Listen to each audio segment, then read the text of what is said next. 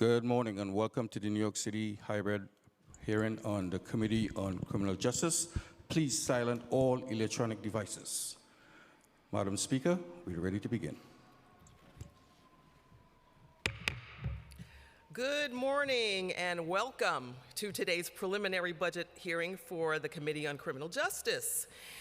We will examine the Mayor's fiscal year 2024 preliminary budget as it relates to the Department of Correction, Department of Probation, and Board of Correction. I'm Speaker Adrienne Adams, and I'm chairing today's hearing in place of our Criminal Justice Committee Chair, Council Member, and new mother, Carlina Rivera, who is out on family leave. I want to acknowledge my colleagues who've joined us this morning, Councilmember Holden, Councilmember Ressler, Councilmember Abreu, and Councilmember Narcisse. Others will be coming in shortly. First, we will hear from the Department of Probation, whose fiscal 2024 preliminary budget is $116.1 million, approximately $9.6 million less than the adopted budget for fiscal year 2023. Probation's budgeted headcount for the fiscal year 24 preliminary budget is 1,092, a decrease of 12 positions from the FY23 budget at adoption. The budget breakdown shows that the allocation for probation services shrank by nearly $10 million, and the executive management program grew by $385,000. Additionally, $285,000 was included for Alternative to Incarceration as part of a state grant focusing on transitional employment opportunities for young adults on probation. This allocation to Alternatives to Incarceration programming is a welcome one because the evidence is clear about the types of programs that reduce recidivism and make us safer. Probation should be a mechanism for successful re-entry to communities, not one that pushes people back into incarceration. Community-based and responsive programming, providing job opportunities, supportive housing, and stability is critical to public safety and reducing our city's jail population. Commissioner Holmes, I look forward to hearing your testimony about how the Department of Probation will help us meet these goals and what additional investments are needed to achieve them. Next, we will hear from the Department of Correction, whose fiscal year 24 budget is $1.2 billion, approximately $79.2 million less than the adopted budget for fiscal year 2023. DOC's budgeted headcount for the FY24 preliminary budget is 244 fewer positions than what was budgeted in the previous year at adoption. All of the positions that are proposed to be cut as part of the program to eliminate the gap, or the PEG, are civilian and not uniformed positions. New York City entrusts the Department of Correction with the mission of creating a safe and supportive environment while providing individuals in its care with a path to successfully re-enter their communities. Yet, month after month, we've seen a fellow New Yorker lose their life on Rikers Island at levels that are nearly unprecedented. 19 people died in our jail system last year, making it the deadliest year in a decade. And we know that the condition of people with mental health challenges are too often worsened by cycling through the criminal legal system and the jails. We've also seen correction officers assaulted in housing areas due to staff shortages attributed to chronic absenteeism. I've also been concerned by some of the actions taken by the department to reduce transparency and access to Rikers Island. As I've said before, Rikers is undermining public safety by exposing everyone there, uniformed staff, ununiformed staff, and those detained, to violence and trauma that maintain cycles of harm rather than interrupting them. It was reported earlier this week that the Department of Correction has repeatedly failed to keep track of how long it has held people in intake units and to implement numerous court-mandated reforms. DOC, as concluded by the Office of Compliance Consultants, has not maintained adequate sanitation, ventilation, and fire safety, contributing to unsanitary conditions that violate incarcerated individuals' constitutional rights. It's clear that Rikers Island, which houses 8 out of 9 facilities under DOC's purview, no longer serves New Yorkers or DOC's mission. For both public safety and human rights, we must close Rikers by 2027 as mandated by law. There are many active steps that we must take as a city to make this a reality. Though they're not the sole responsibility of DOC, they do include the agency. It will require leadership from throughout our government, the administration, the council, the court system, prosecutors, public defenders, service providers, and various city agencies. We must come together to expand pretrial services, mental health diversion and treatment programs, reentry programming, supportive housing, and a lot more. We also must develop a new pretrial system that does not simply replicate the same problems that exist on Rikers. This is not just about changing locations. I look forward to hearing from Commissioner Molina on steps the agency is taking to address the existing challenges in the system and prepare to meet the 2027 deadline to close Rikers Island and establish an improved system that is safer for everyone, officers, other personnel, and detainees. We will also hear from the New York City Board of Correction, whose fiscal 2024 preliminary budget is $3.2 million, approximately $43,000 less than the adopted budget for fiscal year 2023. BOC's budgeted headcount for the FY24 preliminary budget is 31, a decrease of just one position from FY23's budget at adoption. The Board of Correction engages in the critical work of oversight, establishing and ensuring compliance with standards, regulating conditions of confinement and correctional health and mental care in city correctional facilities. Independent oversight is key to ensuring accountability and safeguarding the BOC's right to independently examine documents and records is essential. Recent actions by the Department of Correction to limit the BOC's access to live footage of correctional facilities are troubling, and we urged for them to be remedied. The board's ability to conduct oversight cannot be compromised because it undermines the ability to improve the department and its jails. And finally, we will hear from advocates, service providers, and members of the public. This council will always prioritize the safety of our communities. We must invest in New Yorkers and more in the programs that are proven to help us create and sustain a safer city. These are the same programs that will help us close Rikers.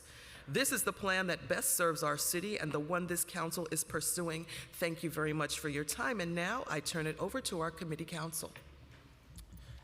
Thank you, Madam. We've been joined by Deputy Speaker Ayala and Council Member Gail Brewer. Thank you, Madam Speaker. I will now swear in our first panel of administration witnesses.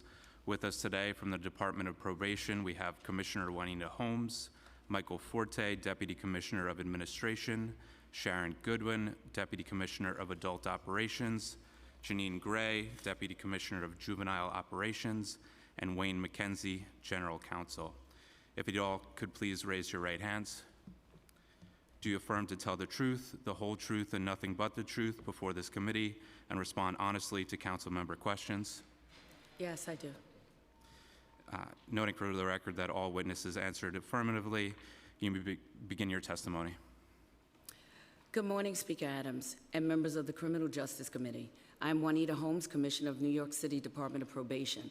I'm joined today by the Department of Probation Cabinet, Deputy Commissioners Michael Forte, Sharon Goodwin, Janine Gray, and General Counsel Wayne McKenzie.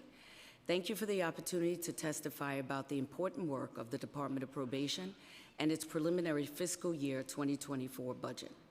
As you know, probation is a unique role among the other public safety agencies. Statutorily, probation is an alternative to incarceration, where a judge has determined that the person can remain in the community under our supervision. In practice, it is a life-changing opportunity to account for your actions, change behavior, and successfully transform your life. Too often, public safety is narrowly defined as the absence of crime. However, true safety is much more than that. It is about having a strong connection to fellow human beings in your community. Often the people coming onto probation, that connection has been corroded. Using a combination of prevention and intervention, New York City probation officers work to restore the connection and help people change their behavior and reconnect with their community. all of which creates a pathway out of the criminal system. What we call there new now. The work we do with justice-involved people to get to their new now is what makes Department of Probation unique. Social workers and community-based organizations don't have the law enforcement powers sometimes needed for behavioral change.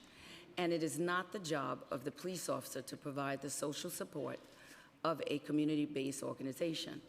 Our probation officers leverage both risk management, that's the supervision of monitoring intensity, and risk reduction, the supportive elements that actually help people change. And that is the pivotal role of this department, utilizing a one-size-fit-one approach of structure and support to help people change their behavior and remain safely in their community, leading to better life outcomes for them, their families, and our city. As the city's largest alternative to incarceration, I am proud of this department's critical role in safely supervising people on probation throughout the 5 boroughs. Last year, probation provided intake, investigation, and supervision services for nearly 24,000 cases and directly supervised more than 15,000 people. That is almost 3 times the average of New York City daily jail census at a fraction of the cost of incarceration. And our workload is growing. Intakes and investigations have increased nearly 40%, while new supervision cases went up 13%. Over the past year, our intelligence division conducted 7,948 field visits and 1,463 enforcement actions, which include gang-related investigations, failure to report home visits, driving while intoxicated, and bench warrant enforcement actions, responding to NYPD's domestic incident reports, and transporting prisoners to and from other jurisdictions. These actions resulted in the recovery of numerous firearms, drugs, and other contraband. To ensure we remain staffed to operate safely and successfully, we have scheduled another probation exam in June. We are currently planning a major multimedia and multilingual recruitment campaign to help find our next generation of change agents, as probation officers are crucial to the success of everything we do.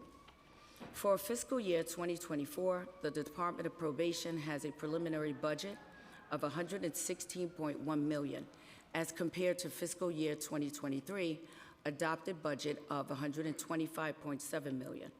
When compared to our current budget of $128.1 million, the fiscal year 24 preliminary budget of $116.1 million is $11.9 million, or 10% less. Of the $116 million allocated to our preliminary budget, 67%, or $77.6 million, is for personal services, and 33%, or $38.5 million, is for other than personal services. $93.9 million are city tax levy funds, $14.9 million are state funds, $6.3 million are intra-city funds, and $1 million are federal grant funds.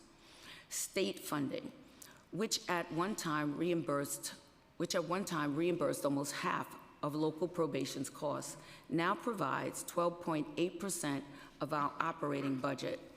Our budget priorities focus on building transformative relationships that meet the unique needs of people on probation through credible messengers, using age-appropriate intervention, and providing critical resources and opportunities in the larger communities they call home through our Neighborhood Opportunity Network, NEON. In our work, it is not only the services and resources that we provide, but how they are offered and by whom that makes the difference. Credible messengers are people whose life experiences, including their own justice involvement, help them to engage justice-involved young people and their families in ways that others alone cannot. Our Arches Transformative Mentoring Program for 16 to 24-year-olds, which works with credible messenger mentors, was independently evaluated by the Urban Institute. Urban found that 1 year after beginning probation, Arches participants' felony reconviction rates were at an unprecedented 69% lower. The 2 years after remained 57% lower compared to those not in the program. In Arches, Credible Messenger mentors run group sessions using cognitive behavioral interventions and are available 24/7 for one-on-one support. Working as a team with the PO, mentors help young people make better and safer choices, pursue their goals, repair relationships with family and community, and connect to education and employment opportunities, all of which help to increase safety for both the participants and their communities. This model was so successful that it was replicated as Next Steps, striving for engagement and peaceful solutions in New York City Housing Authority developments, where participants are glad to have this because, in their words, it's close to home, and it keeps us off the streets. These young NYCHA residents are part of our newest Next Steps site serving Gowanus Houses and Wyckoff Gardens in Brooklyn. Shout out to Council Member Ressler and your team for your continued advocacy and partnership on this new program site.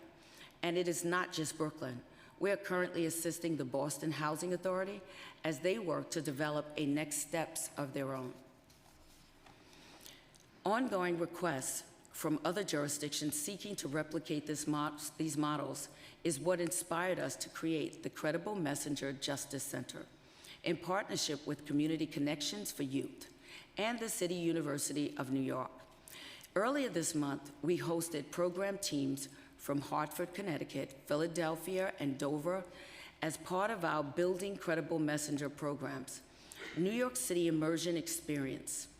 These jurisdictions now join more than 20 others nationally who are operationalizing the critical role of community-based Credible Messenger programs in reducing violence, changing lives, and advancing community justice.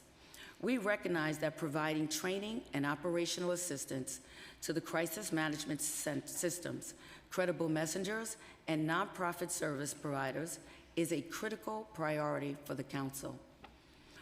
Credible Messengers Jurisdiction Centers is actively engaged in providing this support, as well as committed to ensuring that the Credible Messengers have the personal and professional supports they need, both to thrive in their current roles as well as grow beyond. In addition to expanded training, thanks to funding from the Mayor's Office of Economic Opportunity, we are also working with the new Mayor's Office of Nonprofit Organizational Services to provide support to the community-based organizations on the ground doing this critical work. The other community-based organization partnerships, we have also served over 3,500 juveniles on probation and their families with Credible Messengers as parent coaches in our Family Court Parent Support Program. Parent coaches whose own children have been justice involved provide invaluable support to families in navigating the juvenile justice system. This has resulted in fewer out-of-home placements as parent coaches and families work together to find community-based options to support their children. The Arches and Next Steps intervention, Credible Messengers, and parent coaches are part of what works in criminal justice.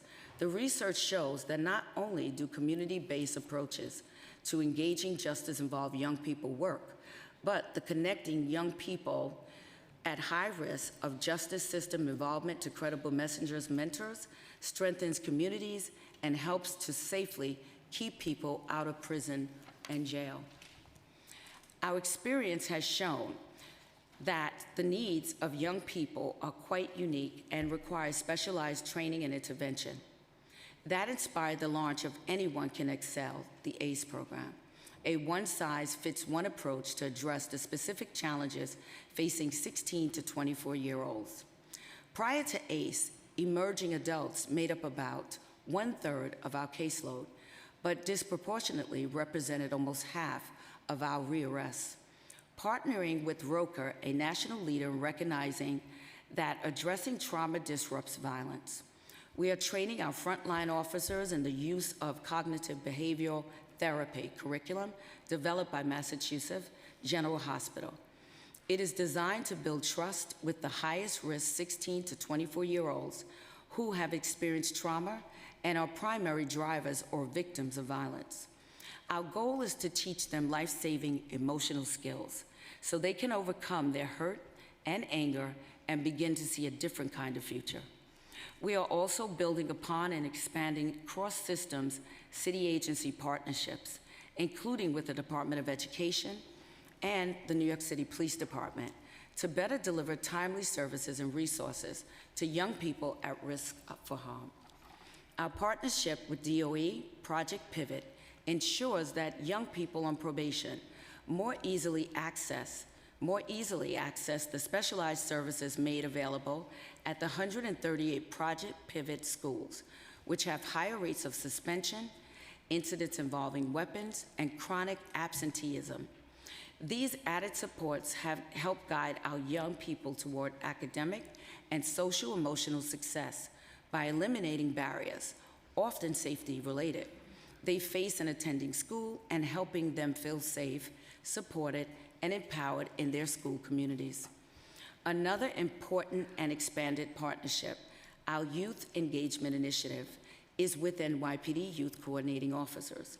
Already under the way in South Bronx, there's an effort to engage young people on probation with high-risk behavior and better respond to their needs.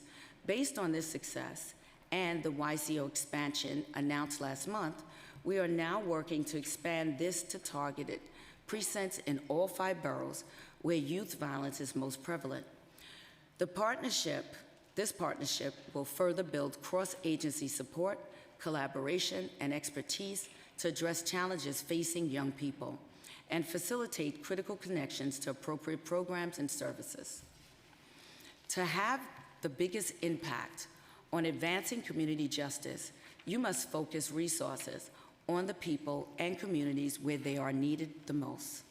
That ethos is what inspired the Network Opportunity Network, NEON, a unique and trusted place-based approach that provides a range of services to high concentrations of people on probation and other community members in 7 New York City neighborhoods historically impacted by the justice system: the South Bronx, Harlem, Jamaica, Bed-Stuy, Brownsville, East New York, and Northern Staten Island. These neighborhoods coincide with the findings of the 7 neighborhood study, which revealed that almost all New York State prison population came from just 7 neighborhoods in our city. Our NEON strive to have the opposite impact, serving as engines of equity, working with residents and service providers to develop solutions from the ground up and invest valuable resources. And we are seeing the positive impact of this community-driven model in the results as residents of NEON neighborhoods successfully complete probation at the same rate as residents neighborhoods without these structural challenges. Though there is still a lot more work to do, I am proud of this department's contributions towards ensuring that justice system outcomes are not solely defined by a person's zip code. NEON works. Our Employment Readiness Initiative helped over 1,000 young people participate in specialized workforce programming last year, resulting in 200 participants connected to jobs, internships, vocational training, and educational pathways. Specialty training areas included digital literacy, podcasting, music creation, short film production, and even sneaker design. As work experience opportunities have a major life-saving impact for young people, our focus and commitment to the employment readiness of our youth not only saves lives, but allows them to thrive. Our NEON photography program prepares participants to work as professional photographers. Graduates have been hired for events across the city, and some even return to the program to teach. For example, one participant not only successfully completed probation, but secured multiple paid photography jobs and taught 2 classes. As a way to give back to his community, He single-handedly fought for neon photography classes to be offered at his former middle school. Due to his unwavering determination, that first cohort of neon photography students from John H. Finley Campus School in Harlem completed his class earlier this month. The Made in New York Animation Project, our partnership with Mayor's Office of Media and Entertainment, has now helped over 9,000 young people learn digital animation skills on site at our neons, helping to grow the talent pipeline for New York City's tech and video game sectors. Last year, this committee asked us to spread some of the neon magic to other neighborhoods. To that end, with funding from the Mayor's Office of Equity, we are launching Made Up in New York pop-ups around the city. The pop-ups are a 6-week digital animation intensive workshop in which young people reimagine the New York City subway. A big thank you to you, both Chair Rivera and Councilmember Narcisse, for your office's help in coordinating pop-ups in your district. Part of what makes the neon model so powerful is its ability to grow and evolve to meet the community's needs. With the rising cost of food, the closing of many neighborhood food pantries, and the elimination of the pandemic-era SNAP benefits this month, food insecurity is a major issue. Thankfully, our Neon Nutrition Kitchen, that brainchild of committed probation officers who were personally feeding both in need, have been a lifetime in these neighborhoods, feeding almost 500,000 people last year. In fact, our amazing Bronx Pantry coordinator was originally on probation, and now his livelihood encompasses feeding his community. We also partnered with the Mayor's Office of Immigrant Affairs to help spread the word about this barrier, free resources to undocumented New Yorkers. Through the Bronx DA's office, we were connected to a family of 7 from Guatemala who sadly experienced significant trauma during their journey here. We were able to provide them with food, supplies, and clothing, including a little coat for their baby, through our neon clothing closets. All these supports ensure that time with probation, mandate or not, is a holistic experience that connects people to new opportunities that can change their lives. That could not be more apparent than with Neon Arts, our public-private partnership with Carnegie Hall that has provided more than 16,000 people in neon neighborhoods the opportunity to explore dance, music, theater, visual arts, poetry, digital media, and more. We want to again thank Chair Rivera, the Speaker, and the Council for forward-thinking vision and strong support of Neon Arts through the innovative Criminal Justice Programs Initiative, for it is truly changing and saving lives of our people we serve. In the face of these challenges and unprecedented times, we are steadfast in our commitment to what we know works, because we see the impact both in transforming individual lives as well as stronger and safer New York City communities. Whether it's recovering illegal guns, feeding and clothing our newest New Yorkers, or truly operating with the community on justice priorities, these results not only significant, but life-saving and transformational. Our method of evidence-based community supervision results in 4 out of 5 people successfully completing probation, irrespective of zip code, and at a cost of 2 cents on the dollar relative to incarceration. The work of this department and its dedicated staff is not only cost-effective and impactful, but truly unique. We provide community-based prevention and intervention for people who would otherwise be incarcerated, keeping them in their communities where they can build their new now. Thank you for the opportunity to testify about the critical work performed by the committed staff of this department.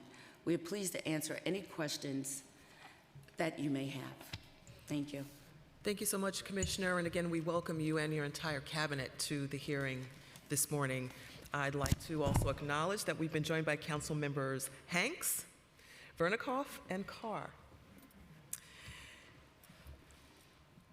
The fiscal 2024 preliminary plan includes $423,000 in savings in fiscal 2023 and $846,000 in fiscal 2024 by reducing 16 vacancies in those 2 years.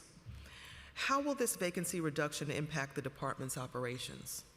So currently, we have in our academy class approximately 40 probation officers, and we have another class going in the end of this month. That should put us way over the headcount reduction of 16. Okay, great. What positions have been reduced? And is the department going to shift resources to cover any of the service gaps? Yes, so right now we're actually functioning pretty well. As a result of such, the 16 headcount was probation officers. So those positions that are in academy now will contribute to that and also allow us to build a more quality assurance type program. Okay, thank you. You're welcome. The preliminary mayor's management report describes DOP as, quote, the largest and most robust alternative to incarceration in New York City, which we know. In addition, DOP has long provided innovative and multi-pronged services to communities around the city as well as New Yorkers on probation.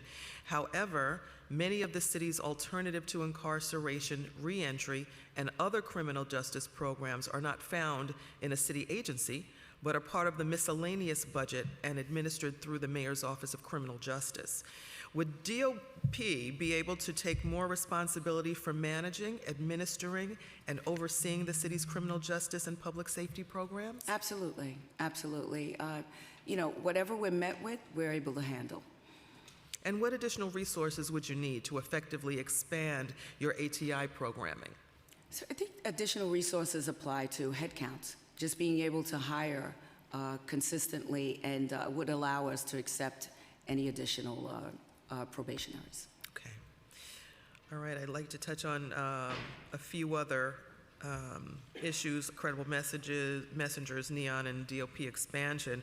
So, Commissioner, over the last year, the department has expanded credible messenger programs and the Neighborhood Opportunity Network. However, the preliminary plan didn't include any additional funding to expand these programs. How has the department expanded these initiatives, and has it used existing resources? So we are using existing resources, and I had the privilege of visiting our NEON centers and meeting some of the credible messengers, as well as the stakeholders. A lot of great work. A lot of funds have been recruited through our program manager, Katrina. I remember the NEONs, I believe, when we first started, had a budget of about $25,000. And if DC Goodwin wants to speak to it, how we increased to probably over $1 million now. Be great. We have increased by public and private partnerships. And so now through that and some grant funding, Neon Arts is about $1.5 million or so. But also I would like to thank the council for your support. NEON as Arts well. is something else, isn't it? Yes, it is. Yes, it is. Yes, it is. Indeed, indeed. Is there adequate baseline funding for NEON's expansive programming currently in the DOP's budget? You want to speak to that, Mike? Yeah, I think, one of the things, as you heard from the testimony, is a lot of the work that we do is in partnership. We're partnering with the private sector, we're partnering with CBOs, we're partnering with other agencies. So although the funding is not necessarily in the baseline budget of DOP, throughout the course of the fiscal year, there are transfers of funds into our budget. And the commissioner spoke to many of those programs where, we're partnering with Mayor's Office of Media and Entertainment. That's how we're funding the Made in New York animation project. So I think when you balance that out, are the resources in our baseline budget? No. But do we have the resources to be able to deliver the services that we're doing? Yes. And also the example relative to NEON Arts, where we also are, the grateful beneficiaries of council funding for that. Again, that's not something that's in the baseline budget, but we've been getting that, on a pretty regular basis, and so that's how we keep the programs going, and it's a reflection of that all of the programs are partnerships. And if the DOP were to expand NEONs, as it sounds like obviously you want to do that, would it be through adding neighborhoods or adding additional services to existing neighborhoods? Well, you want to speak to it? Well, they're in all 5 boroughs right now. I think expansion throughout the neighborhoods because it's easily accessible for a lot of our community and a lot of our clients. A lot of stakeholders are involved. It's a comfort. It actually contributes, I think, in a large respect to compliance as far as checking in. So I would like to see it. I would like to see the programs expanded, but I would like to see it expanded throughout the neighborhoods.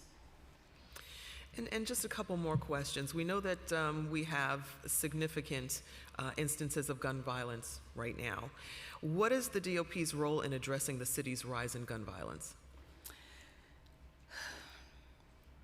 Well, through accountability, services, visits, we have naturally anyone involved in gun violence. When I think about the current year of 2022, and 38% of the juvenile clients were weapon charges.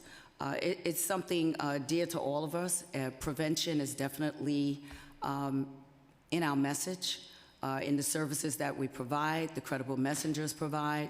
And then on the other hand, we also have an intelligence unit, which you heard me testify to earlier, who's made over 7,000 visits.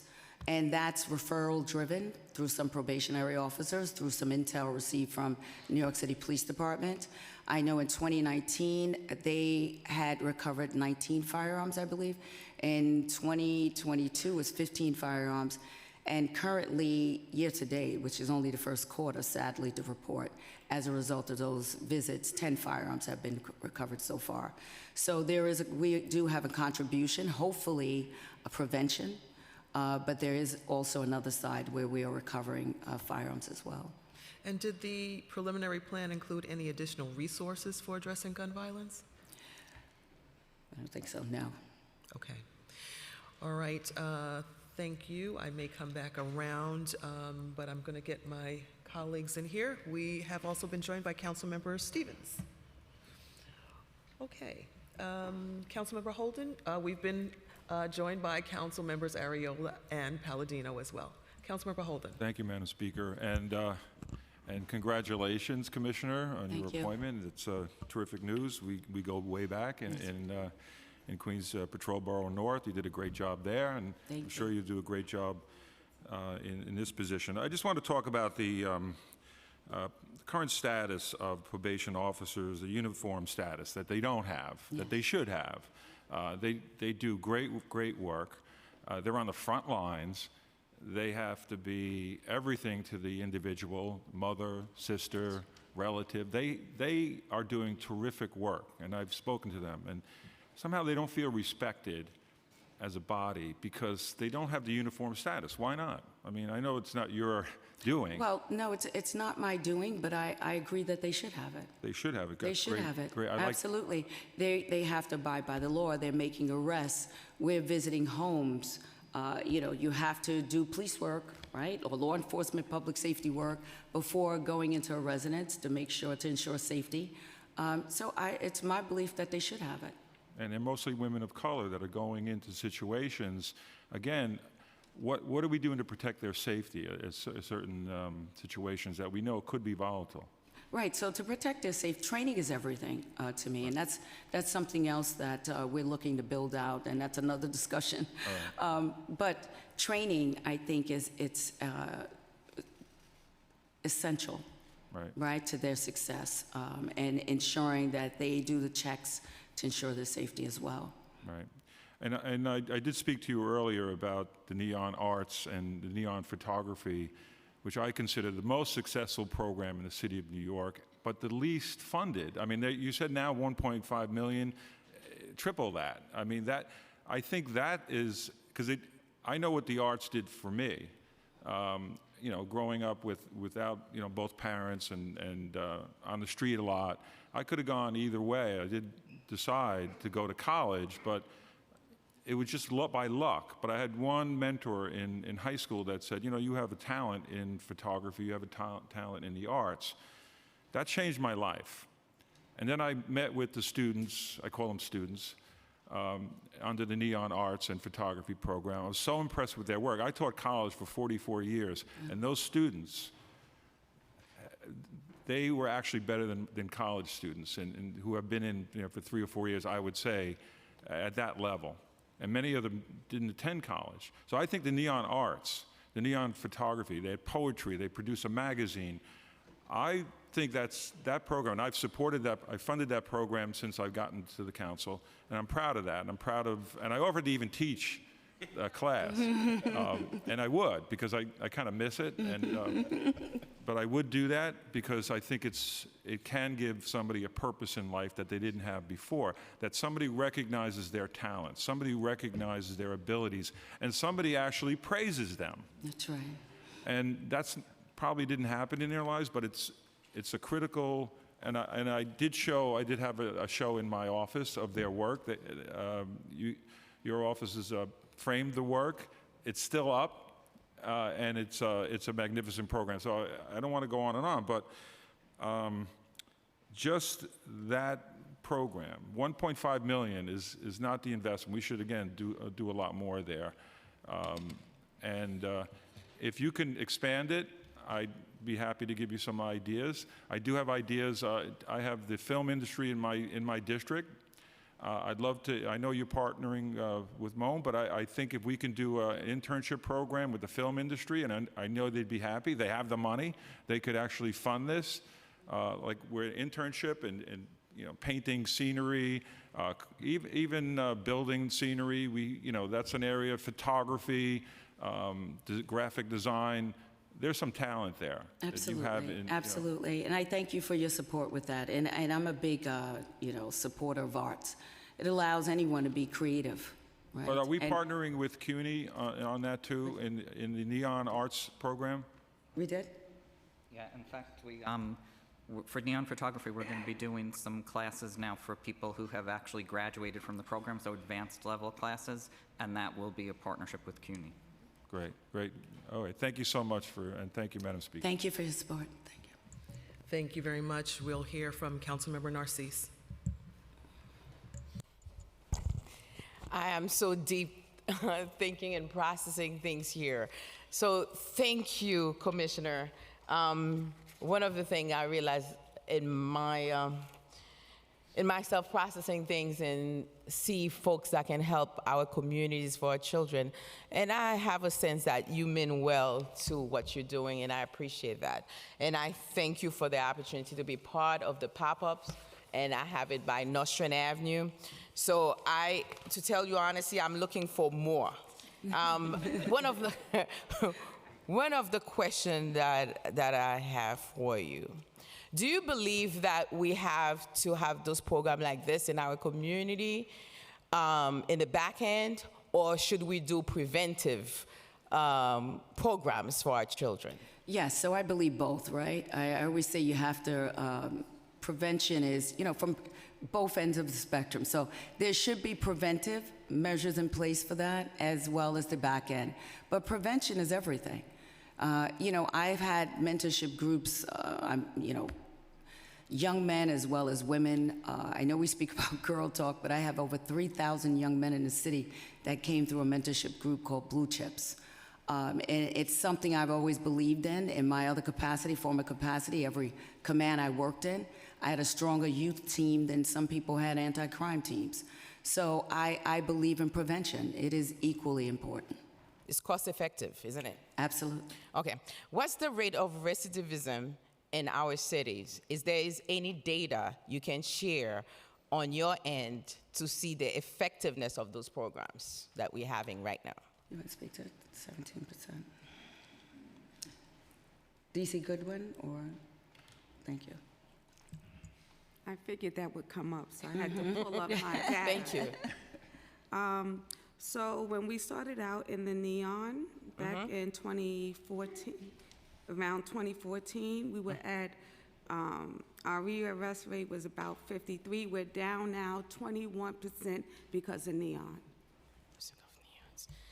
What is the, can you tell me the areas where we have neons functioning now by zip code?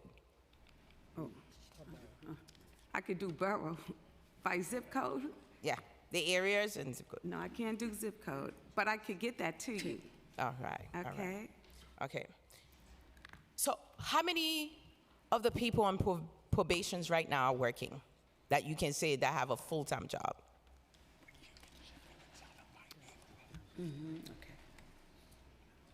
I, The reason I'm asking that because we have a lot of program right now that are addressing young folks 16 to 24.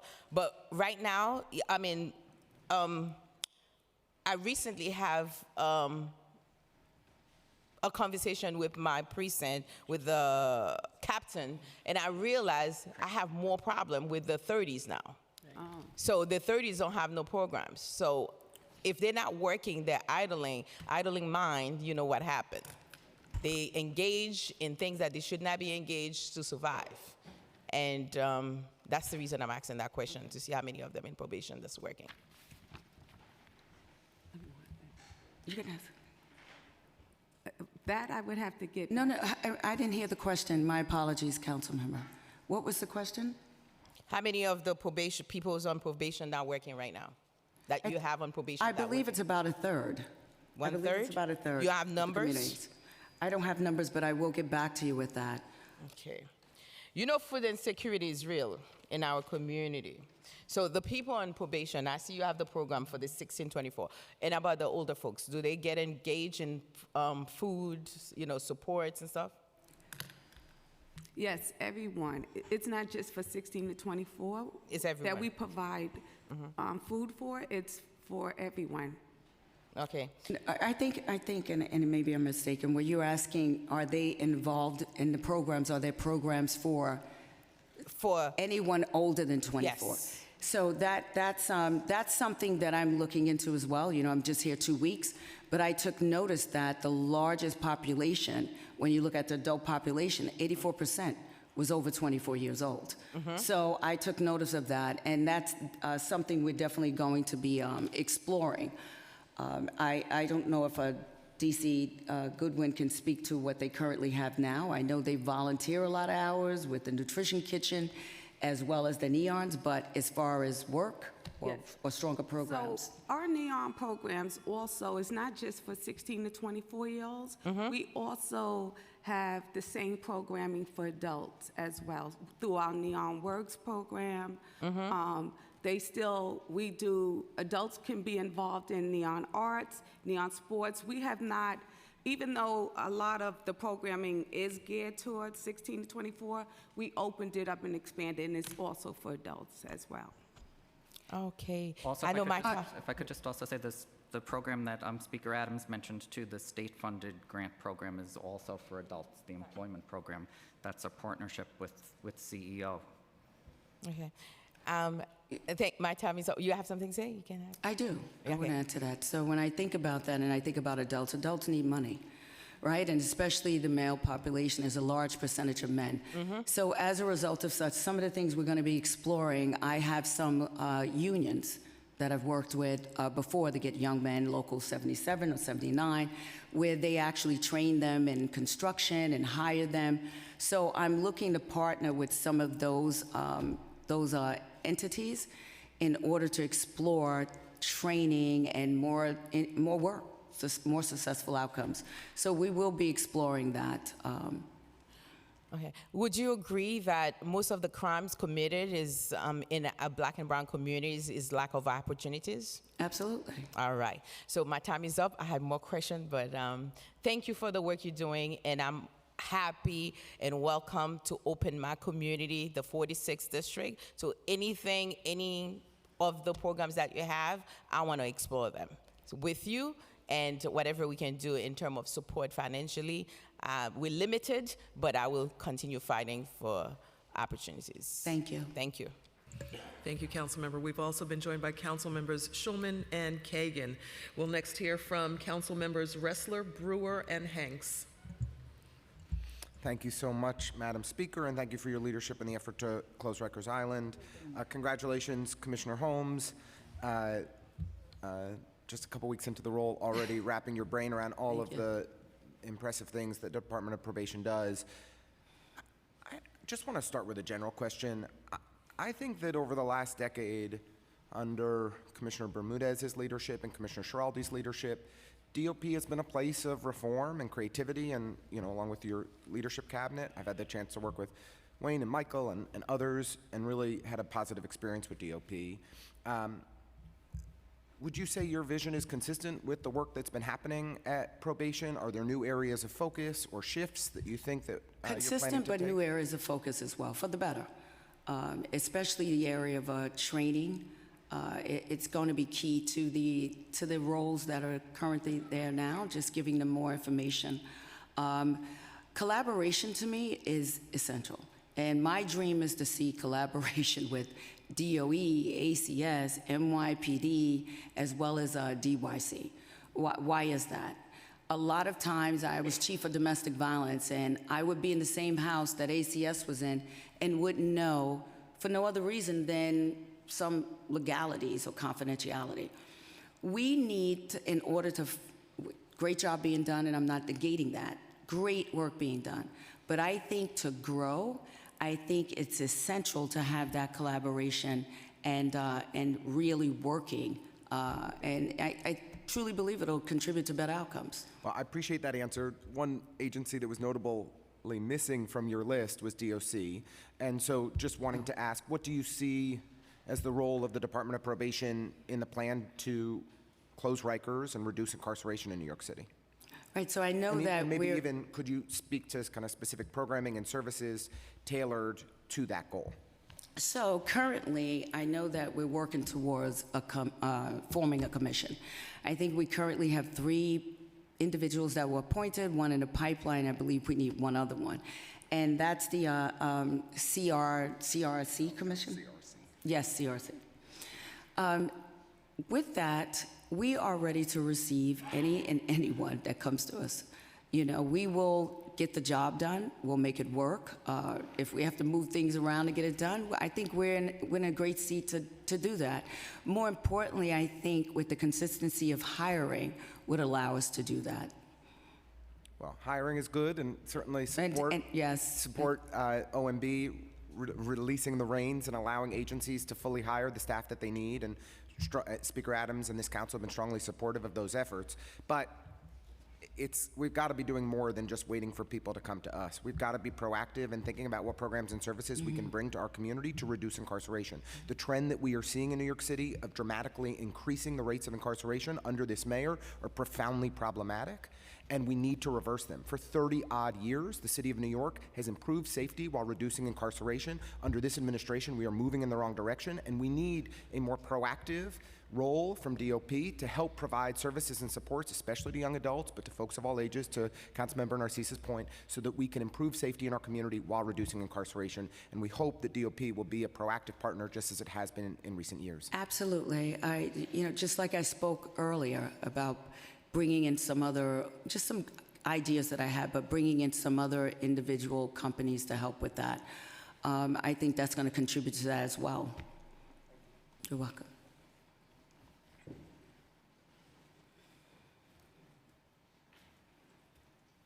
Thank you very much. I want to thank you, Commissioner, also to say I know the Carnegie Hall program very well, and it's phenomenal. I've been to many, many of their events, and as a foster parent, I've had many good experiences with your agency over the years. Not recently, because I've been around for a long time, but I definitely have had good experience. So my question is, picking up on Councilmember Ressler, if we're going to close Rikers, which I hope we do, then how do we get the numbers down? And one way to do that is obviously alternatives to incarceration. So obviously you will do what you can, but I don't know if it would be DOP or MOCJ or who would bring together all of the ATI agencies that do exist and to do the kind of collaboration that you're talking about with different agencies, which I know doesn't exist. Somebody like you could bring them together, city agencies. But how do we do that also with the nonprofits? Is that something that you would take the leadership on? Would that be the mayor? Would it be Mokche? I believe that would be Mokche. I think there was something introduced recently where they're going to create a juvenile justice board that's going to be created. Hopefully, I'm part of that, and build from there. But it definitely would have to be Mokche overseeing that. Okay, because I do think it has to happen fairly quickly. The other question I have is, what, in addition to some of the programs that you have suggested, what kind of spending would you need to do the kind of collaboration with at least the city agencies that you're talking about? I know exactly how it works with people who are very siloed. I know you're talking about staffing, but could you be even more specific as to how you would work with these different agencies? So ACS and others are working with you. Could you be specific? So my vision is to have one system, right? And a system allowing access by all agencies, but to different levels. So naturally, a probation officer wouldn't be able to see beyond a certain point in NYPD system or ACS systems or DOE, but it should be easily accessible if someone on probation is truant, right? I think we need to have that information. If someone on probation has ACS in the household for whatever reason, for neglect or nutrition, eating food.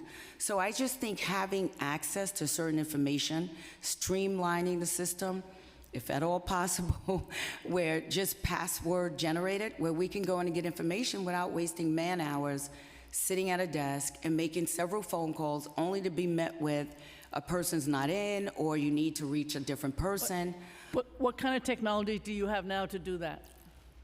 We don't have the technology to do that. So that would be a new needs request, would Absolutely. I suggest? Have you made that request? Well, we're in the believe me, I've spoken with my Deputy Commissioner Forte over here about the existing system, which is antiquated to say the least. So it is something that we're going to be sitting down discussing. What does this look like? How do we build it out? Okay, thank you very much. You're welcome. That's a new needs and needs to be Yes. funded. Are you going to list it? Yes, we will. Thank you. Councilmember Hanks? Thank you, Madam Speaker. And thank you, Commissioner Holmes. It's good to see you. You too. I have worked with you. You've been a mentor to me in the capacity of starting Staten Island's first youth build program. And in the realm of public safety and criminal justice, I just appreciate the work that you and your department is doing, and congratulations. Thank you. So I want to talk about, and I also want to echo some of the questions that my colleagues have asked when it comes to, prevention and the arts. So I appreciate those.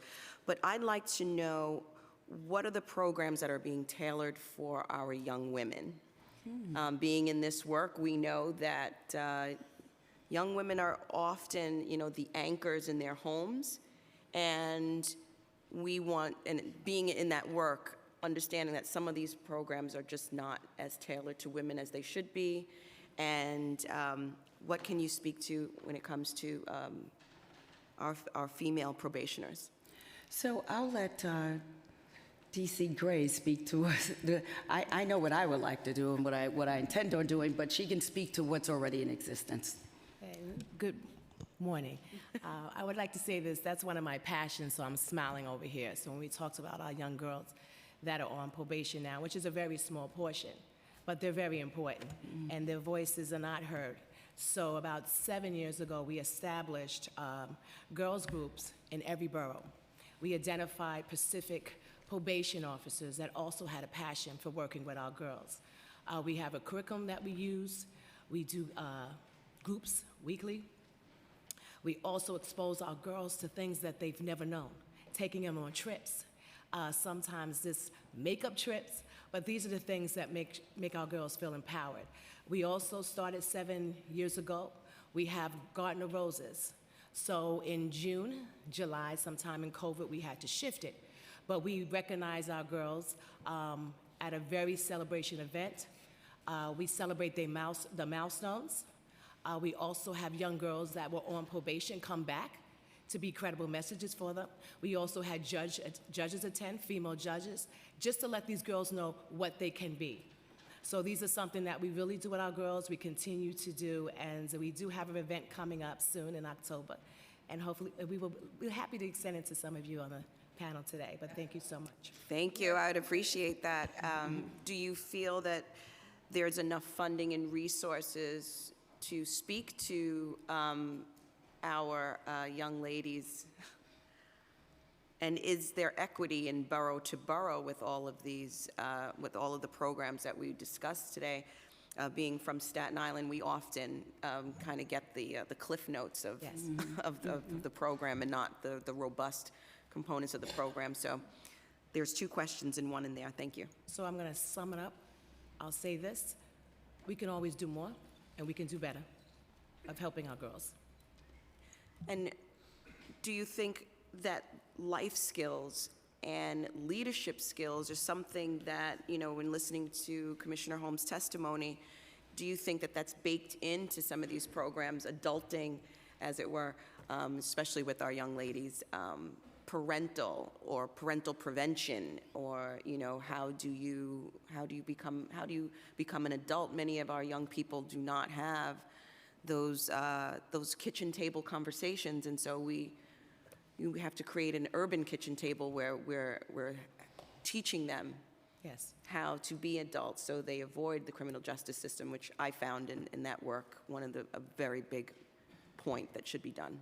So I'll just say our group sessions are geared toward everything that you just said. Just lessons learned, trauma, self-esteem, and just giving over the hurdle of being on probation, right? This is, I'll say, it's a setback, but this time does not define you.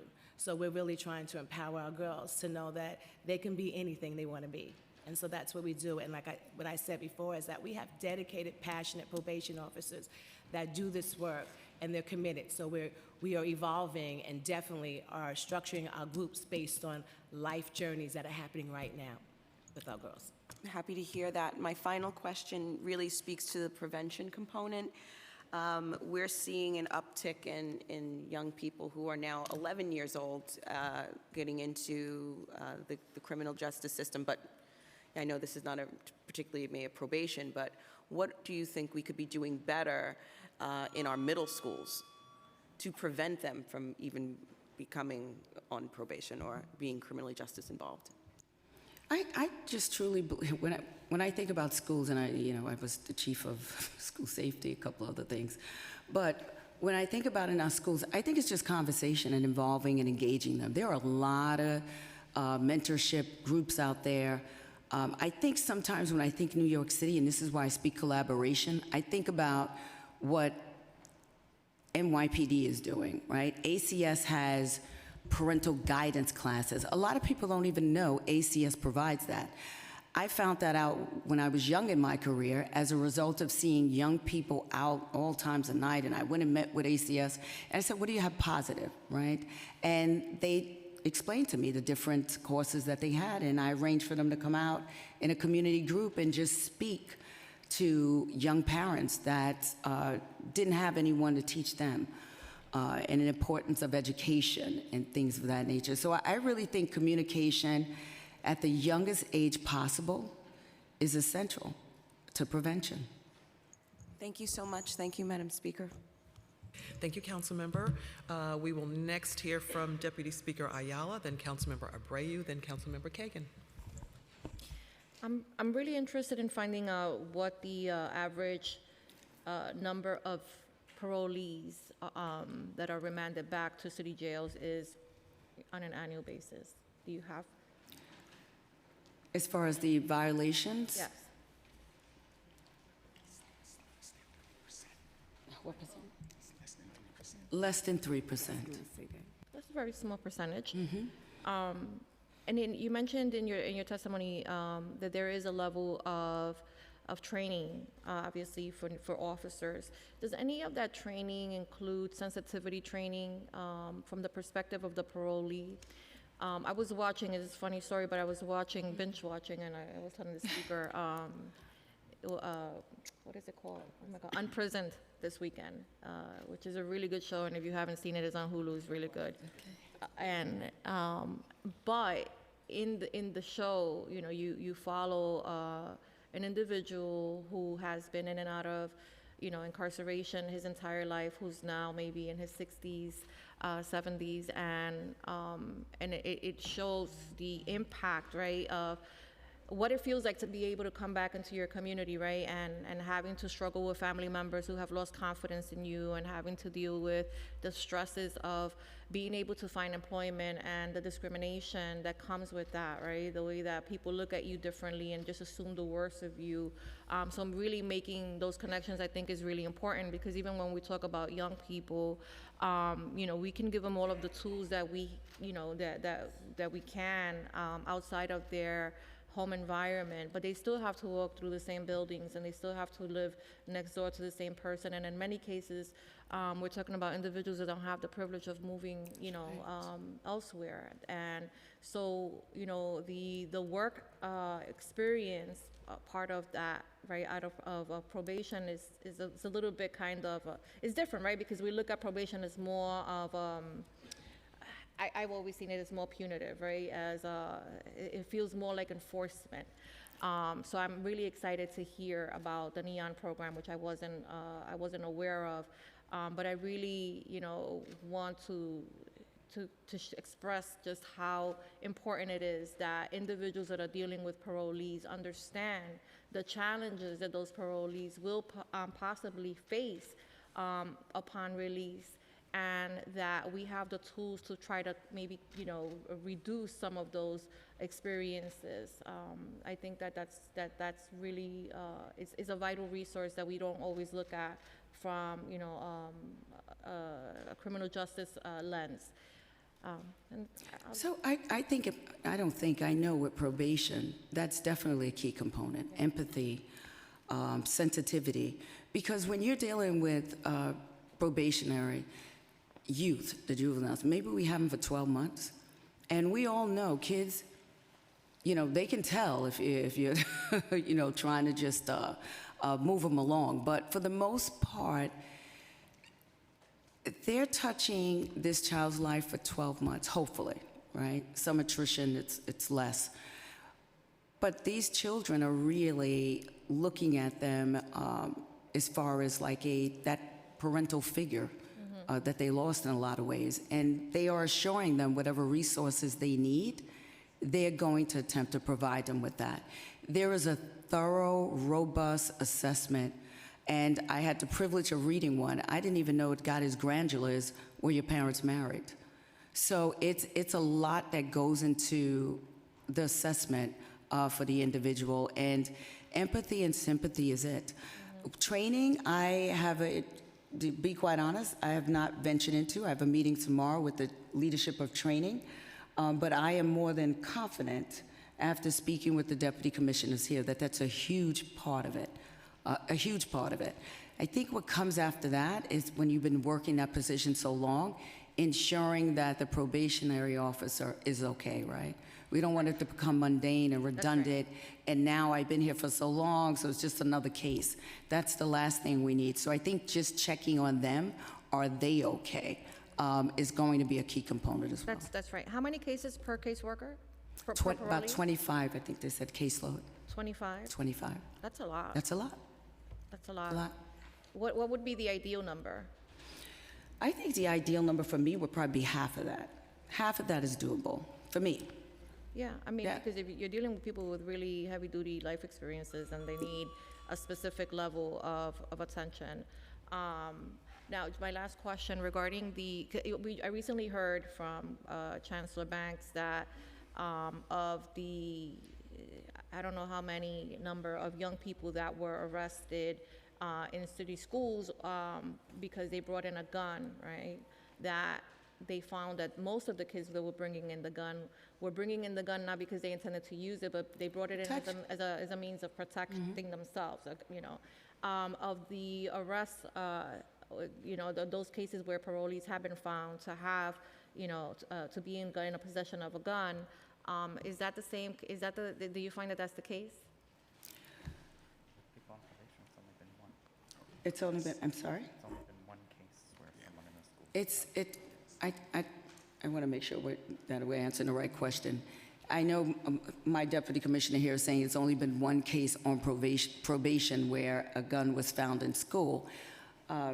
But as far as the other weapon charges, are we seeing that they were protecting themselves and that's why they were in possession of the weapon?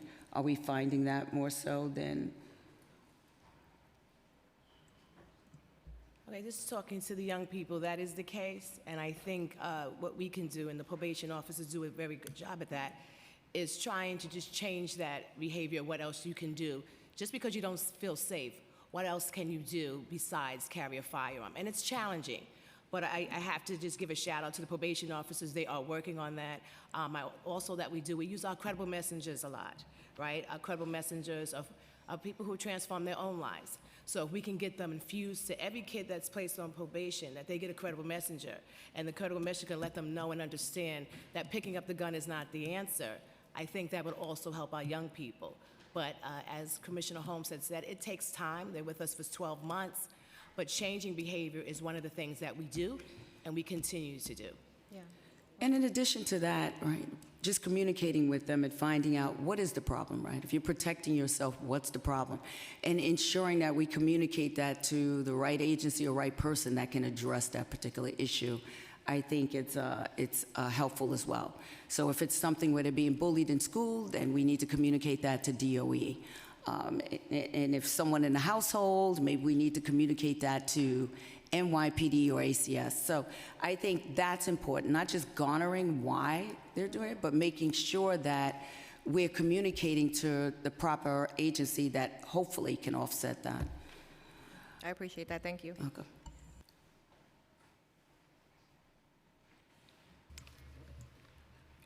Before Councilmember Abreu, I just want to thank you, Deputy Speaker, for shouting out my sorority sister, Carrie Washington, and her wonderful new show, Unprisoned. Shameless plug, Unprisoned on Hulu. Councilmember Abreu. I'm going to watch that show. Thank you, Madam Speaker. The PMMR reports that in the first 4 months, a majority, 51% of people in custody had a mental health diagnosis, and 17% of incarcerated people had a serious mental health diagnosis. Does this reflect an increase in the actual number of people with these diagnoses or a rate increase as a result of the changing population?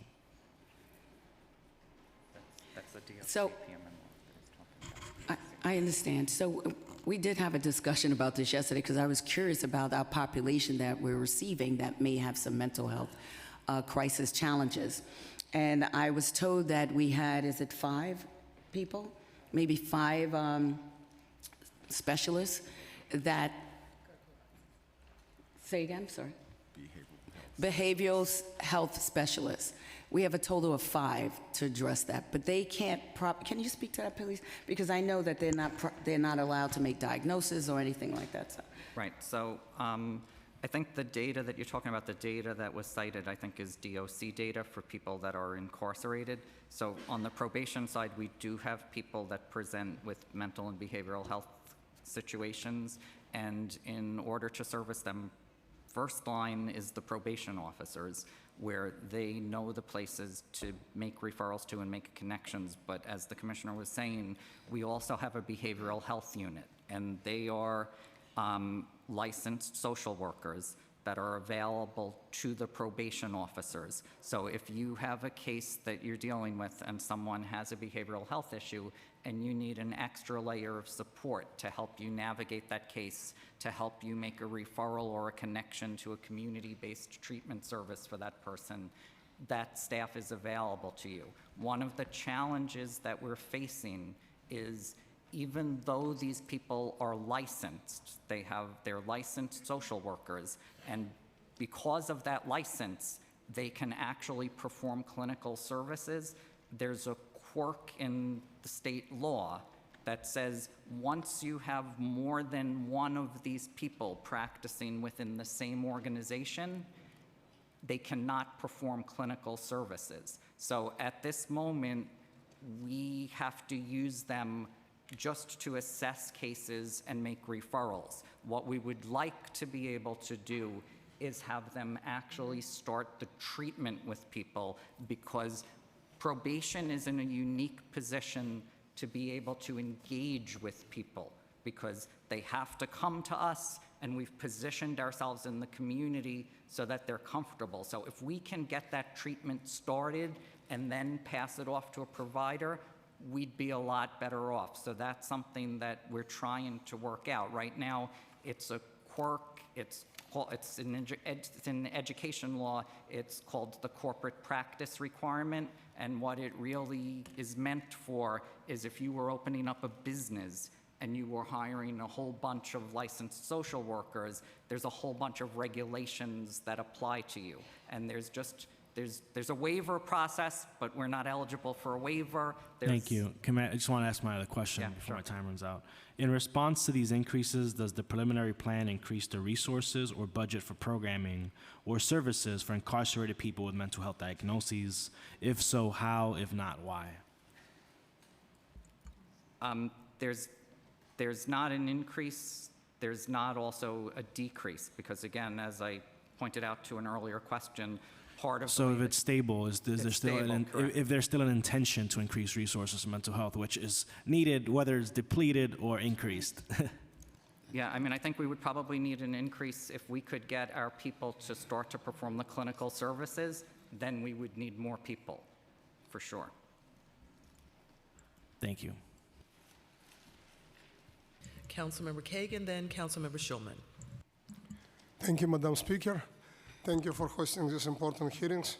First of all, I would like to say that a lot of conversations about reducing rate of incarceration. I strongly believe that the best way to reduce number of incarcerated individuals is to have strong law enforcement and to have all kinds of programs for our young folks and people to avoid crime in the first place, to prevent crime. And talking about probation officers and talking about what happened after people are released, I would say I'm a strong supporter of programs like CASES, like Center for Employment Opportunities, and programs like this that help people to come back to be productive members of society and not to return to the wrong ways. I also believe that you mentioned that 5 specialists dealing with mental health crisis. I mean, citywide, that's a very, very low number. And I see we're reducing budget for your department. Do you think you will be able to do more with less? So we're going to try, but if I can't, I definitely will be putting for more money.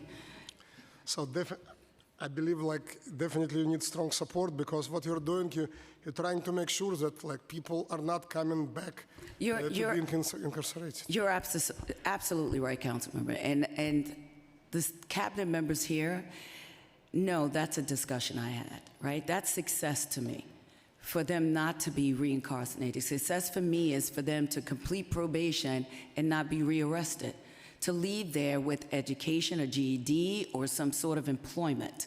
So we've had discussions surrounding that. And there are going to be new needs requests, because I try and think outside the box and be creative and think, how do we get better? How do we grow? So there will be new needs requests, I can assure you that, but in that realm as well. It's critical. It's critical. Hopefully we can do something outside of that, with, in collaboration with other agencies, DOE or whatever, in education, and ensuring access to opportunities, which is sometimes a problem, and hopefully offset them coming to probation to begin with. But people are human beings, they make mistakes, so as a result of such, we'll be there to receive them and hopefully have the right programs and services in place to make them successful. One more question about this completion rate indicators. From what I see numbers here, in the fiscal year 2023, 83% of both adult and juvenile probationers successfully completed their probation term. But in fiscal year 2022, the numbers were 87 and 90% respectively, which means more people coming back to jail, correct? No, it means that, when you think about it, we were met with COVID. We had less cases as a result of such, because the courts weren't up and operating. So those numbers don't necessarily reflect that more people are being reincarcerated. Got it. Okay, thanks. You're welcome.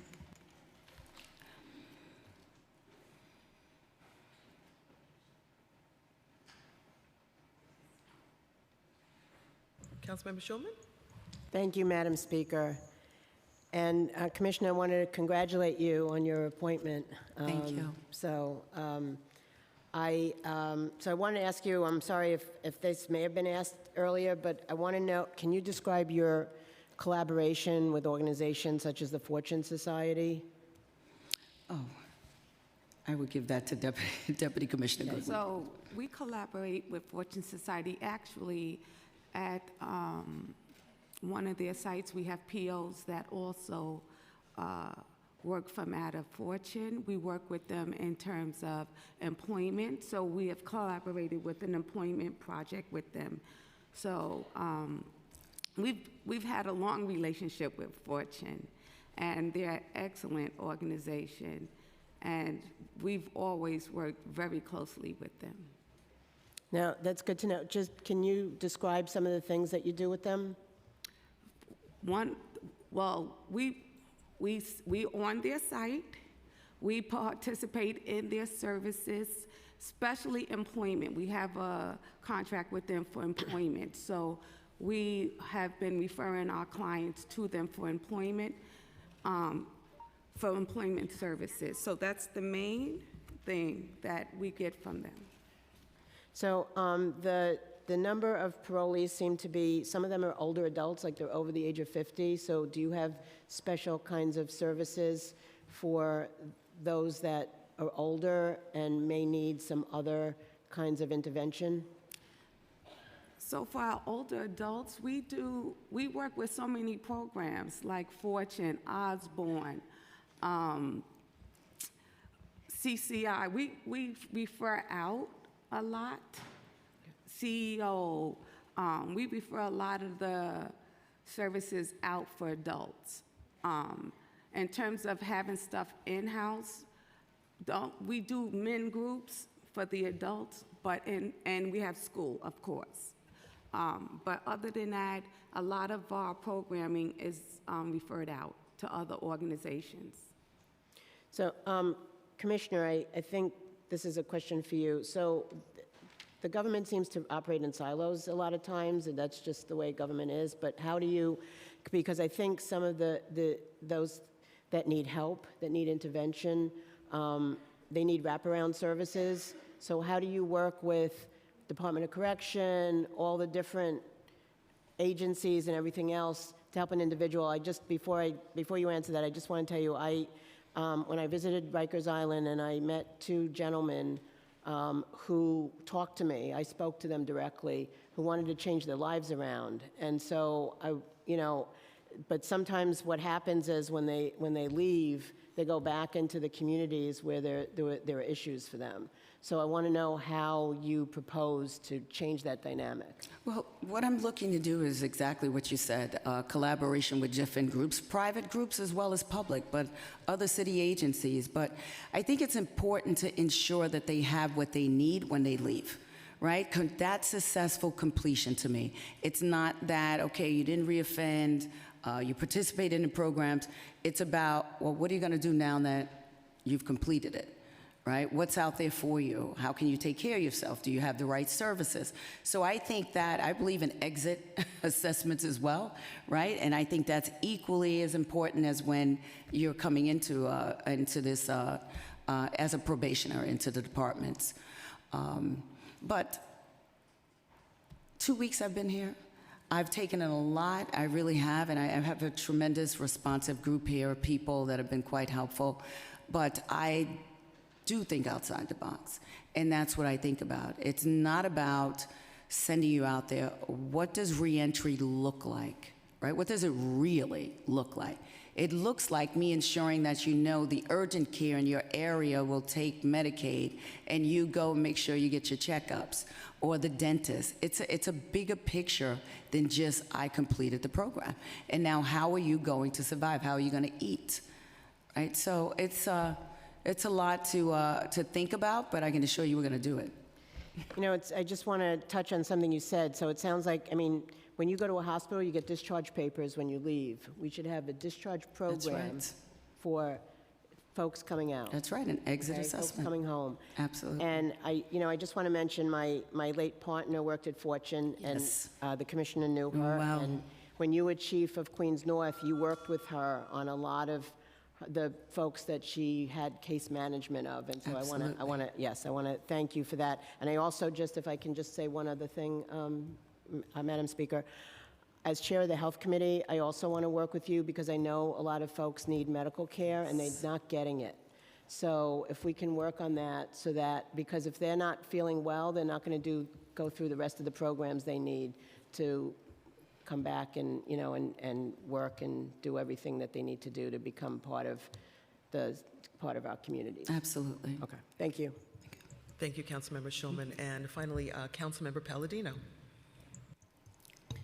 Good morning. Good morning. I want to welcome you, and I want to thank you. You're an out-of-the-box thinker.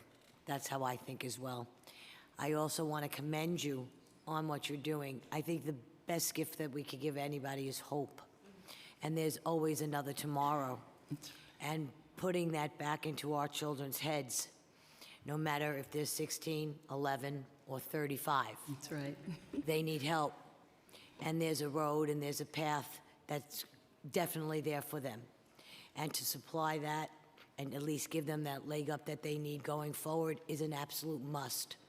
I think if we start at a young age in high school and in middle school and start to educate the kids and introduce programs, vocational learning, and start to give them a path other than the clearly academic path, I think that will certainly help us along in the future. We're in a jam right now. But to see you at the leadership, I commend you. Thank you. And I welcome you, and I wish you the very best. And if there's anything that I could do for you, I've grown very attached to my kids. Oh, And they are our hope and our future, and I thank you for that. thank you. Thank you, Councilmember, Commissioner, and your entire cabinet. Thank you very much for time spent this morning and your testimony, which we value tremendously. We thank you for your work. Thank you so much. Thank you This so panel much. is dismissed. Thank you. Thank you.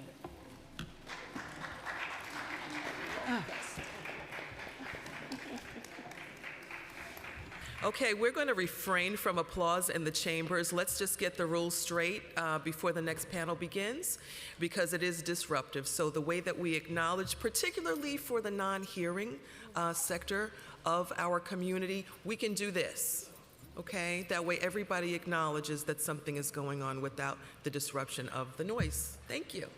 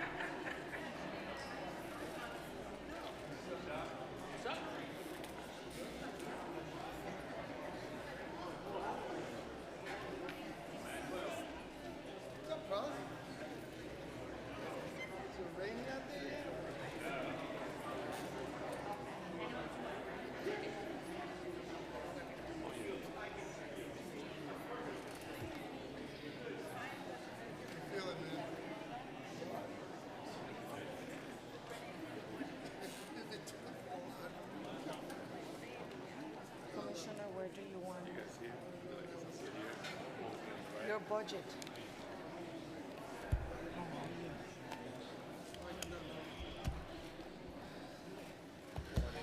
Get Maureen your stuff? Are you ready?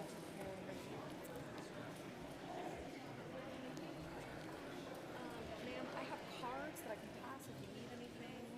All right. Back here. Thank you.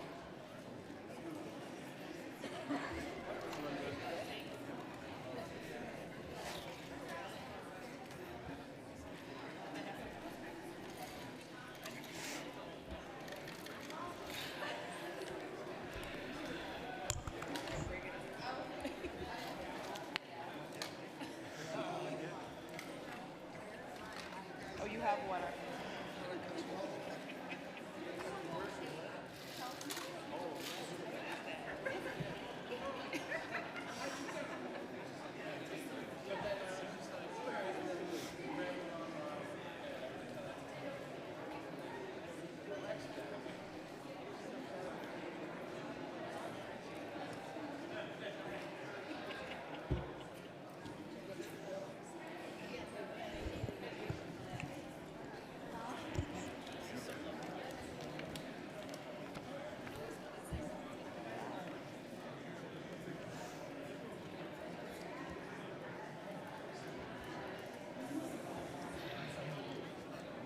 Good seeing you.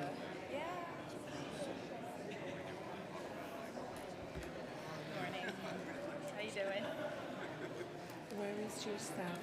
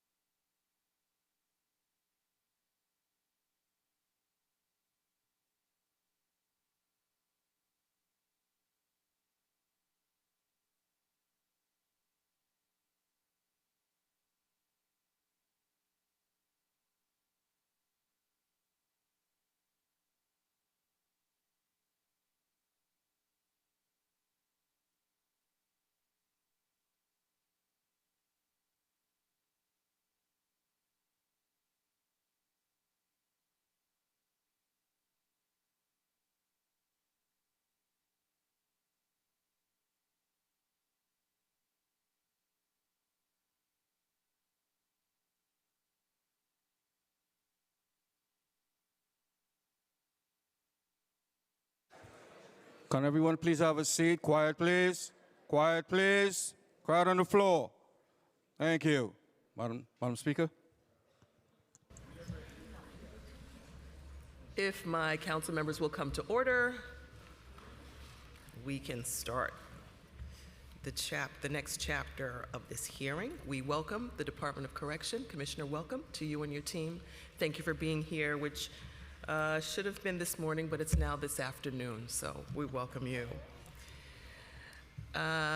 Commissioner, you may, we're going to go ahead and, should we swear them in first, or? Yes, we're going to swear your team in. Thank you.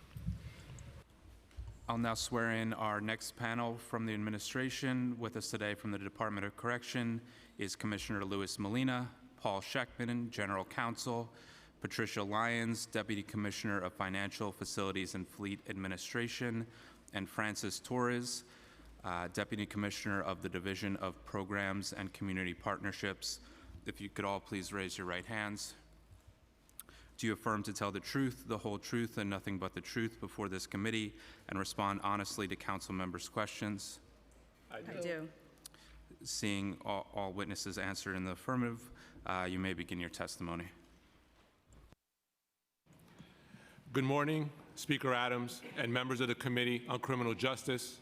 I'm Louis Molina, Commissioner of the Department of Correction. I'm joined today by the Department's General Counsel, Paul Schechtman, the Deputy Commissioner of Finance, Facilities and Fleet Administration, Patricia Lyons, and Deputy Commissioner of the Divisions of Programs and Community Partnerships, Francis Torres. We are here to discuss the Department's preliminary budget for fiscal year 24 and the progress the Department has made in rebuilding our city's jail system in just over 1 year. When I accepted the position of Commissioner, I knew that there were real challenges ahead. Decades of mismanagement and years of infrastructure neglect had taken their toll. In January of 2022, slashings and stabbings were at a record highs, up nearly 300% from the previous year and on pace to continue that appalling trajectory. Assaults on staff, use of force, serious injuries were also increasing. Facility infrastructure was failing due to disinvestment in the jails. Cell doors could easily be manipulated and broken plexiglass could be made into weapons, contributing to the high level of serious violence. Basic security practices, such as locking doors and conducting regular tours, were not being followed. In January of 2022, on average, 26% of staff were out sick each day, resulting in unsafe conditions for staff and those in custody. And in the triple shifts for those who did come to work in person, visitation had been completely shut down. Contracted providers were not entering our jails, and people in custody were not receiving basic services. Our jails were on the brink of collapse. Today, I would like to take the opportunity to share with you how strong leadership, expertise, and an unwavering commitment to reform have brought our city's jail system back from the brink in just over 15 months. We still have many challenges ahead of us due to decades of mismanagement, but our jails have seen a meaningful reduction in violence, significant improvements in access to program and services, and an overall stabilization in operations. When I became commissioner on January 1st of 2022, we had on average more than 2,600 uniformed staff out sick every day, nearly 1/3 of our uniformed workforce. We had also attrited at that point in time roughly 2,000 correction officers since the start of the pandemic. Reversing that trend was a priority. We worked to support our staff so that we could return officers to the facilities and reduce the number of triple shifts. But to succeed, support has to go hand in hand with accountability. In managing any organization, there must be a timely and meaningful process to address those individuals who do not meet the professional standards and expectations. On January 1st, 2022, I inherited more than 3,700 disciplinary cases that had gone unaddressed, going all the way back to 2017. There was no accountability for misconduct. I have made it clear to our workforce that I expect professional excellence and will not tolerate abuse of policies or neglect of duty. In the past 15 months, I have reviewed and issued final determinations in more than 2,900 disciplinary cases. More than 800 members of service were suspended for misconduct, which is a greater number than the prior 2 years combined, and more than 250 members of service were forcibly separated or terminated, which is more than by any commissioner in recent years. The department has reorganized its health management division, revised its sick leave policies, and prioritized the timely processing of sick leave disciplinary cases. Since January 1st of 2022, the department has closed out more than 450 disciplinary cases related to sick leave abuse, issuing discipline ranging from loss of vacation days to termination. Today, after 15 months of supporting and investing in our staff, and with clear expectations of meaningful discipline, the staff absentee rate has dropped 70%. That means that on any average day, less than 700 uniformed members of service are out sick. Today, that number yesterday was 614. Going from an average of 2,600 to less than 700 is an extraordinary accomplishment. But problems remain. We have lost nearly to date 3,000 uniformed staff since the beginning of the pandemic, despite a steadily increasing population that is more challenged to manage. High attrition is not unique to New York City. Correction and other law enforcement agencies across the country are facing challenges maintaining uniformed staff. We are intensely focused on supporting the dedicated members of the service who continue to serve the department. We are prioritizing staff training, leveraging technology to ensure that critical posts are staffed, and recruiting actively to replace those whom we have lost. In fiscal year 23, 108 officers graduated from the academy and joined the ranks as correction officers. A class of 88 officers is at the academy and expected to graduate in May 2023. And more classes are scheduled throughout the remainder of the year. The ranks of New York's boldest must grow if we are to have safe and humane facilities. Since January of 2022, we have onboarded nearly 30 new leaders with significant correctional and business experience. These individuals come from across the country and have infused the department with external expertise. To take only a few examples, our new Deputy Commissioner of Classification, Custody Management, and Facility Operations has 35 years of correctional experience. Our new Deputy Commissioner of Administration has 29 years of correctional experience. And our new Deputy Commissioner of Training has 30 years of public safety experience, as well as 20 years in academia. I'm grateful to the strong team of leaders that has risen to the challenge of the past 15 months. This week, for the first time in 5 years, the department promoted a new class of captains. This new class of 26 captains shows our commitment to investing in the professional growth.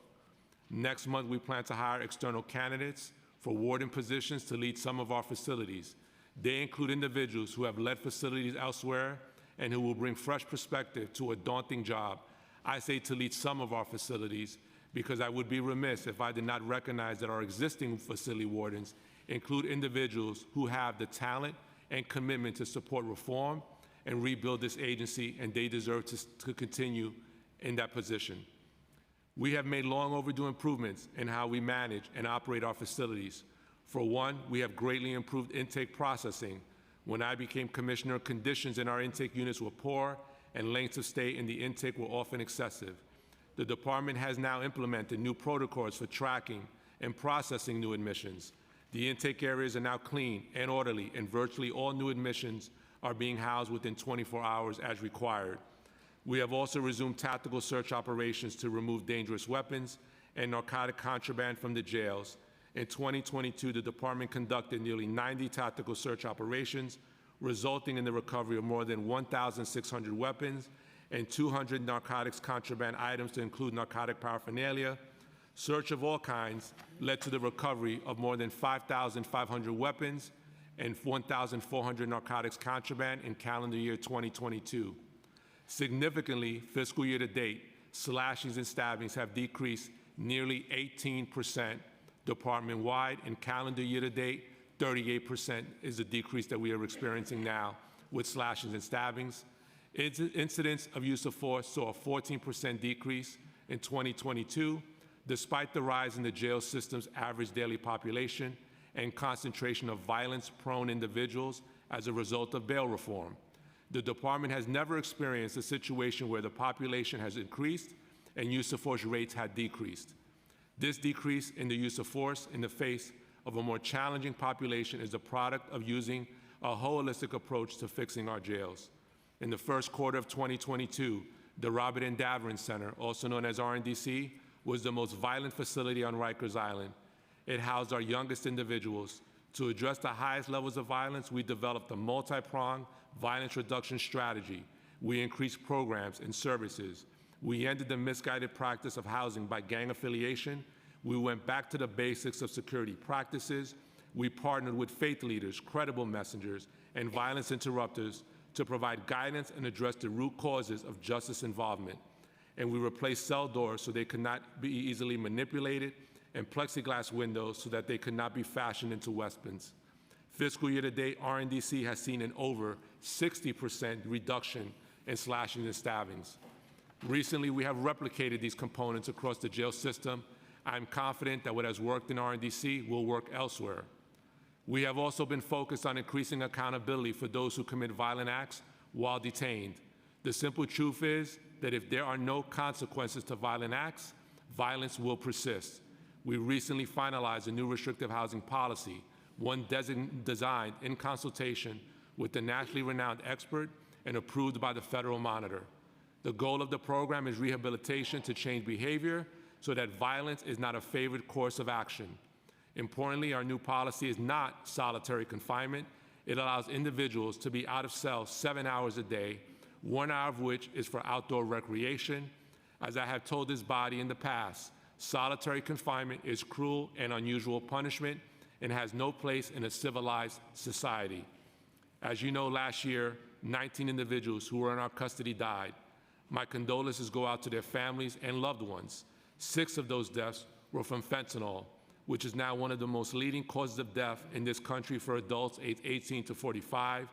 We are trying to close off every avenue by which fentanyl and other illegal narcotics can enter our facilities. Randomized body scanning of all individuals entering RNDC began earlier this month. Once we have evaluated the initiative and accounted for any needed infrastructure or operational adjustments, it will be expanded to other facilities.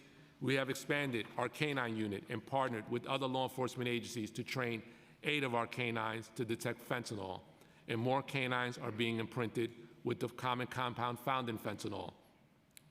In partnership, when that was needed, with the NYPD and the Sheriff's Office, we had also conducted search operations requiring vehicles entering Rikers Island to be stopped and submitted to inspection. We also need to change our mail and package policy, which remains a work in progress. If we leave any avenue open, fentanyl will make its way in, and those in our custodial care and our staff will inevitably suffer. Lastly, in fiscal year 23, the department implemented a new tablet program that provides far superior services for people in custody than that of the previous vendor. The new tablets offer a range of ebooks, educational and programmatic material, entertainment, and access to LexisNexis. For the first time, tablets can be used to make free phone calls so that individuals do not have to wait for a war phones to become available to connect with their loved ones. Every individual will have a tablet which they can keep with them at all times. Tablets will not be removed for disciplinary reasons. I am confident that the new tablets will reduce idleness and enhance programming and in turn reduce violence. Not surprisingly, the tablets have been well received by those in our custodial care. Now, I would like to briefly highlight the department's fiscal year 24 preliminary expense budget, which is $1.2 billion. The vast majority of this, 84%, is allocated for personal services and 16% for other than personal services. The fiscal year 24 preliminary budget is $54.2 million less than this year's budget of $1.25 billion. This decrease is largely due to funding provided explicitly in fiscal year 23 for the emergency work performed on Rikers Island by the Department of Design and Construction and the fiscal year 24 civilian vacancy reduction. Included in the preliminary budget are decreases of $2.4 million in fiscal year 23 and $19.2 million in fiscal year 24. The following are some highlights of the major initiatives that were included in the preliminary budget. Civilian vacancy reduction, a decrease of 244 civilian positions and $9.7 million in fiscal year 23, followed by $19.4 million beginning in fiscal year 24. Heat, light, and power adjustments, an increase of $7.3 million in fiscal year 23 to account for the increase in cost of utilities for the department. Motor fuel adjustment, a decrease of $244,000 in fiscal year 23 to align with our current usage and cost trends. A steam fitters collective bargaining agreement that was settled, a baseline increase of $212,000 starting in fiscal year 23 to fund the most recent agreement. With regards to capital funding, the fiscal year 24 preliminary capital budget and commitment plan totals $9.6 billion, which covers fiscal year 23 through 2032. No additional capital funding was provided. The department continues to assess and adjust the capital plan to support the Borough-Based Jails program and demonstrate our commitment to the initiative. As we look forward, the department is working diligently to attract and retain both civilian and uniform staff.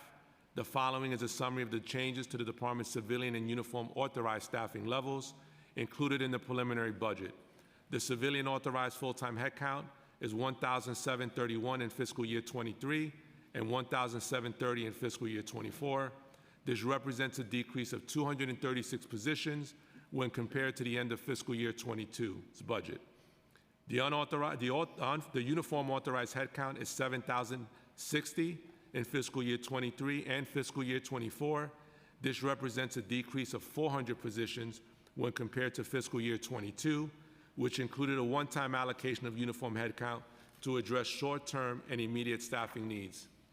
Last year, I told this body that I strongly believe in criminal justice reform and that I'm committed to rebuilding our city's jail system so that it is safe and humane for everyone living and working there. My commitment has not wavered, it has grown stronger, bolstered by the support of Mayor Adams, the leaders within the agency, and the men and women who boldly do what is the most demanding job in city government, the job of a correction officer. We have met these challenges head on, and we will continue to do so in the coming year. You have my promise.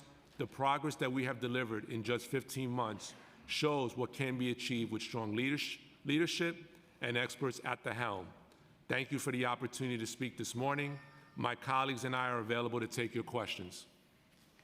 Thank you very much, Commissioner, for your statement. And again, we thank you for being here to testify with us today. Commissioner, 1 year ago, in March of 2022, the Federal Monitor released a special report that found, quote, the department's staff management and deployment practices are so dysfunctional that if left unaddressed, sustainable and material advancement of systemic reform will remain elusive, if not possible to attain, end quote. 7 months later, the Monitor issued a status report in October 2022. On the one hand, the October status report was cautiously optimistic about the department's progress with addressing the crisis in our city's jails. On the other hand, however, it underlined the monumental challenges facing the department and noted that, quote, the current state of affairs remains tenuous and troubling. Observing that more people in custody means that more people are at risk of the ultimate harm, death, while in custody, end quote. While the administration formed an interagency task force to address the latest phase of the crisis in our city's jails and a potential receivership, the jail population has increased and progress has been elusive.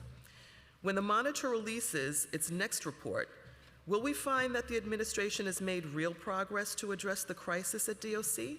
Or will we find that the city has arrived at a new rock bottom of dire conditions, dysfunction, and danger for officers, ununiformed staff, and people in custody alike? Thank you for your statement and question. And I think there is a lot of alignment in the opinion of what the state of the department was at that time when those reports were written, especially after almost a decade of mismanagement and neglect. So what we are trying to overcome is a significant hurdle. That being said, and I don't want to speak for the Monitor, but I believe in what was said in his last report and in our court hearing, is that the Monitor has seen a sea change in the leadership and how the department is managing moving forward in order to solve a lot of these systemic issues that we inherited in January of 2022.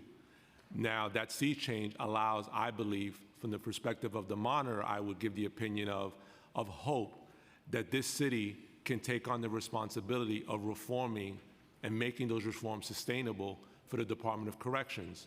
As I stated in my statement, slashing and stabbings, which were nearly 300% when I took over, are down 18% fiscal year to date. In what was once our most violent facility on Rikers Island, housing our young adults, the slashing and stabbings are down over 60% because we were committed to stabilizing the city's jail system so that the vulnerable population that is placed in our custody, in addition to the workforce, contract providers, and volunteers and faith leaders that go there to provide services for those in custody as well as our staff, can work and thrive in an environment that is built on safety and security. So I think you will see a significant continued trend in the right direction, while I also recognize that we still have a long way to go to dig ourselves out from this. But I will say that the speed of which we are moving may not seem fast, but I will tell you that it is significantly faster than any receiver could move if a receiver was appointed to take over this jail system. That was going to be my next question, and I may go back to that. Okay, So that's fine. Thank you for referring to that. You mentioned in your opening statement about mismanagement.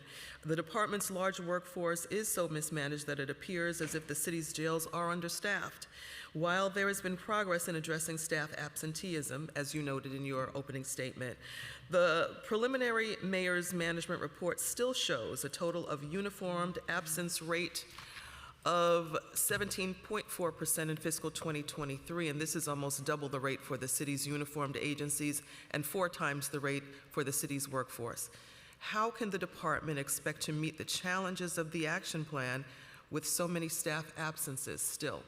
Yeah, so while that rate is still an unacceptable one, it is significantly down than the rate of 26% it was when I inherited. We have decreased staff absenteeism by 70%. And when we break down staff absenteeism, I think we have to look at it from 2 categories. One is individuals that are indefinite sick, and that means being out sick for 30 days or more for a number of issues. It could be connected to a work-related line of duty incident. It could be someone that's overcoming late stages of cancer recovery. And that number, when I got here, was nearly 1,200 people, and that number today is about 400. When we look at our other category of sick, is when somebody, like in any organization, calls in sick for 1 or 2 days, that number was nearly 1,500 when I took over in January, and that number today on average is about 120, 150. So when we put those 2 numbers together, we are under 700.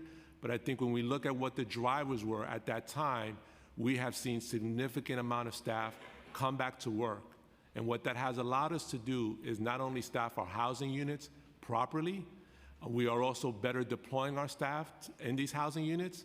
It allowed us to open up visitation again so that loved ones can visit their families in person. It allowed us to open up programming, educational programming, vocational training programming, and allowed us to let faith-based volunteers back into these facilities so that they can provide services to the people in custody. None of those things were in place when I started in January of 2022. They have been expanded, they have increased, and they have done so because of the workforce.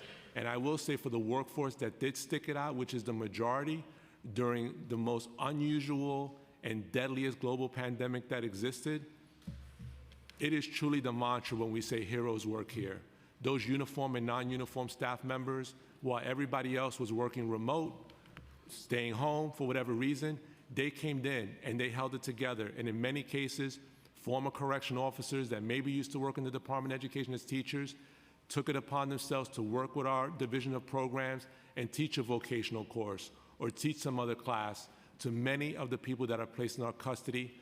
Many were forgotten during that pandemic moment.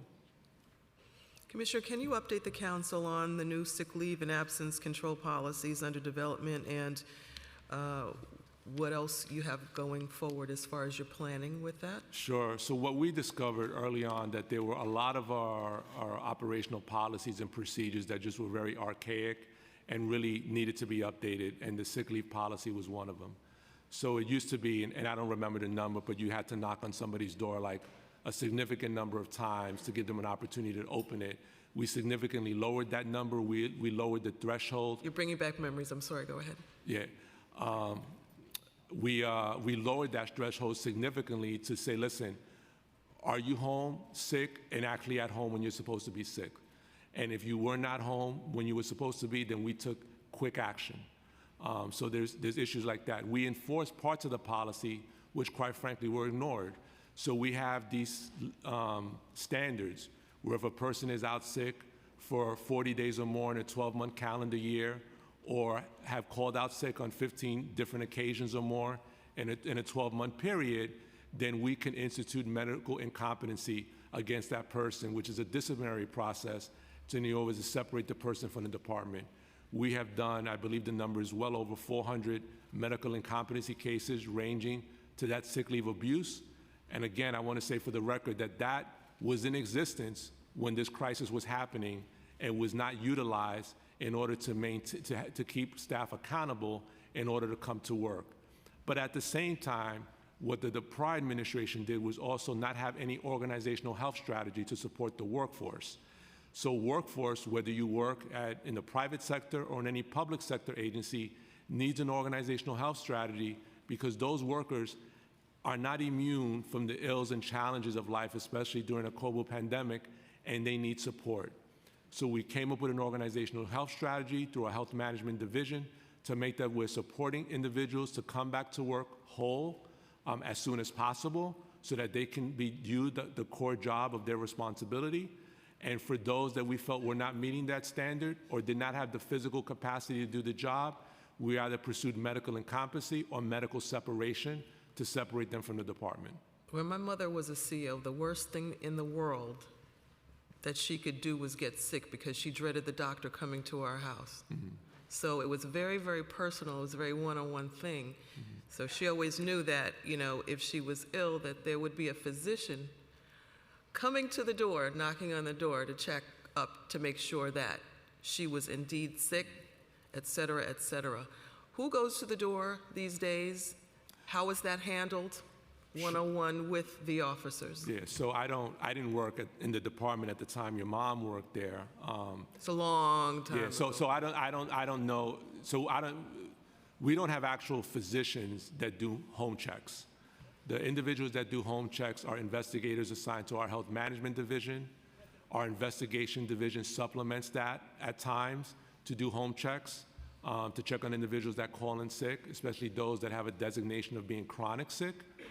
And from time to time, in the past, we have leveraged the resources of the Department of Investigations to also do home checks as well. I might come back to that. Can you share a target or goal for your paid absence rate? I don't have a targeted goal that I can share with you. I mean, we have decreased it 70%, I told you, shared with you now. I think what we want to look at is really lowering our relief factor, and because we have a number of members that were out sick for a long period of time, that relief factor has risen. So I think when we brought on industrial engineers to talk about how we can develop and optimize our workforce from deployment to also supporting our staff when they're out sick to be able to come back, I think we have made a significant inroads in that area. I don't have a specific target number that I can share with you today, but I can follow up with you on that. Okay. The October 22 Monitor's report stated that, quote, if the number of staff currently in the department's headcount were effectively scheduled and deployed, most of the issues related to, quote unquote, staff shortages would likely be resolved, end quote. When do you expect that the department would be able to be fully operationalized in having an electronic scheduling system? Great question. So as you know from your many years in public service, Department of Corrections and many agencies were very paper-based. And the DOC was probably very lagging in just adapting technological advancements to do something as simple as digitized scheduling for staff, to include really having a robust scheduling system even for the persons in custody to manage their needs as well. We did procure with a vendor to do digitalized scheduling. We have that contract signed, and we're going through that process now of testing and refining what we need out of that system before we deploy it. But we have deployed scanning technology so that we have a sense of our priority posts and who is on those posts, so that information can in real time inform not only our assistant deputy wardens, who are the tour commanders of our facilities, but as well as our control room captains. If they deployed someone to a particular post, did that person check in? How long it took them to check in there? So we're moving away from being a very paper-based system to that system. So we're undergoing that process now. I can update you along as that gets updated. It is part of our action plan, but we want to make sure that we want to move quickly, but we don't want to move for the sake of saying, okay, we got a system. We want to make sure that the system and the vendor that we believe was the best option at that point can actually fit the needs of what we need operationally. And we won't actually know that until we're having these exchanges, which is ongoing now with the vendor back and forward, to make sure that the scheduling, digitized scheduling system actually meets the different needs of our department. Okay. You touched on this, but I'm not sure if we got this answer. How many of DOC's uniformed staff are currently chronically absent or on chronic sick leave? Chronic sick leave. In calendar year 22, we had 474 individuals on average that were on indefinite sick leave. I'll point out that in calendar year 21, that number was over 1,000, so it's been reduced by 55%. Fiscal year to date, the numbers come down. Almost in the first 9 months of fiscal year 23, that average has been about 431. Fiscal year to date in 22, that number was 1,020. So we've seen a decline of 58% fiscal year to date in numbers that are out indefinite sick. And those individuals that are indefinite sick, many are recovering from work-related injury, sometimes involving a use of force or some type of work-related accident, or those experiencing the harms of being afflicted with something like cancer and are home recovering from that. The preliminary budget shows a headcount of 36 positions in the Health Management Division. This unit, as we know, plays a key role in ensuring staff are available for work. What's the workload or caseload like for staff in this unit? Well, the Health Management Division is staffed by doctors and administrative support staff. We are onboarding a chief medical surgeon. What we did with the Health Management Division is we reformed it. What we saw was there was just a lot of mismanagement of the Health Management Division by the former leadership that oversaw the Health Management Division. What we did was we carved out the Health Management Division out of the Deputy Commissioner's office, or then the Chief of Administration's office, and we aligned it under the first Deputy Commissioner's office so that the Health Management Division can be in alignment with our organizational health strategy. I have to get back with you on what the caseloads are of the doctors, but the doctors that are in our Health Management Division are reading medical records provided by staff to determine if they concur with their attending physician on their issues. The other thing that we're doing is the Health Management Division really didn't have a role in treatment, and we wanted to move towards a more minor treatment focus so that we can prescribe what we think might be best for the staff member to be able to gain their recovery time quickly so that they can come back to work sooner. So that brings me full circle around, and I knew I'd get back to it. My old school days of knowing that, somebody's nodding their head back there, my old school days of knowing that doctor that would come to our house when my mom was petrified of being ill as a correction officer. Is the unit sufficiently staffed and resourced to address the hundreds of employees who remain out sick during chronic absences and medical incompetence cases? I believe that it is sufficiently staffed. What's the workload like? What's the caseload? Well, I mean, I can get back with you on the average caseload that the doctors have. I think it's significantly staffed for where we are at today. It probably was not significantly staffed where we were in the summer of 21 when we had thousands out. And doctors that worked at the Health Management Division were so overwhelmed that we had to bring an outside provider to supplement that workforce. But I think that where we are today is in a much significantly better place today than we were then. So I don't feel the need to add to that at this moment in time. But we do have vacancies for doctors, so we are recruiting for physicians to meet up to our staffing levels. But I think where we are today is a much better place than where we were. Well, no doubt. The numbers are still significant, though, and we know that. Let's talk a little bit about staff discipline and accountability. The preliminary plan includes a reduction of vacant civilian positions for savings of approximately $19 million in fiscal year 2024. Which vacant positions are being eliminated, and how did the department determine those? Sure. So we're going through the process right now of meeting with every business unit to determine what vacancies, and many of these vacancies, I'll just remind the body, have been vacant for a long time. So what we are doing is going through an assessment of each business unit and speaking with each respective deputy commissioner and associate commissioner to determine what vacancies within their business units either should be eliminated, or if we feel that it should be kept, is it in the right business unit and should it be somewhere else? So we're going through that process now. What is the current budget and headcount for the Investigations Division and the Trials Division? Do you have those numbers? So I'll have Deputy Commissioner Lyons just share that number with you. You don't have that? And then I'd also like to know, as a follow-up to that, how many vacancies are there in each unit? So we have total headcount numbers and vacancies that we can provide you, but I can follow up and give you a detailed as to what the headcount is per business unit. So we don't know the budget and headcount for Investigations and Trials Division right now? We have I don't it know it off the top of my head, and we don't have it broken down like that. I just have the overall vacancies. Okay, because we were inquiring to get to, does the vacancy reduction included in the preliminary budget remove any positions from those particular divisions? So let me just say this. So the Investigations Division and the Trials Division are also connected to our action plan. Okay. So as we meet with business units, and obviously we would meet with the Investigations Division as well as the Trials Division, but we have done significant hiring in our Trials Division. Like I shared with you in my statement, we had over 3,700 disciplinary cases in backlog. I have to commend the Trials Division under Deputy Commissioner Gray's leadership and Associate Commissioner Yvonne Pritchard's leadership. They have achieved being given partial compliance by the Federal Monitor for the work that they've done, and not only in the Trials Division, but in clearing up the backlog. We have hired additional attorneys in the Trials Division, and I have adjudicated the settlement of over 2,900 disciplinary cases in the Trials Division, and we've also had a high number of oath hearings, which we tended to through the fiscal year in the beginning of 2022.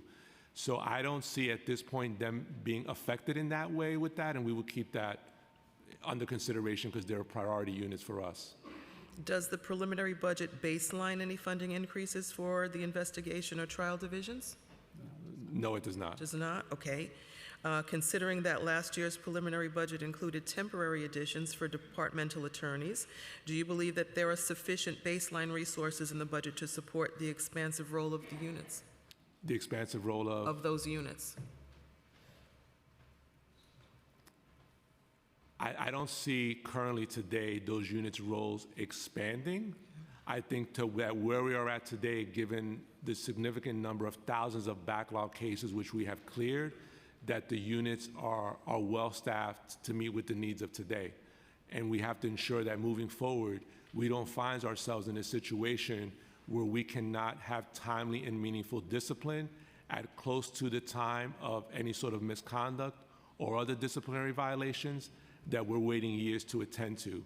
So many of the cases that we had to clear in backlog were misconduct issues that happened all the way back to 2017.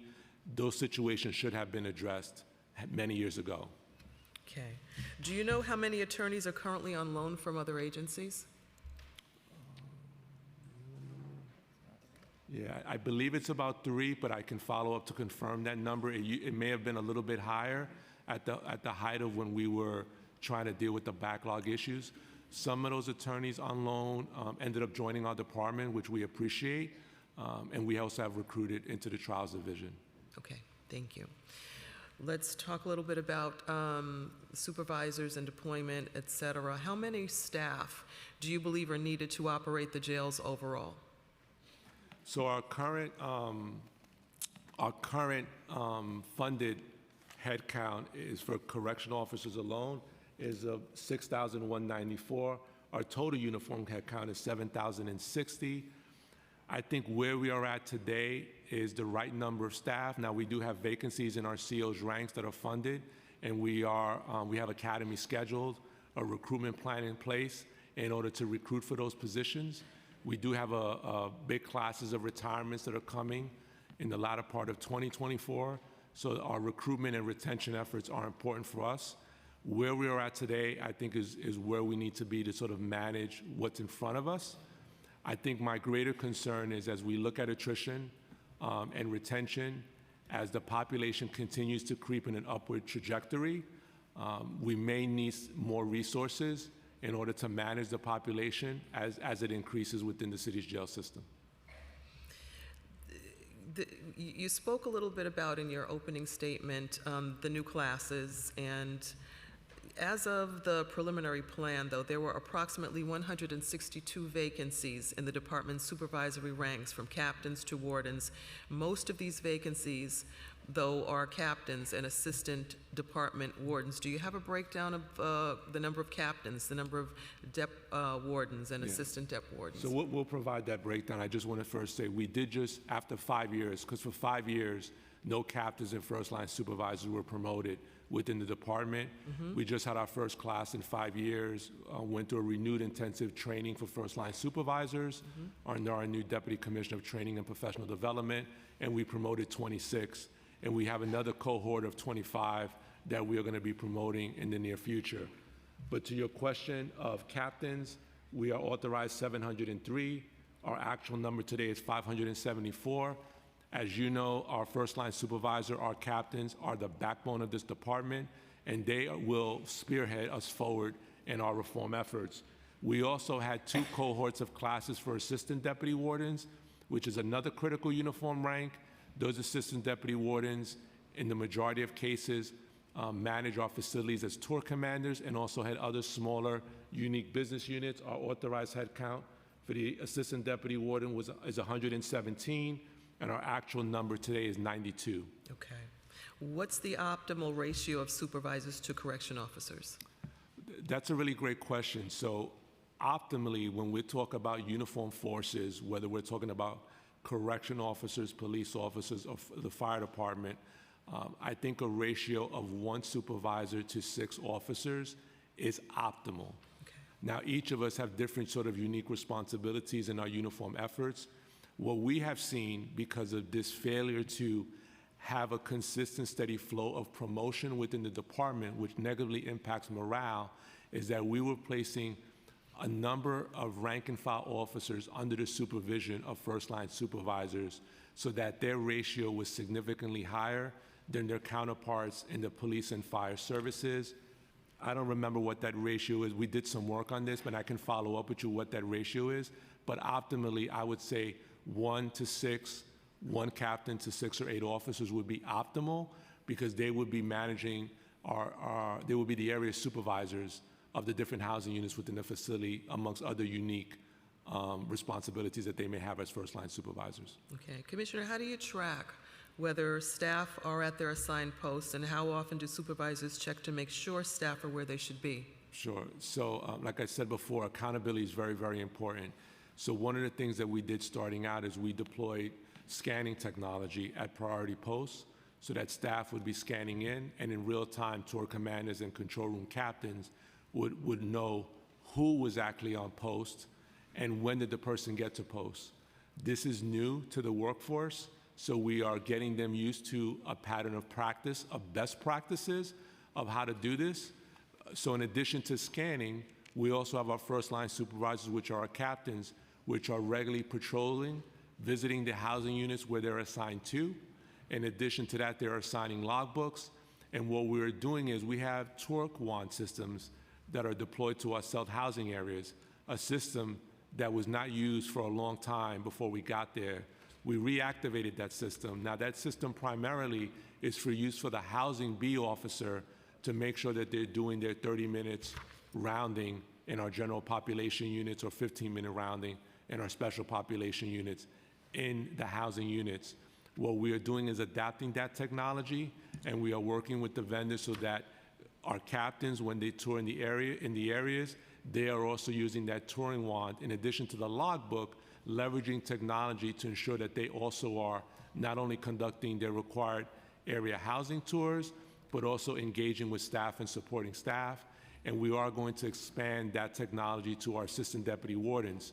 So our assistant deputy wardens, in addition to being tour commanders, it is expected, and under the leadership of our Deputy Commissioner of Facility Operations and his associate commissioners, flag and look to make sure that assistant deputy wardens, in addition to deputy wardens, are touring the facilities as well so that they can get direct feedback not only for the persons in custody, but from the rank and file officers to make sure that if there are any issues that they're having, that those issues are addressed. Okay. Can you let us know what the status is of a new DOC training facility? There's funding in the capital commitment plan, but no plans have materialized under this administration. You have the capital funding for the... Yeah, so we have the funding information that Deputy Commissioner Lyons can share with you. A location has been identified neighboring the NYPD Academy. I will tell you, our need of an academy is long overdue, and these capital projects always take longer than I think people have the patience for waiting for them to happen. So what we did via our interagency task force that Mayor Adams put together, what we started doing is we began recruit training in the NYPD Academy for the first time for the current cohort of academy recruits that are in the academy. So they are using a state-of-the-art law enforcement academy to conduct their recruit training. We are using our Metropolitan facility, which has been a long-standing facility, but beyond its shelf life, for parts of our in-service training and for our academy staff that manage all of the training and professional development that we have in the academy. So do you have the funding dollar amounts? Yeah. Good afternoon. In the capital plan, we have a total of $225 million for the new Correction Academy. It's broken down by $28.8 million in fiscal year '24, $45 million in fiscal year '25, and $151.2 million in fiscal year '26. And this project is under the managing agency of DDC. Okay, thank you. You're welcome. Let's look at transportation for a moment. The preliminary mayor's management report, or the PMMR, shows a drop in your success rate for getting people in your custody to their trials on time. DOC has reported that success rate for 25 years, and it's almost always been above the target of 95%. Now it's 72%. Obviously, ensuring people appear in court is the primary reason you have them in custody. So what specific steps will you take to reverse this trend? Yeah, so thank you for that. So the metric in the MMR is an on-trial individuals in custody delivered to court on time. This number is derived by taking the number delivered to court before a certain hour divided by the total number produced. The individuals that are not produced for court are not in this metric at all. In that way, it actually tells us less about our performance than we like to see. So I think we need to sort of redefine the different court metrics. What I will tell you, there is a number of reasons why individuals go to court other than trial. When I took over in January of last year, our court production rate was at about 60%. Citywide, our court production rate on average has been about 88% to 90%. What we are seeing a disturbing trend of is the number of refusals for those that want to go to court. So court production in totality has significantly improved from where it was in January. So when we look at the metric on the MMR, it's really about this one specific area about on time for trial production. But refusals tell another story that's also disturbing. In August, we had on average about 209 people refuse to go to court for a whole host of reasons that they want to go to court and slow down the adjudication of their justice process. What I will not do, which was a practice of the past, is have our staff engage into physical confrontations to bring these individuals to court, absent a securing force order from a judge overseeing that person's either hearing or trial. In January this year, we had 873 defendants refuse to go to court. In February, we had 789. So we've been communicating with the leadership of the courts and OCA about this concern of the judges not giving us force orders in order to get these individuals, defendants, to comply with the court's request that they show up and participate in their adjudication process. That being said, the numbers are up in totality significantly than where we were in January. What are some of the reasons that individuals would refuse to go to court? So we do record all these refusals on body-worn camera or handheld camera, because what we want is to be able to provide that footage to the judge to show that it's not us deciding not to take these individuals to court. Sometimes they may claim a religious exemption. Sometimes they may claim a medical issue. Sometimes they say that their lawyer told them they didn't have to show up, so they're not going to go. And sometimes they just refuse. Okay.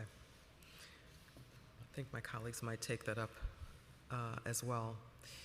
Let's look a little bit about the borough-based jails and finally closing Rikers. There have been recent reports about possible delays, which we've read about, to the borough-based jails program. Can you provide this committee with an update on the timeline for closing Rikers Island and transitioning to borough-based jails? So I think the borough-based jails are being built by the Department of Design and Construction, and they're leading and overseeing the entire project of the borough-based jails being developed and built. So for any timelines related to the borough-based jails, I would ask you to speak to DDC about that because they are more in tune with construction scheduling and all that they do to procure the developers to build those jails. But the funds are appropriated to your agency, so you don't have any figures for us at all, any information at all pertaining, so we're not able to answer questions as commissioner on the borough-based jails and the funds? I can say that the DDC is overseeing the development and building of those jails. I'm not overseeing the day-to-day of development of those jails and those contracts. The Department of Design and Construction is. Yes, the money is coming from us because we're the Department of Corrections. We're going to be the beneficiary of those. What we're focusing on is when we get closer to those jails being operationalized as how we are going to manage the transition from Rikers Island to those borough-based jail facilities. But construction timelines and all of that, those questions have to be answered by DDC. Well, I can say that DDC managers project projects for many city agencies, and commissioners are still willing and able to apprise the council of the efforts of what goes on in their agency. So I suggest that you plug into that portion. So we have your benefit. we have plugged into the portion when we're asked for our expertise and guidance on specific design issues regarding the development of the jail, but the timeline of when a particular company can actually build the jail, the expertise in that area lies within DDC. If DDC projects that the completion date specifically of the Brooklyn facility is not going to be until 2029, there's nothing that I can do to advance that timeline. Well, closing underused jail facilities and generating savings is a critical part of closing Rikers Island. The department's population on Tuesday was 5,917, and your maximum capacity is 8,846. That's a difference of nearly 3,000. What would the department be able to generate savings and address some of your deployment challenges if you reduce the footprint of jail facilities? Well, reducing the footprint of the jail facilities themselves don't solve the population issue. I think it's really thinking about how do we do proper population management. Now we have two cohorts of populations within our system, as you know. We have individuals that are sentenced, and that number of sentenced individuals is about 461. Now with the individuals that are sentenced, I have been aggressive, and I committed to being aggressive using my Program 6A powers to release individuals early that we can align with case management and housing so that there's an alternative to incarceration for that sentenced population. And I have released more individuals than any commissioner in history, absent the COVID releases that happened in 21, back into the community. And I'm proud to say that there's been a 90% success rate of individuals not recidivating back into the system. What I have no control over is the pretrial detainees, which make up about 87% of the population that is in our city's jail system, which the majority of is on Rikers Island. Those pretrial detainees are placed there by the courts, and absent any increased bandwidth within the courts or robustness within the courts to adjudicate these cases, the population will continue to trend upward and not downward. Do you expect any facilities to close this year? No. When do you plan to transfer OBCC to the Department of Citywide Administrative Services as required by the Renewable Rikers Act? So the Renewables Rikers Act requires us to consider places for closure. It doesn't require us to actually close anything, and OBCC will not be closing. We are doing significant infrastructure work on OBCC so that OBCC is, from an infrastructure standpoint, significantly better than other facilities that are on the island. So what we're doing is trying to get that up to speed so that at some point later this year, OBCC can open up. And we are looking to closing AMKC because it has long outlived its shelf life. Okay. two other lines for you, and then I'm going to pass it on to my colleagues. Let's talk about the Board of Correction video access. Have you made any recent changes to Directive 1100RA, which outlines the Board of Corrections authority and states that it is DOC's policy to, quote, cooperate with the Board of Correction in fulfilling its statutory obligations under the New York City Charter? And can you provide the council with the amended directive, if there is one? So we are complying with that, and their access to be able to view video is within alignment within the city charter. So whenever the Board of Corrections wants to review video, we have that capability to provide them the access that they need to review video for any investigations that they think they need to review video for. Can you give us the premise behind denying access to the BOC? So we are not denying access to the BOC. The BOC still Well, has switching access over to the policy, video. however we want to do this. What they do not have is 24/7 remote access, which is what they had. And there were significant numbers of reckless leaking of videos. And what we need is for BOC investigators to come into DOC facilities to tour and engage not only with the individuals that are in custody, but with our staff. And if they want to view videos, they can view them in a secure environment in which they can conduct their investigations. Was that a part of the policy previously? To give them remote access? To review or ask permissions of some sort to gain access. You're calling it reckless delivery or whatever. Yeah, I mean, the prior administration allowed them remote access, right, which is not prescribed in the city charter. What's prescribed is that they have access, and we are allowing them access. Okay. I'll leave that there for now. And I just want to touch on the gangs just for a while. Sure. We know that the gangs are a key focus of yours. That we do know. Unfortunately, the gang-related violence that takes place in Rikers doesn't stay in Rikers. Fights and disputes are answered with violence in our communities, and that's what we're seeing on a daily basis. As one step, you've testified about efforts to break up gang houses where one gang dominates a housing area. So what is the status? You touched on this in your remarks a little bit. What's the status of those efforts? And if you haven't finished doing so, when do you expect to complete changing the housing and so that the behavior can change? No, thank you. So we've done that, and I think that you've seen that in the outcomes that I shared with you today. We are nearly 18% decrease in slashing and stabbings. A lot of the slashing and stabbings are driven by gang tension. So one is we made our housing units safer because we rebalanced them, and we're not housing anyone just by gang affiliation anymore.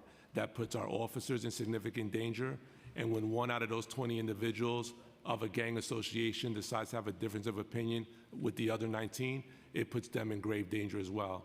So we have done that. We have a heat map that we get on a daily basis to review to see what the percentages of gang affiliations are in any particular housing unit and make adjustments as needed when we need to do that. So that has been underway and been ongoing. Okay, thank you. I'm going to see if anyone else has come that I have not recognized. Okay, I'm going to let my colleagues come in for questions at this point. First, we will hear from Deputy Speaker Ayala, then Councilmember Carr, Councilmember Holden, and Councilmember Ressler. Good afternoon, Commissioner. Good It's afternoon. nice to see you. Nice to see you again. We go back quite a Yes. number of years. Yes. And I really appreciate our relationship. Regarding the PMR reports, they stated that in the first 4 months, a majority, 51% of people in custody had a mental health diagnosis, and 17% of incarcerated people had a serious mental health diagnosis. What is the department's total budget on services and programs for people with mental health, and how will this increase impact spending? No, so good question. I mean, it's not lost on us that about 51%, as the PMMR states, has individuals have been diagnosed with mental illness. And so in real numbers, that's about almost 3,000 individuals that are suffering from mental illness, and that's driving, in many occasions, I think, their justice involvement. And out of that cohort of 50%, 18%, it's actually risen by 1% from when the PMMR last time, is about 18%, about 540 individuals that suffer from serious mental illness. So your question is important in that, we do have PACE units and CAPS units that are managed by our correctional health services, our mental health observation units, for individuals that they designate with these conditions that need a different type of institutional management in order to manage their issues, from medication management and other treatment modalities to deal with their mental illness. Do you have? So it's 3,000 of the 5,900? I would say approximately, because about 50 to 51% of our population, which is almost at 6,000, as the Madam Speaker pointed out. So I would say, roughly just under, maybe just that, 3,000 individuals have been diagnosed with mental illness. And of the 3,000, how many have been sentenced or are awaiting trial? I'd have to follow up with you on that number. I would say I'm pretty confident that the majority of those individuals are pretrial detainees and not sentenced individuals. But I can follow up with you, like what that percentage and number looks like. It changes from day to day, depending on the court system. But I also want to focus on that 18%, which is about 540 people, are suffering from serious mental illness. And how many? I'm sorry. about 540. I would say about 18% of the population is suffering from serious mental illness. So, we need to, in this state, really build out our capacity to treat mental illness and substance abuse. And I think you and I are very sort of shared on that issue amongst, I think, everyone on the council, that we need a different diversionary method to deal with those who are driven to being justice involved because of their mental illness. And until the state increases the capacity to be able to do that, we are not going to solve the criminal justice issue in New York City, and we are not going to solve it in America. So, in 1965, and I often talk about this, when we deinstitutionalized many of our mental health institutions, which I recognize we're doing a deplorable job at managing those that were mentally ill, what we should have did was reform that system and not just arbitrarily shut it all down, place that responsibility on community health networks, who were also underfunded and lacked the bandwidth to really treat that population. It didn't help patients, and it didn't help communities. So if we want to solve the criminal justice issue, we have to increase the bandwidth as a state for psychiatric and substance abuse treatment in order so that those individuals can be diverted to a public health social service system and not a justice system. The justice system has been unfairly overutilized in this area because of the agility that exists within the justice system to respond to disorder, and some of that disorder crosses the crescendo of crime. But what we need is a mainstream healthcare solution to deal with mental illness and substance addiction. But DC Lyons has some finals. I'm horrified by these numbers, and I agree with you. Abruptly shutting down all of those state institutions, who we all agree were horribly run, really was detrimental, and I think that we're seeing the aftermath of that. But I'm really horrified and insulted by our current, court systems and the way that we're processing individuals that have mental illness. I love to share, because I think that these experiences that are very real to me, are very real to many New Yorkers. But I've shared with you and on several occasions, and I think in our General Welfare and Mental Health Committee, the stories of my brother. And I will tell, just because, just for those of you that are not as familiar, my brother has a mental health diagnosis and was in a program that was supposed to be helping him, and he was kind of, going off the rails. I realized it immediately. A connected council member, deputy speaker of the New York City Council, called every, commissioner under the sun, and was unable to get him help at the shelter, was unable to get him help at the hospital when he was inevitably beat up in the street while he was under a manic episode.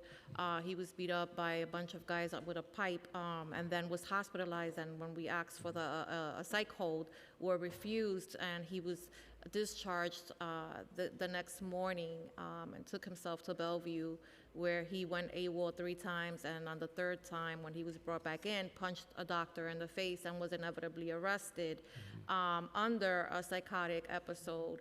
and is currently at Rikers and is doing time at Rikers. And while I believe that accountability is important, I have just outlined all of the things that I did personally to prevent all of that from happening. Had somebody had the structures that needed to be in place been in place, not only would he not have gotten beat up, but the doctor wouldn't have gotten, punched in the face. He wouldn't be incarcerated. We are doing, we're doing New Yorkers a huge, disservice by not putting these structures in place. Right now, we went through add another layer. We get to court. Mental health court only has in Manhattan 50 slots. Those 50 slots are already taken, so all of those other people that you're servicing at your facility now, right, don't have access to that. So he has to go through the general court process, and they won't admit his medical record as part of the case that he's in there, which is the reason that he's in there to begin with, which is ridiculous. So now what happens is that this guy ends up at Rikers Island. He does his time. He comes out. He still hasn't been serviced. He still hasn't been treated. He hasn't been stabilized, and we repeat, and we repeat. This is not only, inhumane, but it is extremely expensive. Extremely expensive. Yeah. No, I agree with you wholeheartedly, and I think the saddest part about the story that you shared with us, and I thank you for sharing your own lived experience, is that your brother is not an outlier. That's right. You as a sister, we have sisters, mothers, uncles, grandmothers that have just been bureaucratically paralyzed because there is no access for a government intervention that can help support that individual while they're in crisis. And that's why, whenever I speak publicly about criminal justice reform issues, if we're having these conversations in silos without talking about the issues that need to be addressed and providing access to supportive services for those that are suffering from mental illness and those that are suffering from substance abuse addiction, until that become a mainstream healthcare issue, we're gonna just keep repeating the same thing over and over again, as you said. And at the end of the day, persons in custody that are forced into a justice system to deal with this issue, families of those that are in custody that are dealing with this issue, are going to continue to suffer. Well, we will continue to make good trouble because I'm with you. I am here for a little longer, and I plan to use my time wisely and to really help use my own personal life experiences to reform this system, which is horribly broken. And we're talking about reducing the population at Rikers. That's half of the population at Rikers. I agree. It is horrible. I just have two very quick follow-ups in regards to the as of February, 9,774 phone calls to Correctional Health Services hotline were made. In the same month, individuals in custody refused to attend medical appointments 8,952 times. Can the department explain the disparity between the number of people calling the medical phone number and the number of people refusing to go to appointments? And I don't know if you have this data, but are any of those calls mental health related? Yeah, so to give you a nuanced response to that specific question of the correlation between calls and refusals, I'd have to follow up with you so that I can get a more nuanced response for you. What I can tell you is this. On average, we have almost 50,000 medically encounters that are scheduled by Correctional Health Services, which is a subsidiary of Health and Hospitals Corporation that provides physical health and mental health services to those that are in custody in the Department of Correction. In the latter part of 2022, what we have been able to do is decrease to less than 1% of a person not being able to go to a medical appointment. In some cases, that's an eye doctor appointment or a dental appointment or something like that because of a staff issue. And not necessarily because staff is out, but there might be other incidents that are occurring that prevent that patient from being sent to that appointment at that time. That number used to be significantly higher. We have done a better job of documenting refusals for persons that don't want to be seen for their medical, and we try to encourage them to stick to their appointments. But we are talking about an average of almost 50,000 medically scheduled appointments for a population of just under 6,000 patients. So it's a lot of medical appointments, but we are doing a significantly better job in the production of those medical appointments and I'd follow up with you on your question regarding calls to hotlines and any correlation that might exist between calls and refusals. Is there a medical facility per house? So does each building have a medical facility? Yeah, so we within? have clinics in all of our facilities to deal with a whole number of issues. Some may have other specialty type clinics, like if you need a dental cleaning or something like that. If I'm at Anna Cross, I can go to a doctor at Anna Cross, or do I have to leave Anna Cross to go? No, you could go to Annam Cross. Now, if Correctional Health Services believes that you need some other level of specialty care, right? Because remember, these are clinics, they're not full-blown hospitals. If somebody needs to be admitted to a hospital, we do still have the Bellevue ward for those that need to be hospitalized. If you don't need to be hospitalized, but you need some other specialty care, then we also do special medical appointments in surrounding community hospitals for persons in custody as well. Excellent, okay. And my final question is really regarding the disciplinary action. How many of those disciplinary cases resulted in a correction officer being fired? Yeah, so I would tell you that over the last 15 months, unfortunately, we have to either terminate or forcibly separate over 250 uniformed staff. So I don't have a breakdown off the top of my head of how many were correctional officers, how many have been captains, but the majority, unfortunately, had been correctional officers. And that is, it's not a pleasant thing to have to terminate someone's employment, but I think when individuals are not a good fit or they have serious misconduct issues that affect the ecosystem of our jail system, then we need to just part ways. Were any of those disciplinary cases related to the time off policy? Yes. Okay. Many. Well, congratulations, Yeah. because, it needed to be done. Yeah. Thank you. You're welcome. Thank you, Deputy Speaker. Before I let Councilmember Carr in here, I just want to deviate just a little bit. How many dedicated staff does DOC have for the borough-based jails, and are you briefed on the projects?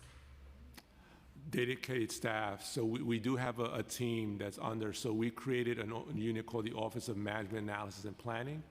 And that unit has not only the function of making sure that we're making data-driven decisions and reducing the siloed management of all of our data, but also one of the business unit within what's called the OMAP team is strategic initiatives. And what we've done is we began to build out a project management team, and one of the projects that they oversee is the borough-based jails and any other large-scale projects that we have going on. So we have a team there. It's overseen by an assistant commissioner. We have a number of directors and executive directors. We have submitted a new needs request because we have been working with the State Commission on Corrections to design what does the actual transition team look like to make sure that the jails are designed within SCOC and other minimum standards that are needed to run the jail facilities. So we are recruiting internally for uniformed staff to be on that team now, and also are recruiting from the outside subject matter experts in those areas.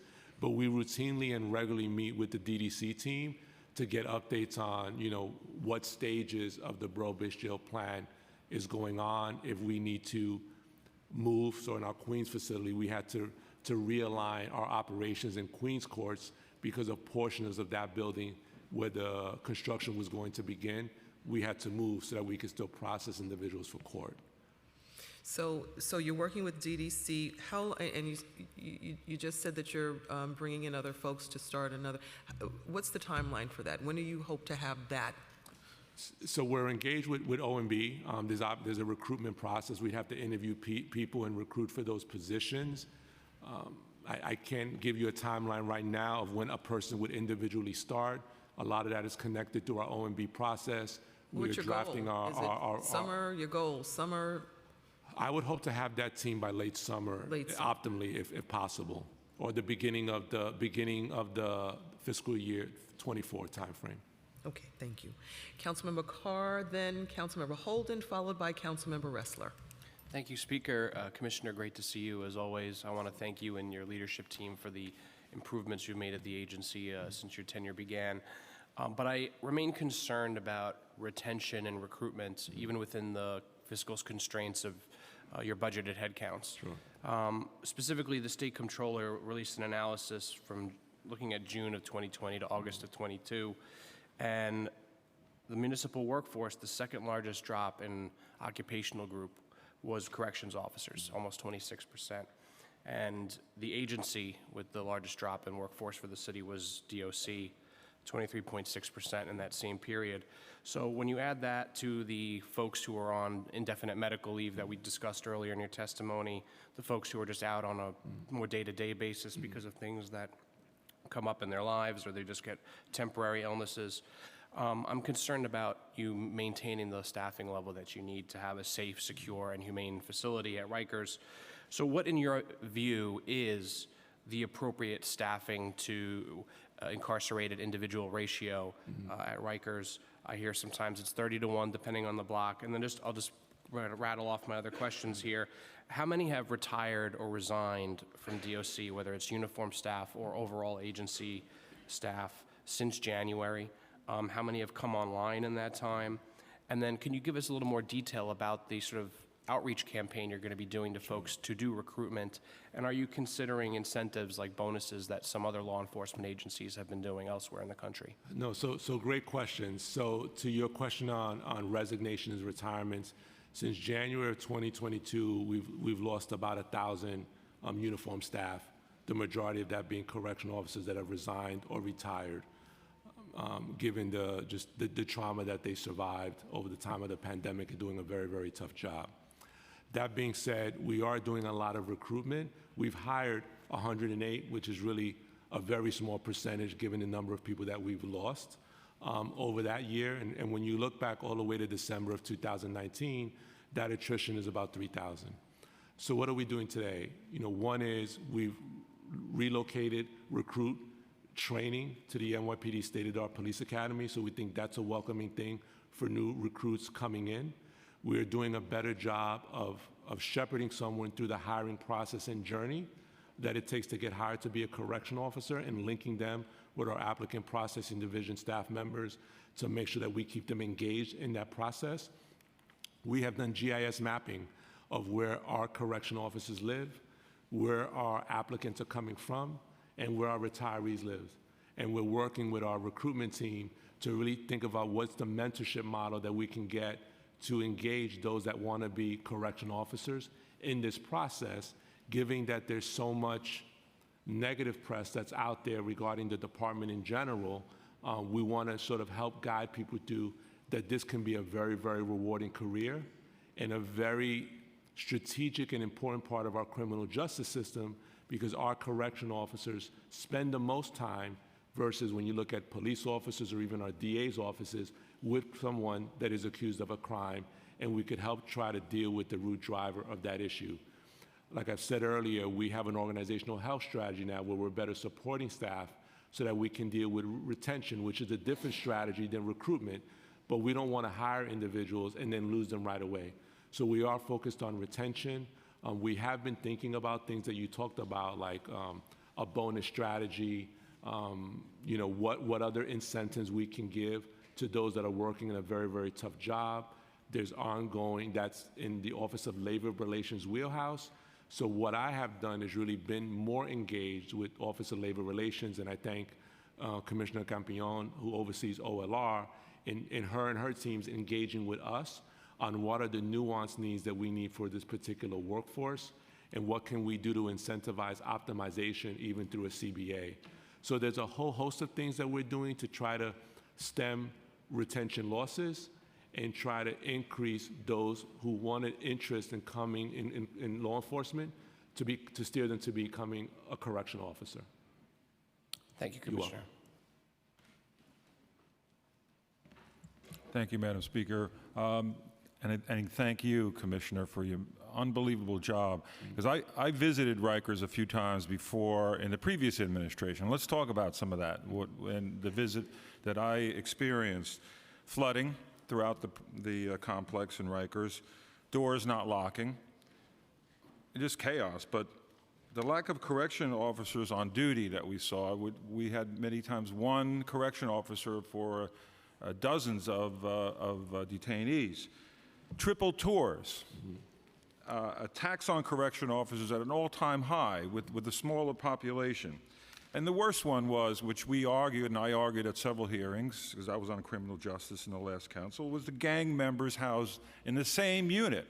So obviously the attacks would happen on correction officers, and certainly the population during the COVID, it just made things like so bad that I thought at the time that human rights violations should have been charged against the administration for allowing that to deteriorate. That means the correction officers were being attacked, and even detainees were being attacked by one another. And it got to a situation that it was just, from one hearing to another, nothing changed. And to hear what's going on, I'd like to visit also to see how you've done this, but it's an amazing accomplishment just to get things under control there, because they were out of control.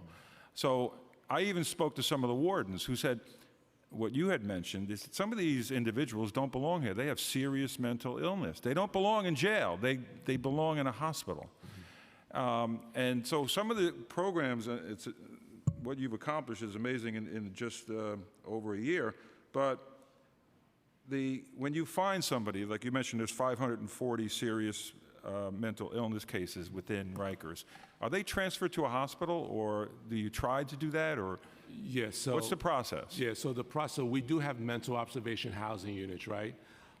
And those individuals, when their violence is driven by their mental illness, we have CAPS units, PACE units, where there is a higher staffing ratio for not only correctional officers that work in those units, but correctional health service staff that does clinical treatment work for those individuals to manage their mental illness. And what I'll say is, as we have, as you pointed out, stabilized our city's jail system, in addition to bringing slashing and stabbings down fiscal year to date 18%, and huge decreases in our young adult facility of over 60%, assaults on staff are down 42%. Right? We are holding individuals. It's not only about staff accountability. That's important. But we also have to hold individuals that are in our system that are committing serious acts of violence accountable. We've rearrests in 22, working with the DA's office, have increased 80%. And we have a functioning restrictive housing model now that allows for individuals that can be separated from general population and placed in restrictive housing in a humane way, so that we can separate them from the regular population so that they're not victimizing someone else. But you've seen a marked difference when you separate the gangs. Oh, absolutely. I mean, we have moved away. We will not, as long as I'm commissioner, have a strategy where we are going to accommodate gangs where they can live together as one gang and run any housing unit or any jail facility. So getting back to the serious mental illness cases, how many were transferred out of Rikers into a mental institution or facility? Do you have a number? I don't have a number. I can try to figure out. Now, being that many of these are pretrial detainees, some of them need what's called mental health restoration. That is done by the state, and there's a legal process for that. I don't have the number off the top of my head, but I could follow up with your office and how many have been deemed mentally unfit to sort of stand trial and deal with those issues. Okay, amongst the many programs and services you have, which ones are working the best that you've noticed? Whether is it education? Is it does CUNY still come in there? What programs are working? Sure. So I'll let Deputy Commissioner Torres speak to specific programs, but what I will point out is one program that had an amazing impact is our Fatherless No More program under Pastor Tim Johnson out of Orlando, Florida. He embedded himself with his team, with our team, working in partnership. And we successfully really turned around, I would say, the lives of 17 young adults that were all high up within a gang hierarchy, very influential and had a high propensity for violence. And not only was it faith-based, it was education-based, it was social service-based, and that is really one of the high programs. But I'll let D.C. Torres talk about other programs that we have there, both educational and vocational. Good afternoon, Council Member. As the Commissioner has mentioned, there are a layer of programs that are being afforded in our jails on Rikers Island, and we need to present to you the real picture of it. Our programs target the needs of specific individuals. For an example, our curricula for young adults do vary as those that we offered at Rose M. Singer, as well as any other housing area or facility where we house men. In addition to the Department of Education's mandated educational services, I think that our program, as the Commissioner mentioned, Fatherless No More, has been extremely successful, as well as a recent program that we've added, which is known as 360, which is a continuum and assists with employment upon discharge. We've been successful as well in the restart of workforce development courses across the board. And we had a great delay last year only because we are embarked in a memorandum of understanding between the DOC and the DOE. And although we were supposed to have finalized it by the beginning of the fiscal year, changes within the DOE did not allow us to finalize the memorandum up until the beginning of January. But we're happy to expand our workforce development by affording additional certifications to include OSHA, flagging, scaffolding, enhancement of our barista program, restarting of our culinary arts. We're also very excited because for the first time in the history of the George Vierno Center, we have been able to build as a division a comprehensive new space that operates out of a building known as 6A. Unlike the Peace Center at RNDC, which many of you are very familiar with, it is a location that is structured in a way that encompasses computerized or digital literacy, multi-purpose rooms, a horticulture room, a bike repair shop, as well as other classrooms. And our goal for GRVC, unlike RNDC, is that those individuals at GRVC that engage in 80% of programming are able, and also exhibit good behavior, are able to have access on an ongoing basis into that space. I think that I'm better at being asked questions. There are specific programs, aside from those that are contracted by our department, which are known as targeted-based jail programming, afforded by 5 contracted providers. There are smaller providers that we retain on a yearly basis.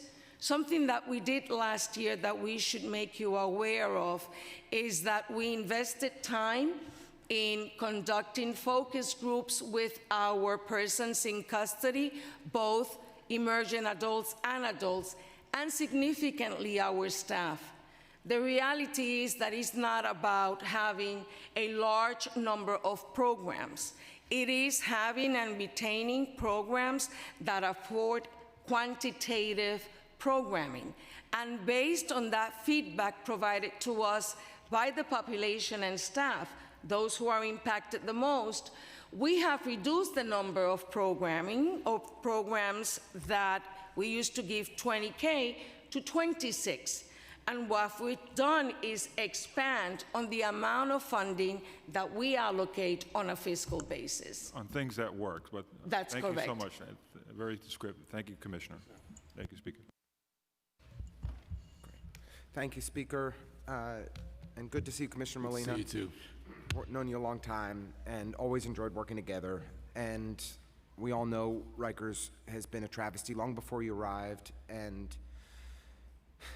that's not your responsibility, but we do, it's our job to hold you and your team accountable for everything that occurs since you've taken this role on. I have to say, before I go into the topics I hope to raise today, I was really disappointed to hear you mention your intention to reopen a jail on Rikers Island. And considering the capacity, my understanding, the ample capacity we have, number of beds at GRVC, at RNDC, at EMTC, at the NIC, the spirit of the law that this council passed to close Rikers Island is to close every jail as quickly as we possibly can and reduce incarceration in New York City.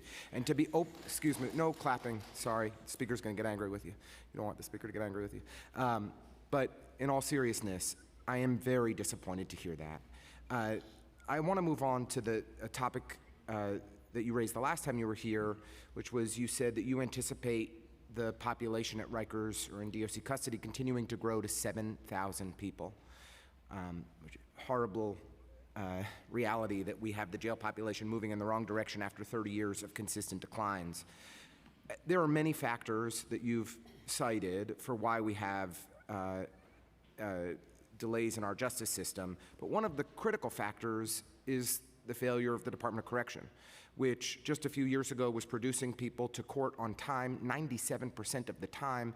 In the PMMR this year, the Mayor's Management Report, we're down to 72%.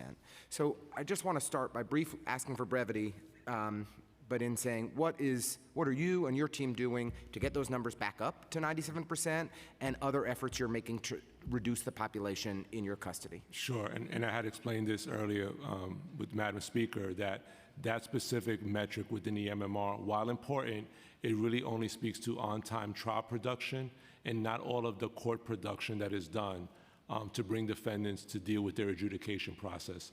So in January of 22, our overall court production was about 60%. We've raised that. We're at between 88 and 90% now. What has been a strange, disturbing situation for us regarding court production is a significant increase of defendants refusing to go to court. In August, that number was about 209.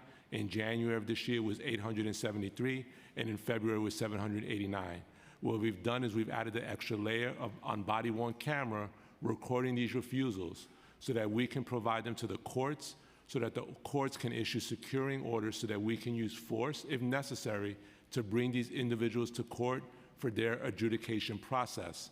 I don't want to have officers, which was the routine practice and what got us probably into federal monitorship, was them on themselves deciding that they were going to use physical force to get someone to go to court. We need the courts involved with this issue, and we've made them very, very aware of it. To be fair, though, that's responsible for a modest percentage of the dramatic decline in the Department of Corrections' failure to produce people to court on time. And if we are failing to produce people to court on time, considering the delays that we're facing in the justice system more broadly, it has dramatic impacts for extending the length of stay, which we have to drive down. You mentioned the limited role, or that wasn't the. It's up to DDC on the timelines for the construction of the borough-based jails. We know that there's a team at DOC that's dedicated to this full time and working with DDC on this. But I actually want to speak to a different area where my understanding is DOC's lack of cooperation has delayed construction timelines, and that is the therapeutic beds. You've said that there's broad consensus that we need alternative treatment models for people with serious chronic health conditions. Councilmember Holden, myself, I think folks across a broad ideological spectrum are raising serious concerns about the people with mental illness, serious mental illness. My understanding is 1,100 people on Rikers Island today with serious mental illness who are stuck on Rikers and not in the facilities that are supposed to already be open in our hospitals to provide them with immediate access to inpatient care. The facility at Bellevue, which was fully funded, was supposed to open last year. My understanding is maybe it will open this year. There's no timeline for the beds that are supposed to open at North Central Bronx or at Woodhull in Williamsburg. What is the status? Why is DOC not cooperating? When will each of these facilities have open therapeutic beds? So let me just clear up the fact that DOC is cooperating, and DOC is more engaged than it ever has been in this issue. The reality is that those therapeutic beds are not for the mentally ill. They're for those that are suffering from other medical conditions, which I think are also equally as important. But at the end of the day, what's being built in these therapeutic units are not medical units. They are jails. And because they are jails, there are regulations that are dictated by the State Commission on Corrections. There are minimum standards that have to be reflective in the designs of these renderings in these facilities in order for the state to commission them as jails. And what we informed DDC and Health and Hospitals Corporation that the original designs that they provided did not meet these standards. Now, we were the messenger, but the reality is that if we would have let those designs move forward, The State Commission on Corrections would not have commissioned those facilities to My be open. understanding is that DOC has been non-responsive for That's extended untrue. periods of time, which has led to this delay. Whoever told you it that, was I'm not- telling you on the record, is a Well, liar. Other city agencies, so I just want to be clear, these are your colleagues. But Well, if they told you that, members they're a of the liar. Adams administration, I just want to be clear. That being said, my understanding, if this has come from SEOC, then we'd like to see documentation that this came from SEOC, that this wasn't from DOC. And my understanding is that the delays due to the lack of cooperation and responsiveness from DOC have now led to a reduction in the number of therapeutic beds that are going to be operating at Bellevue, which were initially estimated at 115 and are now down to 100. Well, I think if Health and Hospitals wanted to design a jail, they should have consulted with us sooner. My understanding is they've been trying to work collaboratively with you and then throughout. decide what did they need from us in order to build a jail. These are therapeutic beds with access to immediate inpatient health services. And these are places where people with serious chronic conditions, physical and mental health conditions, can access the support they need in real time rather than being stuck on Rikers Island. If DOC was more cooperative in getting this done, we would already have moved well over 100 people in serious need off of Rikers Island. That has not happened. We do not have a timeline for when these beds will open or the remaining beds will open at Woodhull or North Central Bronx, when in fact we need many, many more beds than the 380 that were initially funded. So I really hope that moving forward, this will be a priority. If we want to take a different approach to helping people with serious illness than just leaving them to die on Rikers Island, then this is a solution that we can invest in. It is a absolutely worthwhile investment for us to make. We need your cooperation to do it. I hope that all of the beds that have been funded and many more will come online in the near future. Well, I've been cooperative, despite what you may have been told. Thank you, Commissioner. Thank you. Councilmember Ariola, Councilmember Palladino, Councilmember Brewer. Thank you, Madam Speaker. Thank you, Commissioner, and thank you for your team for being so informative and not saying once, I'll get back to you. Appreciate that. How many officers are still going into 24-hour shifts, and are they allowed meals during those long shifts? Yeah, so we have significantly reduced the number of triple shifts, and I just want to define what triple shifts looks like. If a member does a double, which is not a convenient and pleasant occurrence, but does happen in the correctional practice where someone may work a double and be stuck on a shift, that's just about 16 hours and 30 minutes. If they go into 1 minute, 16 hours and 31 minutes, then it's designated as a triple shift.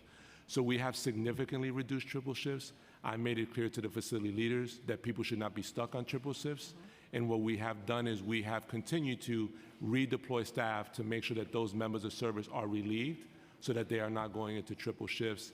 And in fact, on a daily basis, I have the facilities notify me who is on a triple shift, and what we've seen is a significant decline in the number of people that may have been stuck a minute or an hour into going into a triple shift. That has significantly diminished. Okay, thank you. And what accommodations is the DOC making for correctional officers who are single moms, possibly with children with special needs? And what happens when they need to work additional shifts? So we have a number of reasonable accommodation process for individuals that may have a family member, may need to use FMLA, which we share with our workforce in our organizational health strategy to make sure that we're guiding them in what we need individuals to do. But we are a 24/7 operation, so as much as we want to support our staff and all of their personal needs, we want to make sure that they can function in the core responsibility in which we've hired them. We are in talks with the Office of Labor Relations. I've talked with a number of my colleagues in thinking about this unique situation that we find ourselves in, which I think is a really honorable thing. We're about 43% of our workforce is females. And some of those women are single parents. We do have men that are also single parents as well. And we want to find what type of support mechanism can we give that works off when it comes to childcare. I think it's an area that has not really been explored in corrections in the past. So we're thinking through how can we sort of provide support mechanisms for single parents. Right. We've talked a lot about the borough-based jails and the closing or keeping open of Rikers, but if the borough-based jails can only hold 3,300 inmates and the current population is near 6,000 at Rikers Island, and approximately 80% of the inmates are facing violent and felony charges that cannot be bailed out, would it be impossible to house the current inmate population into the proposed new jails that are borough-based? Yes, so if we're at today's number in whenever the borough-based jails would open, or if that number is higher, then it would be physically impossible to house all those individuals within our jail system if our capacity was at 3,300. We would need to come up with alternative solutions of where those individuals would be housed. Now, we could get to a place where we can see declines in the population. I think we need two things. We need the adjudication of justice, which is under the control of the state, to be faster. Just recently, we had someone who was waiting to be sentenced, and that defendant was in our custody for 6 years for an attempted murder case. And when you have almost 1,000 people charged with murder in a backlogged court system, then the flow of those defendants is not quick. So we are thinking about what are going to be the alternatives if our population, of our jail population, continues to stay high. And the other thing we've talked about a lot this afternoon is mental illness. If the state does not increase the capacity to be able to treat mental illness, and if we're going to continue to designate via the courts mental health patients with the designation of criminal defendant, then they are a justice system responsibility. If we want to treat them as hospital patients, then we need hospital capacity to do that. But I would imagine that our judges, even those inclined to want that pathway, can't do it if the capacity isn't there. I appreciate your answers. Thank you, Commissioner.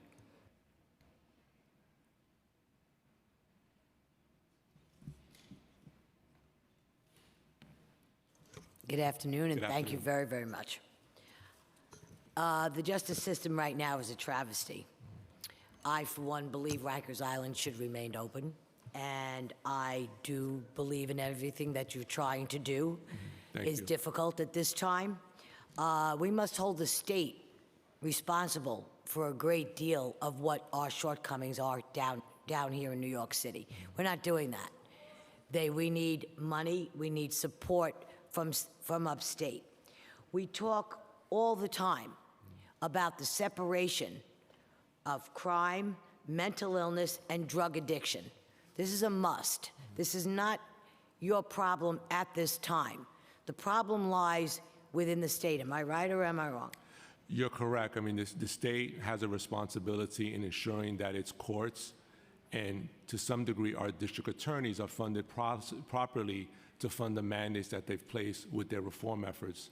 They also have a responsibility to increase the capacity, not only in New York City, but throughout the state, to be able to provide for the care of those suffering from mental illness and substance abuse addiction.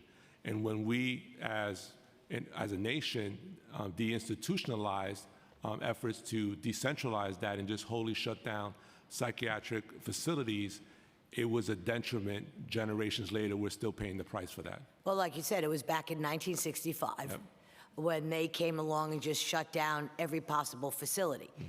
I also heard mention of beds and not being, you're responsible.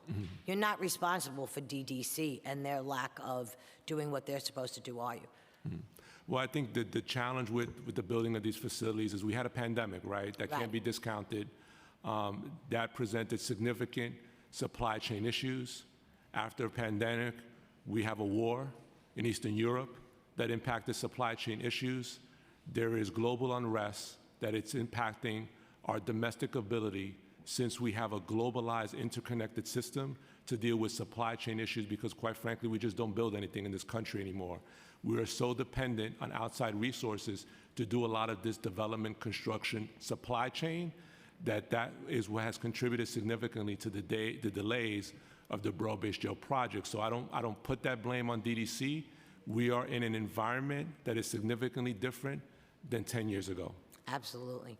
Okay, so the 6,000 inmates that we have in Rikers right now, out of that 6,000, 1,000 are the ones that are with mental illness and other illnesses? No, so we have approximately... Break that down again. So for mental illness, about 50% of the population has been diagnosed with some level of mental illness. Right. So let's just say that's about almost 3,000, just under 3,000. Sure. And those suffering from serious mental illness, out of that group, it's 18%. That's about 540 people. but we do have individuals that are charged with significantly violent crimes on Rikers Island. Correct. We have over 1,500 people that have been charged with murder, manslaughter, and attempted murder Correct. on Rikers Island, and almost 300 individuals that have been charged with rape and other sexual assault that are in our custody. Like we said once before, and it's worth repeating, Rikers Island is holding the worst of the worst as far as criminals go in the city of New York, because most of the criminals are most of the people that are arrested today for violent crimes are released in our turnstile system. So that's a fact. Yeah, well, we'll have to agree to disagree. Yeah. So I do want to say thank you for what you're doing. Thank you. And carry on. Thank you.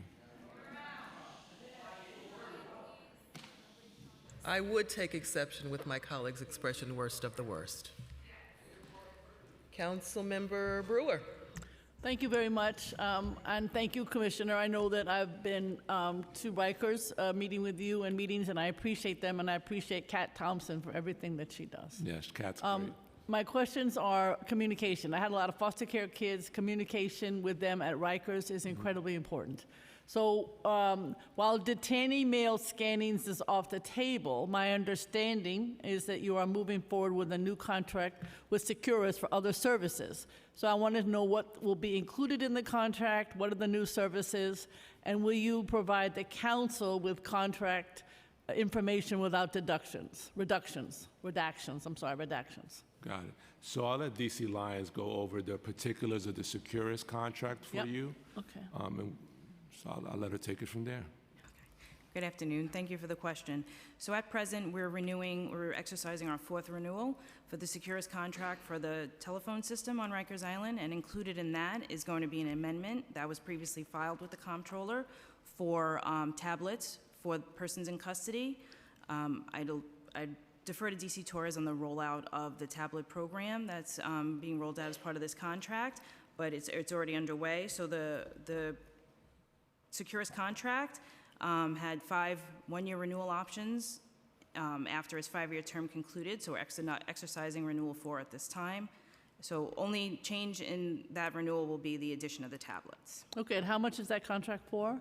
So the original annual renewal is up to, the capacity is generally $3 million. With the addition of the tablets, it's going to be approximately $5.4 million. 5.4, okay. And ma'am, if I could just add that, though that contract is going up, we did realize a net savings of $3 million from stopping the use of the prior tablet vendor, which was not delivering the services that we needed for the population. So the department did realize a savings of about $3 million.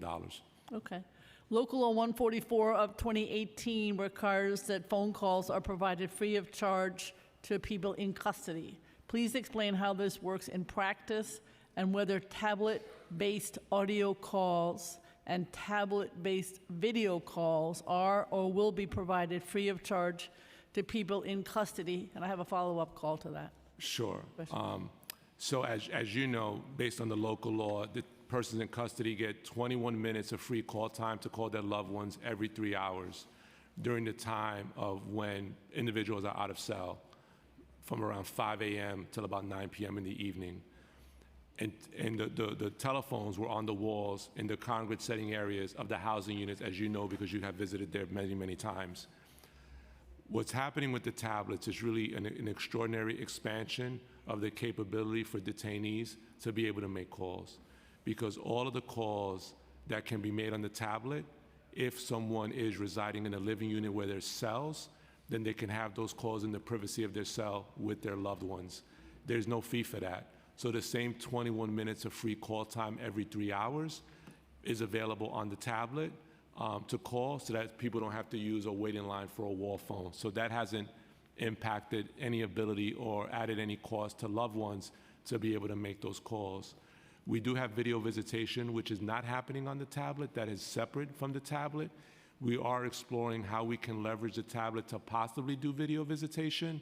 But it's not, I don't anticipate there being a fee for that, as we don't charge a fee right now for video visitation. So we just have to sort of figure out how we would do that if we were going to leverage to increase our capacity to do video visitation on the tablet. The FaceTime.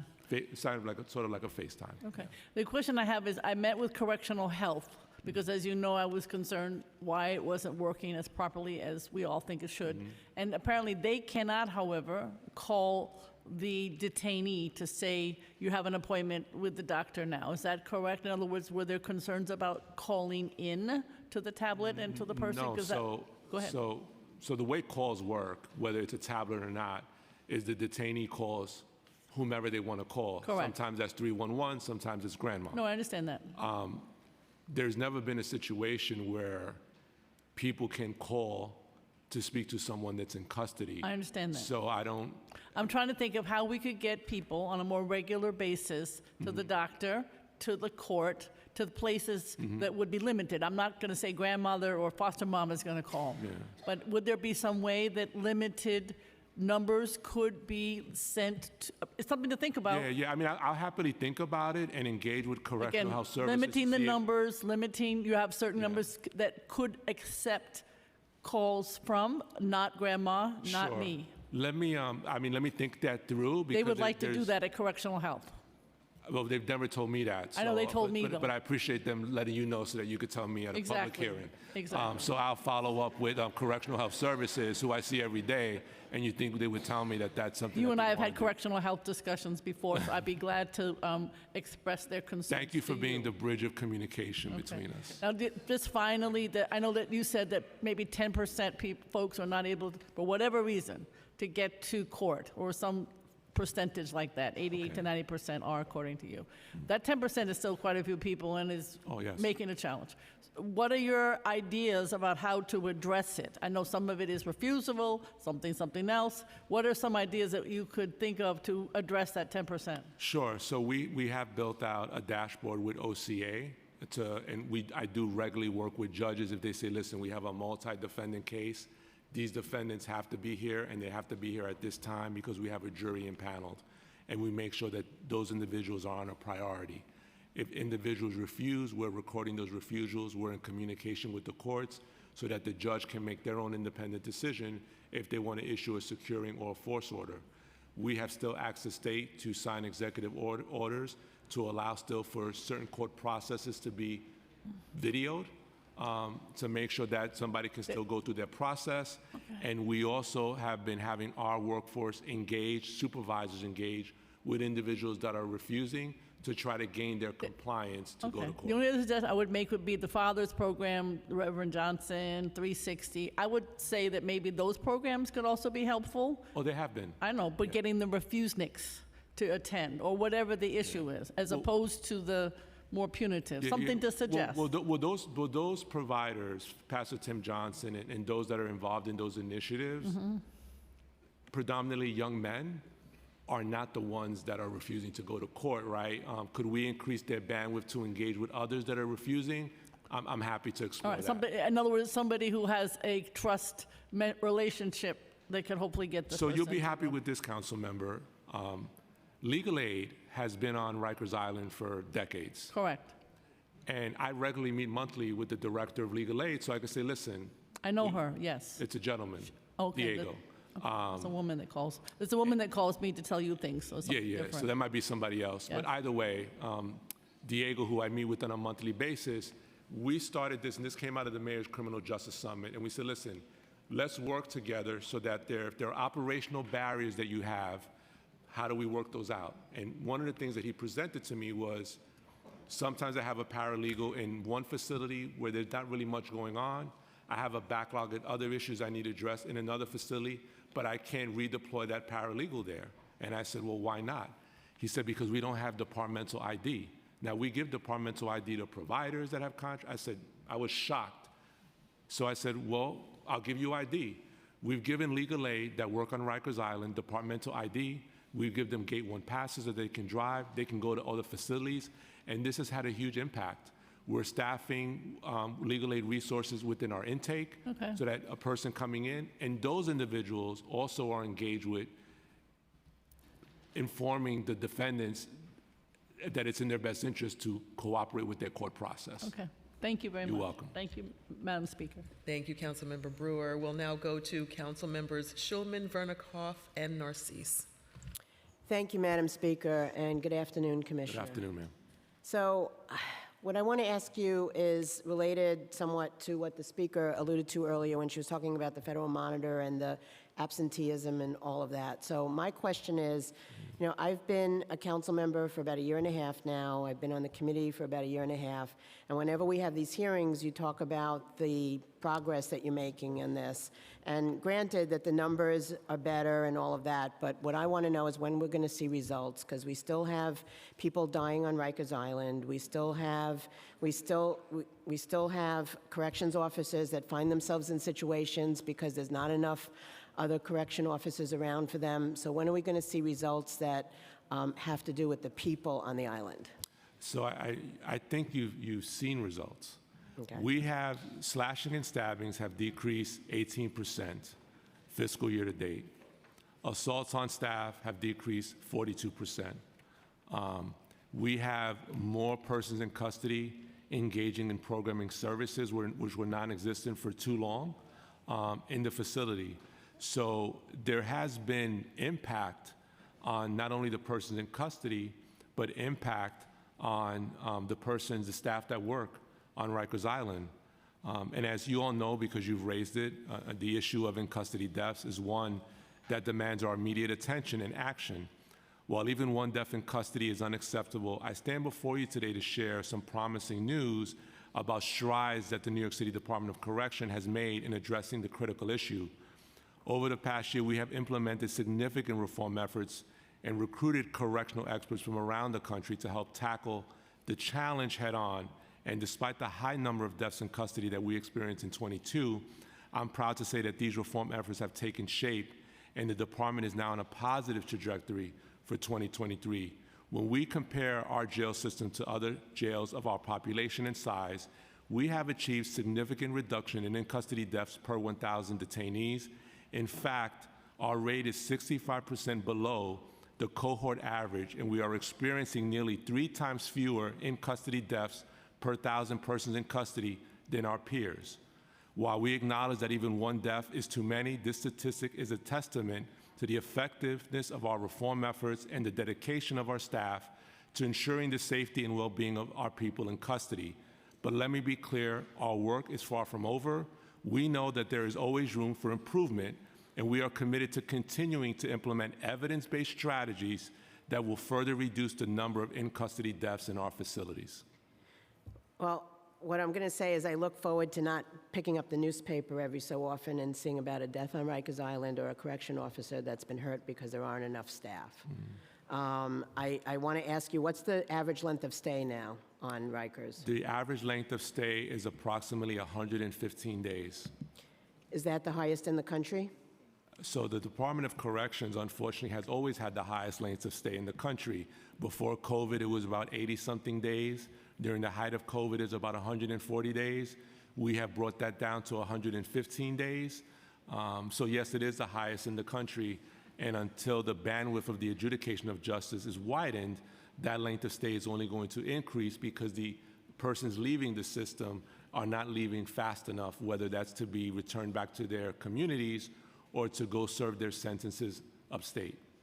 Do you have a breakdown of people that are there for the longest length of stay right now and why they're there? Yeah, what I can share with you is that if we have a defendant that's charged with murder, attempted murder, or manslaughter, which is 30% of our population, their average time in custody is about 17 months. If you're charged with a rape or a sexual assault, your average time in custody is about 10 months. When we look at persons in custody's time, we have approximately 500 individuals that have been in our custody for 2 years or more.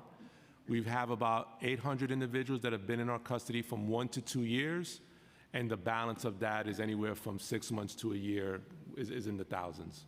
Okay, thank you. I just want to ask one more question. I know my time is running out. It's about women, trans, and gender nonconforming people. The 280-plus women, transgender, and gender nonconforming people held on Rikers Island are often overlooked. They make up 5% of the New York City jail population. They frequently have different pathways to Rikers as compared to men. A high number are domestic violence survivors whose crimes relate to their abuse.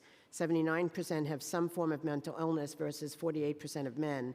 Many are caregivers, meaning incarceration can extend instability and trauma to the children and families who rely on them. Overall, women and gender-expansive people are lower safety risks than men and lower rates of recidivism. What resources is the Department and City investing in proven diversion and anti-recidivism programs geared towards women and gender-expansive people like SHERO, the Women's Project, the Women's Prison Association, and GLITZ to significantly reduce the population of people at Rosie's?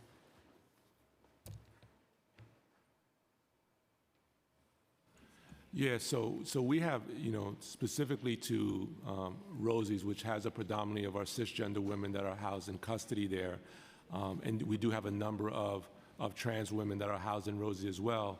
We have significant programming engagement for the facilities at Rosie's. Are we perfect? No.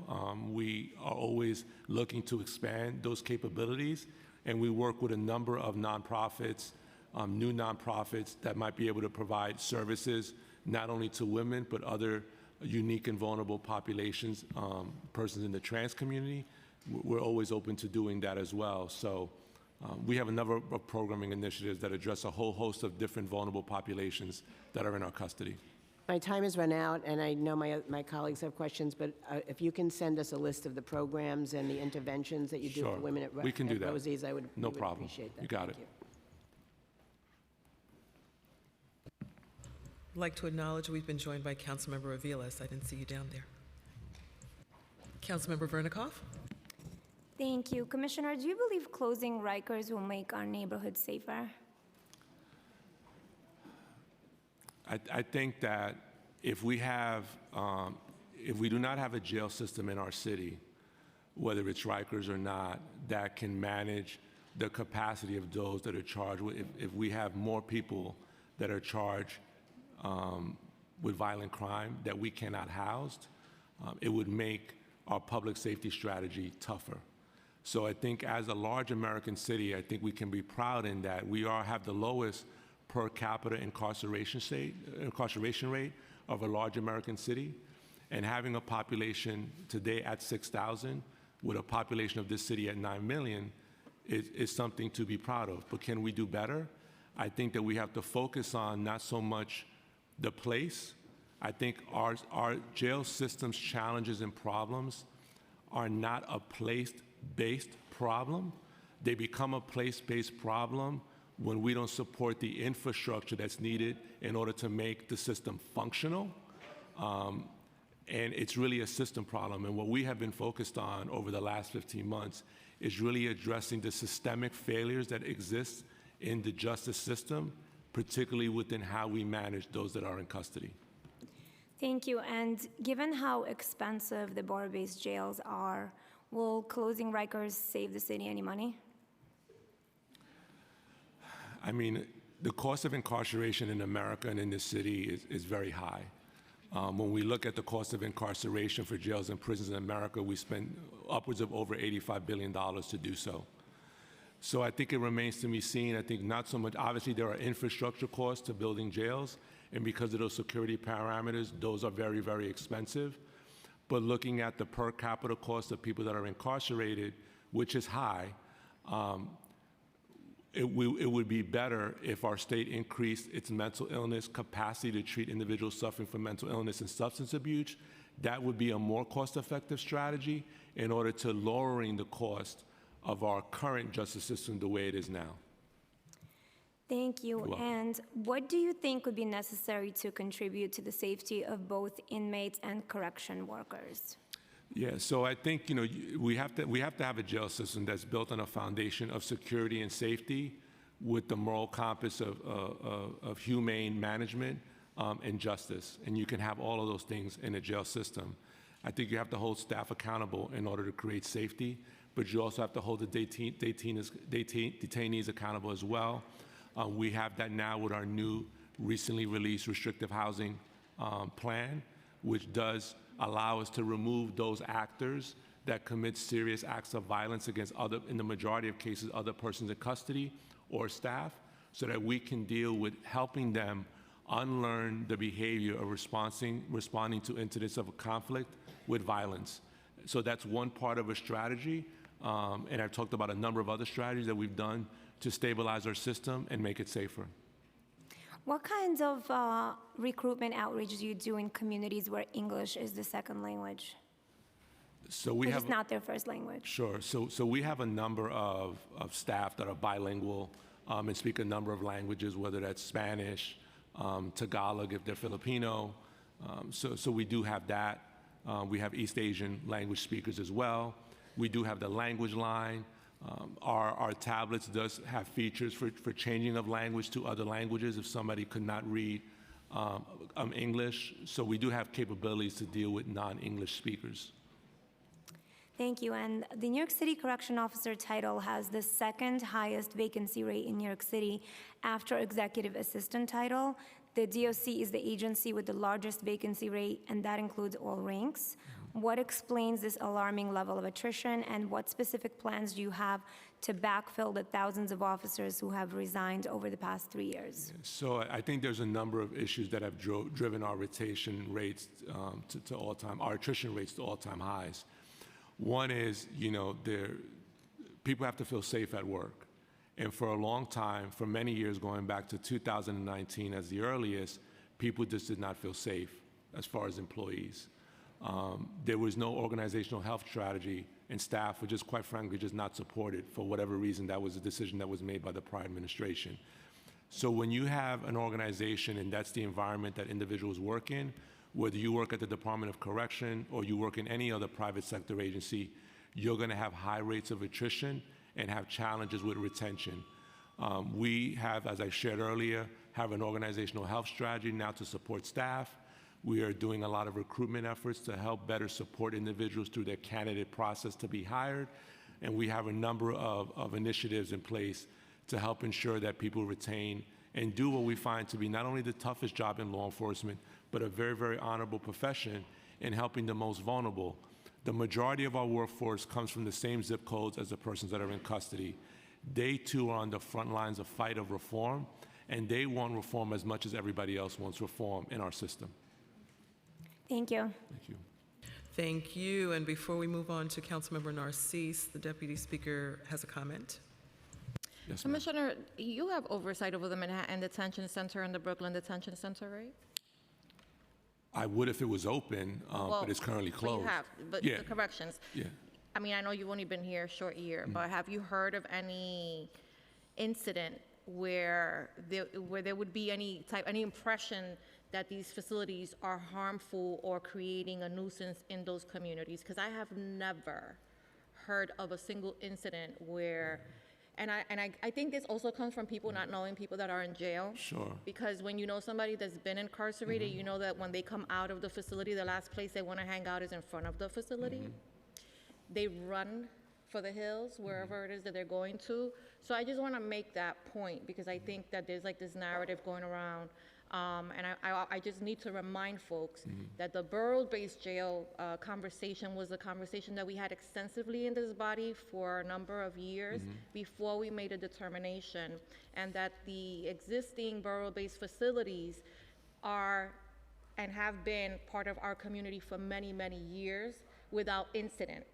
So we're not adding anything new. We're modernizing facilities that have been outdated, that do not offer the level of care, cannot offer the level of care and security that we should have in the city of New York. So I really want to put that out there because the fear-mongering, we can do without.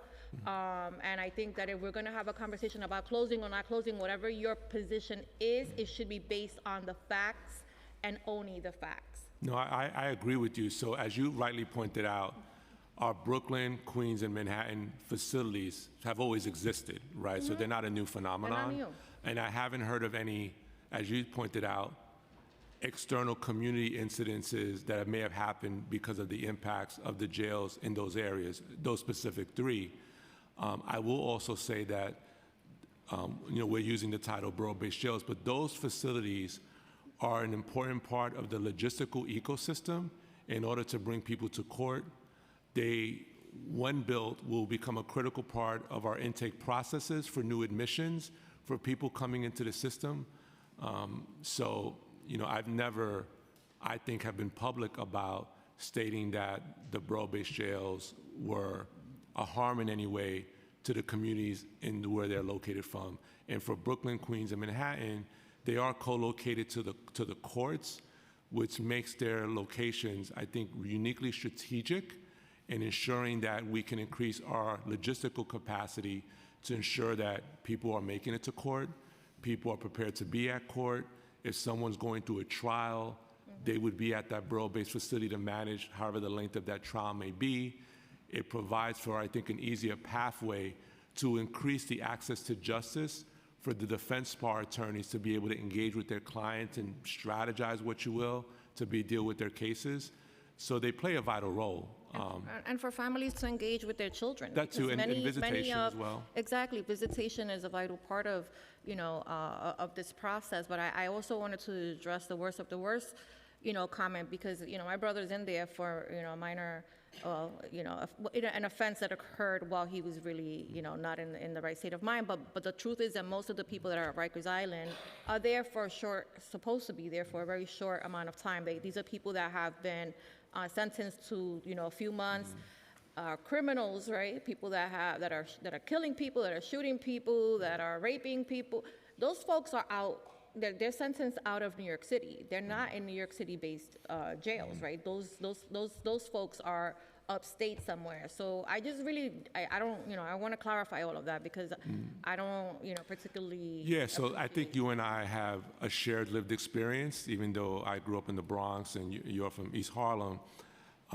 My loved one was on Rikers Island, and despite the mistakes that they had made, in my mind, I loved them very dearly, as much as I'm sure you love your brother, and I didn't consider them the worst of the worst. And I would have preferred also a different pathway for my loved one, especially as an adolescent, than having to be on Rikers Island. But that was the time that we were in, and I'm thankful that they're in a better place today than they were back then. I think that we have a lot of individuals that are placed in our custody that have significant needs. Do we have violent persons on the island that are driven by crime for whatever reason? Yes, we have individuals like that. They're awaiting their adjudication process. But we also have too many individuals that are suffering from mental illness, and they need a different pathway to service and manage their situation, and that pathway should not be jail and prison. And I think where we are in America today, that we still are heavily reliant on America's jail and prison systems to treat a cohort of residents of this country through a justice process is really sad. And I think that we are at a point in this city and state where we can make a real difference in really supporting those who are driven to a justice system because of mental illness and substance abuse. I appreciate that. Thank you. You're welcome. Thank you very much. Councilmember Narcisse, followed by Council Members Kagan and Stevens. Thank you, Madam Speaker, and thank you, Commissioner. We heard specifically that you made some changes in the design for the therapeutic unit at Bellevue. Is that true? That's absolutely true. Okay. Can you describe the detail in the design correction? Yeah, so the original designs of the therapeutic facilities, and I want to remind everyone, these facilities are going to provide medical services, but they are not designed just to be hospitals. So the designs changes that we submitted to Health and Hospitals Corporation to do this work was so that the designs were in keeping to the regulatory standards of the State Commission on Correction, because if the facilities would have been built absent those changes, then the State Commission on Corrections would have not commissioned the facility to be able to be opened and operated as a jail. Okay. Those therapeutic facilities are jails, first and foremost, that provide a unique set of services to medical needs, physical medical needs of those that need them. And their bed capacity is really small in number. Not saying that they're not important, but the designs have to be in compliance with SCOC standards and other minimum standards by the Board of Corrections. So you believe that those designs were important? Well, if the changes are not made, then the facility would not open. Oh, I'll be very flat out about that, because the State Commission on Correction would not commission it to be open. Oh, I got it. Okay, so we understand that 100 hospital beds to be open at Bellevue will be operated primarily by medical staff. How many DOC employees do you anticipate are needed to staff those units? Yeah, so in order to staff those units as they are configured, and this number is on a 24/7 basis, approximately at the correctional officer level, probably about 200. 200 of your Correctional officers at least, and then there'll be a number of supervisors that need to be assigned there as well. But CHS testified yesterday that their staff plan is based on existing staff moving with their patients who are currently at Rikers, and that they did not need more staff to operate this unit. Well, Why would that be different than you? Well, I let CHS and HAC speak for themselves. I think part of those statements are inaccurate. I will tell you that I don't see NIC closing, even if when the therapeutic units come online. That's my perspective, and I can walk you through a longer conversation on why that is the case. I think there are a number of staffing challenges with opening that therapeutic that are not ours alone. So if we need 200 officers to operate the unit, they're going to need a number of staff members to service that as well. They may be diverting staff from the larger Health and Hospitals Corporation network, possibly. I don't know, but I don't wholly agree with that assessment. Okay, thank you. From May 2022, Daily News, a Bronx Supreme Court judge found the city in contempt on Tuesday for failing to make sure detainees at Rikers Island and other city lockups are taken to their medical appointments. Judge Elizabeth Taylor had ordered the city to fix the problem in December, but the number of missed medical appointments in the jail in March shot up to 12,745, the highest number since July. How you explain that? Sure. So there were a number of challenges with medical appointments that I inherited. The first and foremost of that, on average, 50,000 medical appointments were being scheduled per month on average. And I think that number of medical schedule appointment is already challenging in any system where you have 50,000 medical appointments scheduled. That being said, we had staff come back, as I've testified earlier. Our absenteeism has decreased 70%. Our facilities moved away from 12-hour tours, and all facilities are running on 8-hour tours. In the second half of 2022, for a number of people are still refusing to go to medical appointments, and that's individuals' rights. People schedule time with doctors in the community and decide that they're not going to go for a whole host of reasons that they're not going to go. That's not any difference in the jail. What we have done is we have decreased to less than 1% those scenarios where we don't have staff to take someone to an appointment, and that's a significant decrease of where we were. But when we think about fiscally, on a fiscal year basis, or even a calendar year basis, we have over 500,000 medical appointments being scheduled per year for an average daily population just under 6,000 patients. Okay, so now, can you give me the statistic of the medical appointments that are being missed right now? So it's less than 1%. Can you give me numbers? A number, yes, I can, let me look it up here.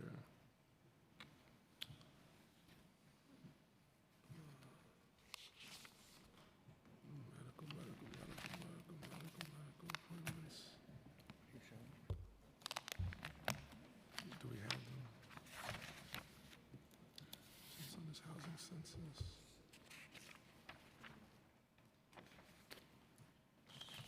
Yeah, you have them.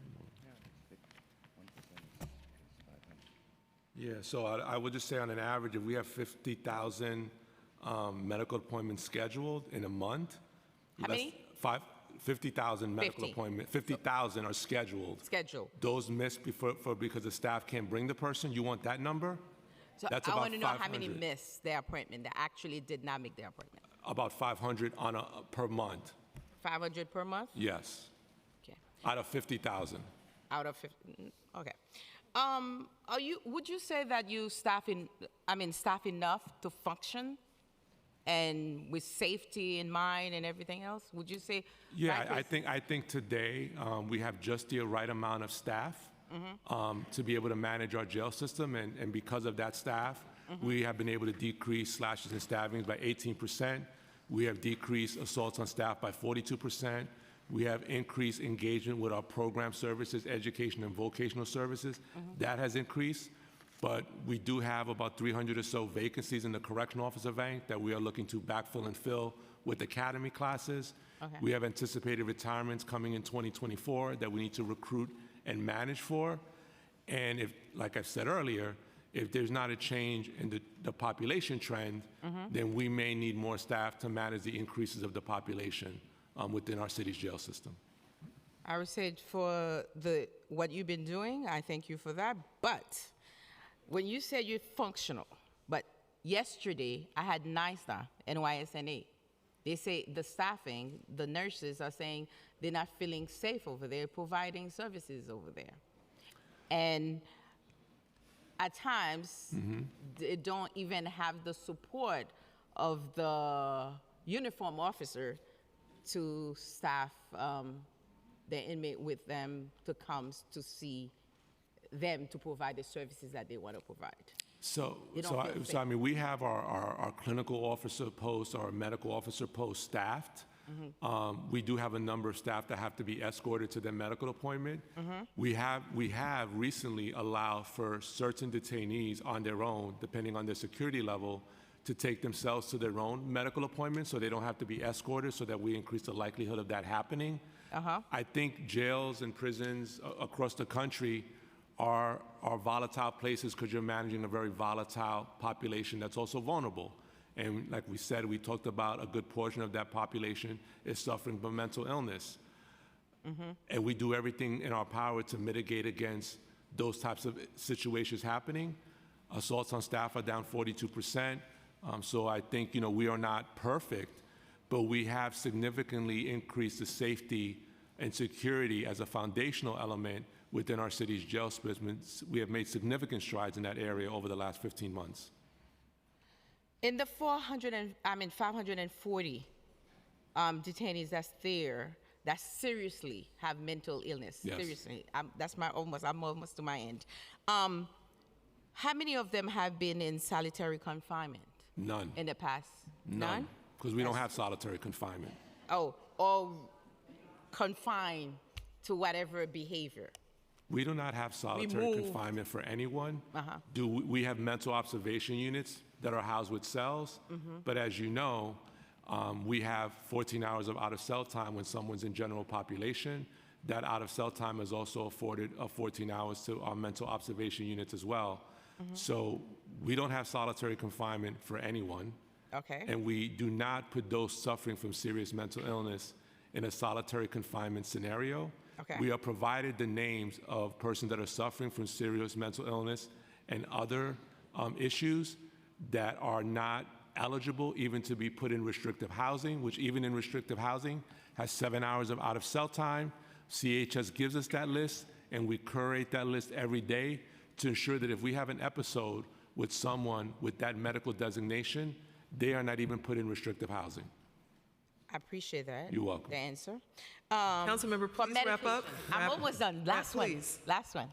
Medication. In terms of medication for Yes. those that's seriously ill, like illness, mental illness. Got it. For the medication, do you have a team helping them to understand? Because one of the things that being a nurse, working in the reentry program, I have learned that it is very difficult for folks with mental illness to take their medication and being a nurse. Do you have a team addressing that? Well, our medical services and mental health services are provided by correctional health services. I don't, they To make deal with sure they medication. comply. They deal with medication management. I would hope that they're proactive in engaging with their patients, the same way that our uniform staff and non-uniform staff is proactive in engaging with the population on a whole host of issues that we want them to participate in to address their justice involvement. I would presume that Correctional Health Services sees value in that so that we have a more patient-centered process to deliver health and medical services to our population. But you'd have to ask them if they have a team specifically that does that. Yeah, but thank you for that because they cannot be compliant. Thank you, Madam Speaker, because when I go with that, thank you. Thank you, Councilmember Narcisse. We've also been joined by Councilmember Gutierrez. Councilmember Kagans, followed by Councilmember Stevens, and I think we have one second-round question from Councilmember Brewer. Yes, ma'am. Thank you, Madam Speaker. Thank you, Commissioner. In December of last year, I visited Rikers Island. I saw what I didn't read in newspapers, like veterans section, for example, where American Army veterans are both inmates and correction officers. I saw health clinic with nurses and many, many patients. I saw a rabbi who recently hosted Hanukkah party in jail. I talked to staff and inmates. I also talked to a young guy in restrictive housing. He was there for 2 slashings. And I said, what are you complaining about? He didn't want to be, of course, in a restrictive housing, but at the same time, for 2 slashings in Rikers Island, he had to be separated from general population. And I also saw a lot of strong African-American correction female officers. And so I would like to say that it's a very dangerous, very much underappreciated, and very important job. That's what I would like to say. I have 2 questions. First question is about starting salary of correction officers. What is today starting salary of correction officers? We already know that police officers are starting in New York City with $42,500 a year, and school safety officers starting at $35,000 a year. What is the starting salary of correction officers in New York City? Yes, so the starting salary for a correction officer is at the base level, $47,857. There are other sort of salary benefits that go with that package that could bring the starting salary to just under $54,000 a year in the first year. Yeah, because again, this is dangerous and important job. They have to be paid properly, so you would not have problem with recruiting them. And second question, you mentioned in your presentation about some searches and operations to prevent fentanyl and other drugs coming to Rikers Island. So could you elaborate a little bit more? What is Department of Corrections is doing about this? Because it's a serious issue. Sure. All of this contraband and smuggling stuff. Absolutely. So we brought back the use of tactical search operations. Over the last 15 months, we had over 90 tactical search operations, and including 2 facility-led search operations, which have led to the recovery of over 5,500 contraband weapons and over, I want to say, 1,500 contraband narcotics and narcotics paraphernalia in our system. We have increased the use of our canine dogs to do narcotics interdiction, both in our mail searches and in our facilities. Our canines have also been recently imprinted with the common compound found in fentanyl. In many occasions, you might have fentanyl connected with cocaine or marijuana or tobacco, and our dogs were imprinted to be able to detect those, and we would detect those suspected narcotics not only for what we thought they were, but also to see if they also contain fentanyl. But we needed to get them trained and imprinted with fentanyl because in many occasions fentanyl is dipped in paper and clothing items, and sometimes it comes in packages, many times it comes in through the mail. We had a 26% increase in the successful interdiction of contraband narcotics coming into the mail. Of those over 500 and so incidences, we had a 290% increase in the interdiction of fentanyl coming in through paper in the mail. So we have done that. We have body scanning now. So we've started body scanning at the Robert and Daverin Center, which is also known as RNDC, of all persons entering that facility. We have a randomized body scanning process. We're evaluating that. It's our expectation to expand body scanning at all the facilities, but many of our facilities' footprints have to be realigned in order to allow for the access control, which includes a body scanner, to be functional. But we have done that, and I think a lot of this stuff should have been done 10 years ago, and it wasn't. So a lot of the stuff that we're doing now are practical, common sense solutions in order to mitigate against primarily drug contraband, weapon contraband from coming into our facilities. Okay, please relate to all correction officers that overwhelming majority of New Yorkers appreciate their hard work to make us safe. Thank you. Thank you, Madam Speaker, and hello, good afternoon. Good afternoon. I just have a couple of questions. So I just want to start with, I know in your opening statement you talked about some like the holistic approaches and how you're like breaking up gangs being housed together and things like that. But on my visits to Rikers, we definitely were speaking to some of the COs and the captains who were saying how like anger management, therapy, and those things are not mandated. And so I'm just wondering, and you talked about holistic approaches. Can you talk a little bit about what those holistic approaches are? And if there's an incident with a detainee and we're seeing that they need other services and we're putting them in the restrictive houses, why are we not having corrective action plans that's helping them get the services that they need? Because I think that that's one of the things that's missing, right? So we can put them in these places and separate them and do the things, but if we're not like mandating or pushing them to get the services, that becomes an issue. Because even one of the conversations we had with one of the captains, she said she talks to them and kind of like bargains with them so that they can go to these appointments and things like that, and was being very creative about it. But like, how do we get to a place where we're focusing more on the services than just the punitive measures? So I agree with you, and I think what I want to first point out to level set that we offer a lot of services, especially in restrictive housing, for individuals to address their issues, to unlearn responding to incidents of conflict with violence and physical violence especially. That being said, regulations, minimum standards by the Board of Corrections, and they will differ with you on this, because when we were talking about restrictive housing, they refused to have mandated participation in services to address the root drivers of why persons are responding to incidents of conflict with violence. So we can offer all the services that we do, and we do everything we can to try to gain buy-in from the detainee to participate. And sometimes we're successful in that, and sometimes we're not. Sometimes it takes longer to get someone to buy in.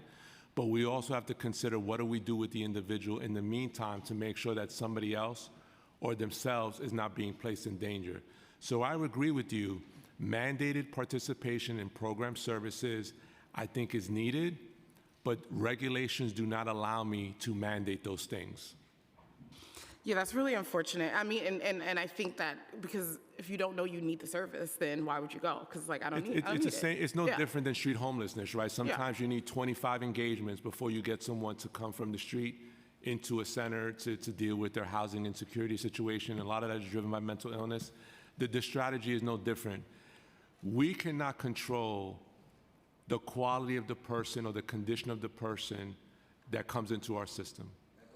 But we have an absolute obligation to do everything we can to change the trajectory of their outcomes so that they're better when they're released, whether they're being released back into our communities and returning citizens, or even getting them to buy into programmatic resources while they're with us, and having a continuum of care for them when they go to state facilities so that they can buy into the value of engaging in program services.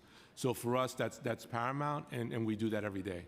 Yeah, no, and I hear you, and I know that there are restrictions around some things, but I do think we need to get to a place where we're really trying to push folks in that direction of saying, like, these services are needed. And so, you know, whether that's like, okay, you get, you know, extra time on the phone or whatever, but thinking about different incentives that can be put in place to even incentivize them going to these programs, I think is necessary.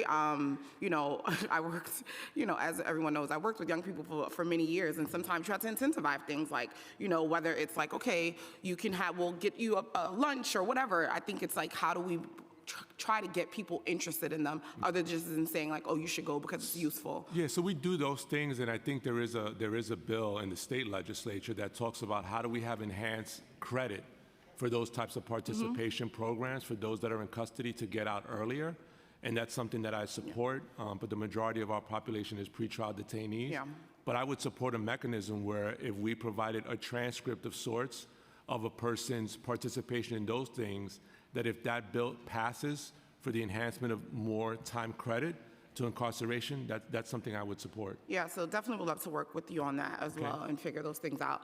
But just, I was having a conversation with someone who was recently released from Rikers Island. They were kind of talking about the conditions that they were in and talking about some of the bad actors and COs that are there. And I know you said you've already terminated about 250 folks for their different things, but some of the things that they were saying around like how, you know, when we talk about the drugs influxing into these facilities, how some of them were being brought in by them, how they were seeing other inmates being beat by correction officers. So can you talk about some of the things that you're doing to really really root out those bad actors? Because we know in every industry there's always some bad actors, and that's what always gets publicized. But I know you said you terminated 250, but like, what are you doing to really root those out? Because some of the things that he described that he saw, one was crimes, obviously, but two was just like, this is like crazy. So could you talk about some of those mechanisms that you put in around that? So there's a number of mechanisms. First is we have an investigations division that does investigations over a number of not only allegations of misconduct that may happen, in addition to evaluating every use of force incident that happens between its detainee and a correctional officer to make sure that it is within policy. In those instances, when we do find a person is not meeting our standard, then we have to make a determination, is it a training issue or more formal discipline has to happen to do that. And we take those measures, and sometimes we have to take immediate measures and maybe suspend someone, which I take no pride in having to do, but it's one mechanism in order to break the poor patterns of practices that have been developed over a decade within the department. We are rebuilding, reforming, and in order for us to have sustainable reform, part of that is not only training, and we've done a lot of reform in how we deliver training to our staff, but the other part is having a timely and meaningful discipline process to address issues. So when you don't address almost 4,000 cases in discipline, going back to 2017, which we inherited, and I talked about that, then that just reinforces poor practices within the department system. So we've adjudicated over 2,900 cases. Significant number of other cases have been weeded out where we've had to suspend someone or unfortunately terminate someone. We've taken those actions. We have had done more formal trials within our Office of Administrative Trials and Hearing process. In some cases, when the oath judge may not have terminated someone, I've overruled that decision if I thought it was warranted and terminated the employee anyway. But we are not going to incarcerate our way out of safety in the city, and we are not going to discipline our way out of reform for the small percentage of individuals that are bad actors within any organization. So the majority of our uniform and non-uniform workforce does a heroic and exemplary job to deal with a very volatile and vulnerable population that is placed under their care from the courts. And while I recognize that on occasion there's a small percentage of individuals that are bad actors, I can assure you I have been very swift and have done more in the area of discipline than probably the last 10 commissioners combined. Well, thank you, Commissioner. I do know you have a hard job. Like, you know, we have to acknowledge that that your job is not easy and most people don't want it. So I thank you for your thoughtfulness and the work that you're doing. Thank you. You're welcome. Councilmember Gutierrez, then Councilmember Brewer. Thank you, Madam Speaker. Commissioner, good to see you again. Good afternoon. I have two questions. My first one is my deep, deep concern for the lag time on the reality that the path to close Rikers has a deadline of August 2027, not just to decarcerate, not just to do away with this jail system, but also there is an environmental justice plan that was very thoughtful, that was implemented for years by advocates. You grew up in the Bronx. You know this impact. You know this EJ impact better than anybody. I represent North Brooklyn. I know this. So it's really disheartening to understand that the plan is not moving forward because the impact is not just on decarceration, but it's also on the future of Rikers. So can you share, I know there's been a little bit of lag of transferring of the property from DOC. I think DOC's missed 2 of those deadlines, transferring it from DOC to DCAS. So can you share a little bit about what is happening there briefly. Sure, I haven't missed any of the deadlines. The deadlines require us to evaluate what land transfers need to happen to DCAS, and we have not identified any land that is not within inactive use that we would need, so that's why no transfer were made. Right, but are you intentionally keeping these jails populated so as not to meet this deadline? Because I'm looking at how numbers. could I intentionally keep the jails populated? I'm looking I don't at put them in jail. I'm looking at populations in several of these jails, including the Otis Bantam Correctional Center, AMKC. This is what I'm talking about. You know the law. I get you, and I understand it very well. But it does not feel that you are actively, it feels like you are actively standing in the way of depleting the population so that we can start moving these properties. It feels like you want to actually expand it so that you can continue to hold on to it. And correct me if I'm wrong, if you have it in front of you. You are very wrong. Let me know what. Not depopulating. I don't have the power to depopulate persons that are placed in our custody that are pretrial detainees. I don't have the power to do that. And I don't have the power to put anyone in jail either. All of that power rests with the courts. I disagree, but all right, I'm going to move on. Okay. I have there you have limited it then. time. My question is for, I guess, why would the department, you mentioned earlier about reopening OBCC, am I? Okay. And just looking at the population of empty beds, why do you feel, or why are you contemplating reopening OBCC, considering the amount of empty beds at this site? Well, one is we need to really stop operations at AMKC. And our plan is to Stop operations, okay. To transfer individuals that are in our custody to OBCC because OBCC is a better built facility. It has some infrastructure improvements that need to be made, which are being made now and can be made very quickly because currently we don't have any persons in custody in the facility, so we're able to actually send our teams out to address all of those issues. AMKC, as is publicly known because it's in our action plan, has about 800 cells that have locking mechanism challenges. The cells within OBCC do not have those same challenges, but needs issues to be addressed. So instead of waiting years to fix all of the 800 cells that need to be fixed at AMKC, we are being proactive and saying it's much more economically responsible to transfer those individuals from AMKC to OBCC and improve the quality of their environments because of the agedness of AMKC and its size. And can you confirm how many empty beds you have at AMKC? Is it 600? No, AMKC's bed capacity is about, I think, 2,100, and we have 1,964 people in AMKC. Oh, so you have more than that. And what is the timeline for reducing that population at AMKC based on what your response? Well, so the population wouldn't be reduced, the population would be moved. My hope is to be able to do that by midsummer. And you wouldn't close AMKC? I would. You would? Yes. Okay, and so would that be the next property transferred over to DCAS? It's possible. How confident do you feel in the summer? I mean, there's construction work that's being done at OBCC, so I mean, I don't have a problem updating your office on our progression. Our goal is by the midsummer, but anything can happen between now and then. Okay, Madam Speaker, can I ask just one more follow-up question? I apologize for running over. The next question is regarding the detainees who are shackled to desks, and I know you saw the coverage of it, many folks did. Two questions that I have. I know that last July you said, obviously by a lot of advocacy by the Board of Corrections, you were doing away with these desks. Yep. Now I'm concerned that they're being brought back. On average, how many inmates are being forcefully shackled to their desks to engage in activity in classes?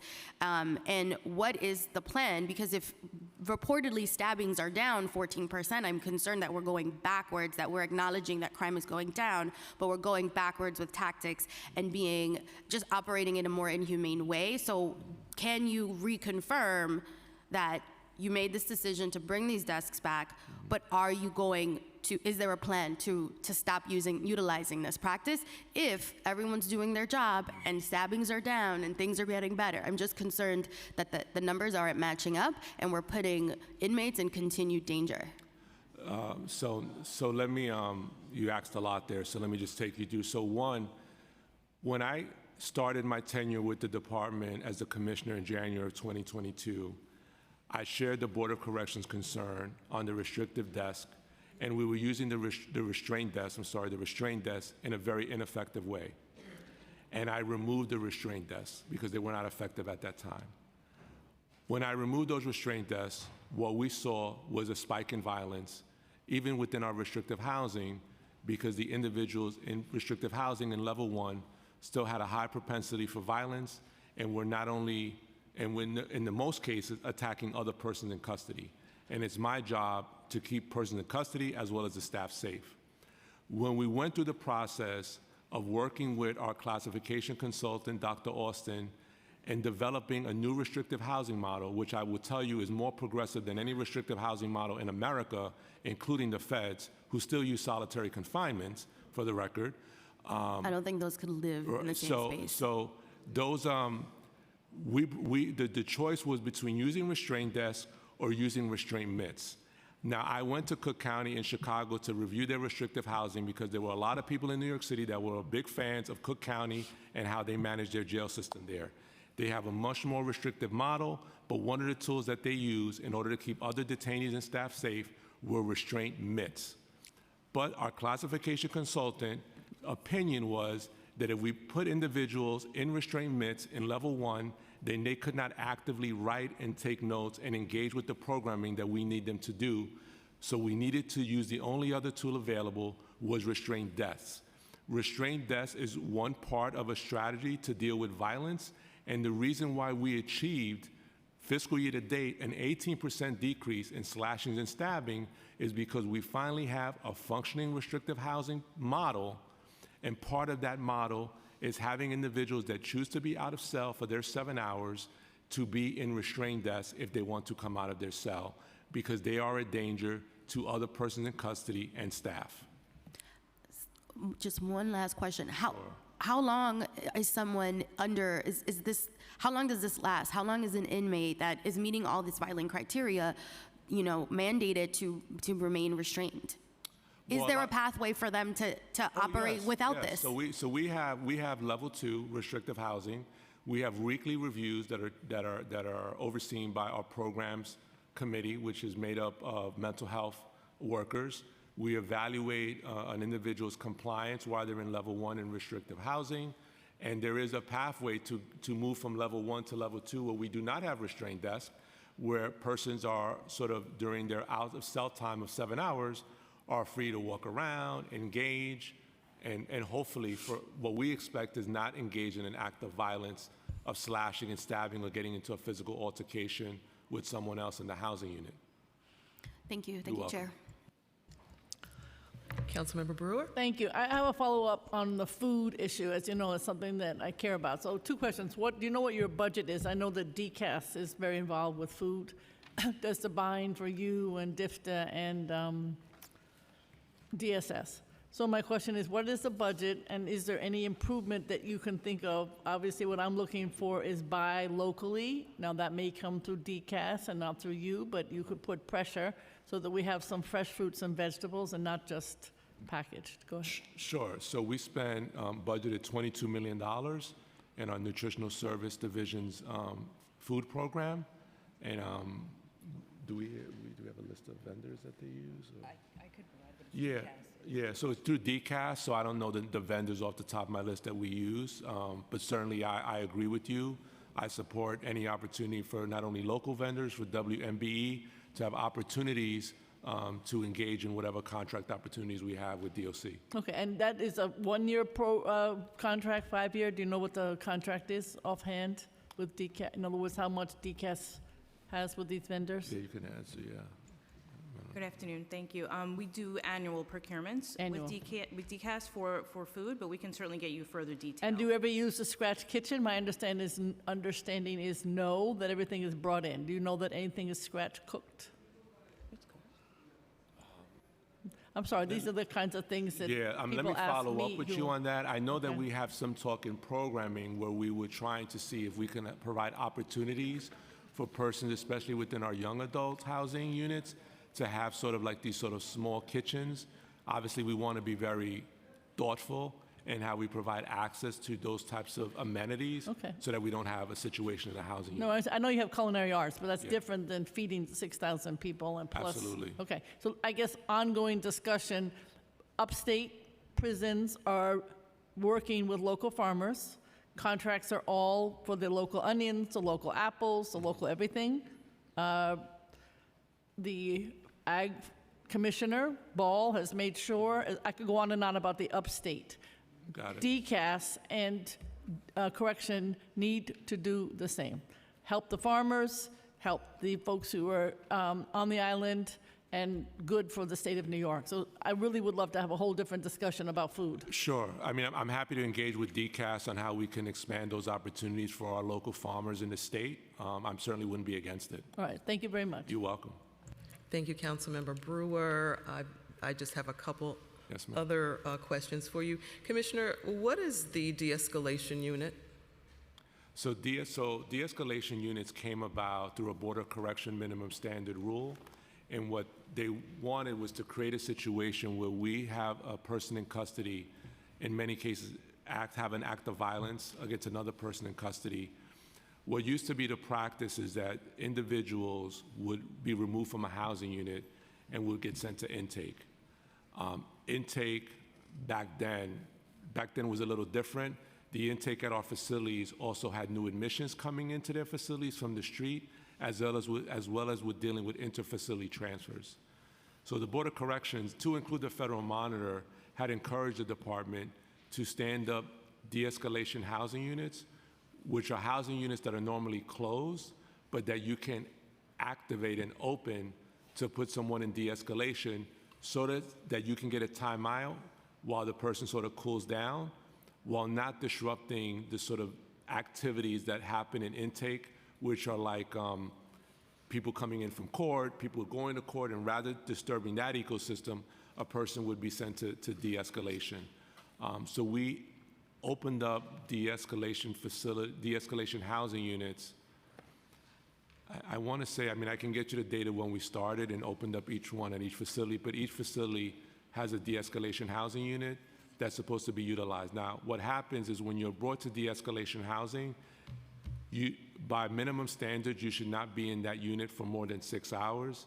If it's determined in most cases that you cannot go back to your original housing unit, then what would happen is you would go from de-escalation possibly to another housing unit within the facility, but in some cases you have to go to a different facility, which means that you would have to engage with the intake process to be moved from one facility to another.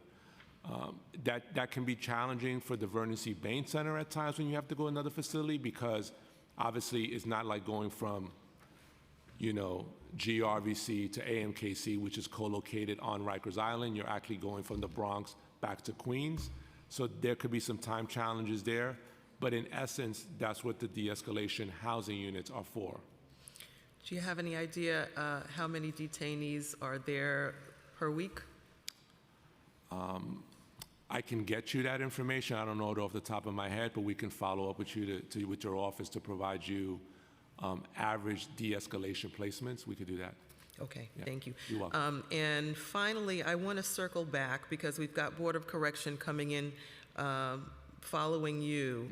When I spoke earlier about the video access, and I will be dealing with this with the Board of Correction as well, I just need clarification from you because you said, and I left it alone because I knew I was going to circle back to it, that the Board of Correction engaged in significant numbers of reckless leaking of video. So weren't the videos obtained by the Board of Correction legally obtained by the Freedom of Information Law, which entitles them to obtain the video? That would probably be the Board of Corrections estimation of how the videos were released. I have a difference of opinion on that. I think that they, in my opinion, and I don't have proof of this solidly, that they worked in collusion with others to specifically ask for specific things so that they could be shielded by the FOIL process to have those released. And I think as we're trying to return and rebuild an agency, that is not a productive way to sort of address issues. So that is basically your feeling. That is not the interpretation of the charter. And that is what I'm relating to right so now. I'm interpreting the In charter their correctly, ability ma'am. to get the information and the video that was legally obtained by them because of the Freedom of Information Law. I would say that's the Board of Corrections position, it's not mine. That is the charter. Okay. Thank you very much for your You're time. welcome, ma'am. Thank you for your time. Thank you all for being here today. We're going to stand in recess for about 10 minutes. Thank you.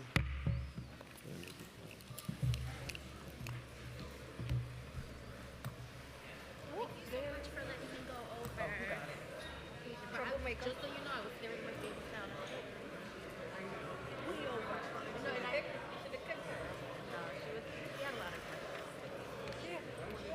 She had good questions, though. She had good questions. Yep. Let me tell you, my sister is crazy, and I love her so much. I do too. I do too. I love her so much. We're going to hit 10. Do you need a lunch break? Because I do. Go. Can you start real soon? If I'm not back, I'm going to take a couple bites of my sandwich. Yep. I appreciate you.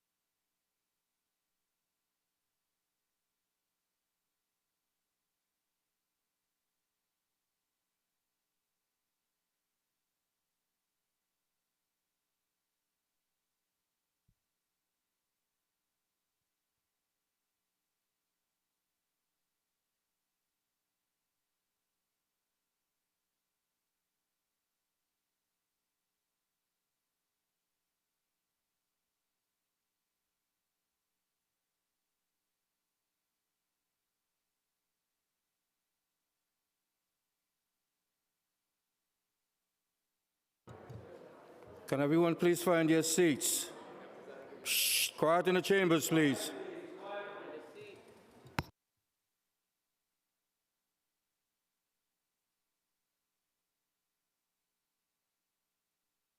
Okay. Thank you. Welcome back, everyone. We're now in the New York City Board of Corrections portion of this hearing, so I will turn it over to our committee staff to swear you in. Thank you, Madam Deputy Speaker. I will now swear in our last panel of administration witnesses. With us today from the Board of Correction, we have Jasmine Georges-Yilla and Danielle C. Ortega. If you could both please raise your right hands. Do you affirm to tell the truth, the whole truth, and nothing but the truth before this committee and respond honestly to council member questions? Yes. Yes. Noting for the record that all witnesses answered in the affirmative, you may begin your testimony. Thank you. Good afternoon, Deputy Speaker Ayala and members of the Committee on Criminal Justice. I am Jasmine Georges-Yilla, Interim Executive Director of the New York City Board of Correction. I have had the honor of being in this role for the past 2 weeks and look forward to partnering with you to fulfill BOC's mission. I am joined today by Danielle Ortega, BOC's Director of Human Resources and Budget, and I thank you for the opportunity to testify. I'll begin my testimony by providing a brief background on BOC's mission and work, followed by a discussion on BOC's budget for fiscal year 2024 and the agency's top priorities and new needs. BOC is a 9-member independent oversight board charged with ensuring that the Department of Correction and Correctional Health Services meet BOC's minimum standards, which cover the care, custody, correction, treatment, supervision, and discipline of all people held or confined under the jurisdiction of the department. Our role is to regulate, monitor, and inspect the city's jails so they become safer, fairer, smaller, and more humane. BOC's minimum standards set the baseline for what must be provided to people in custody in the city's jails. This baseline must be met if the city is to have a humane correctional system. BOC has carried out critical independent oversight for the City of New York since 1957, despite being a relatively small agency with limited resources. BOC's regulations cover the original minimum standards from 1978, as well as newer regulations in 1985 concerning access to mental health care, and much newer regulations in 2017 concerning prevention of sexual violence to people in custody, reporting on serious injuries, and minimizing the use of punitive segregation and other restrictive housing models. The New York City Charter mandates BOC's 5 oversight functions, which include the power and duty to 1, establish and ensure compliance with BOC's minimum standards, 2, investigate at any time any matter within the jurisdiction of the department, 3, review grievances from people in custody and staff, 4, evaluate the department's performance, and 5, make recommendations on areas of key correctional planning.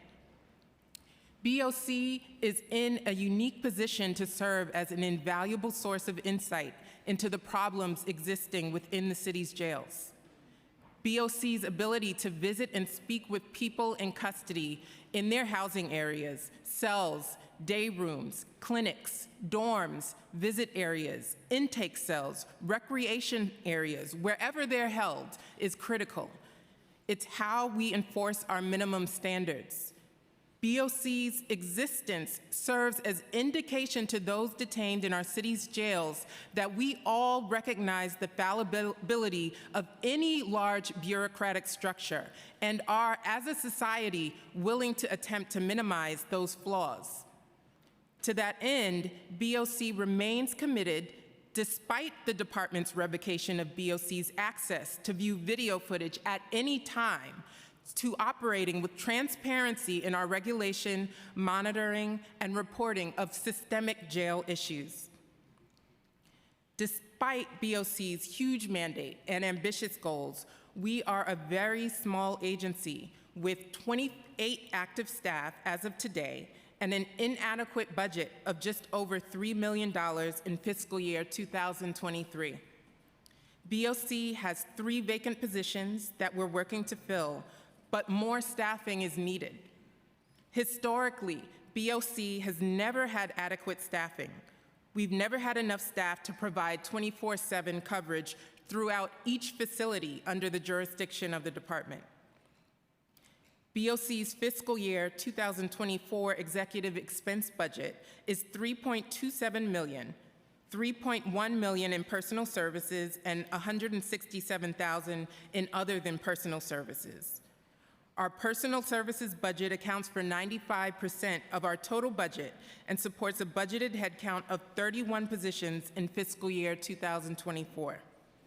Our other than personal services budget, 5% of our total budget, supports all of BOC's needs, including supplies and materials, telecommunications, training, and even BOC's heat, light, and power costs.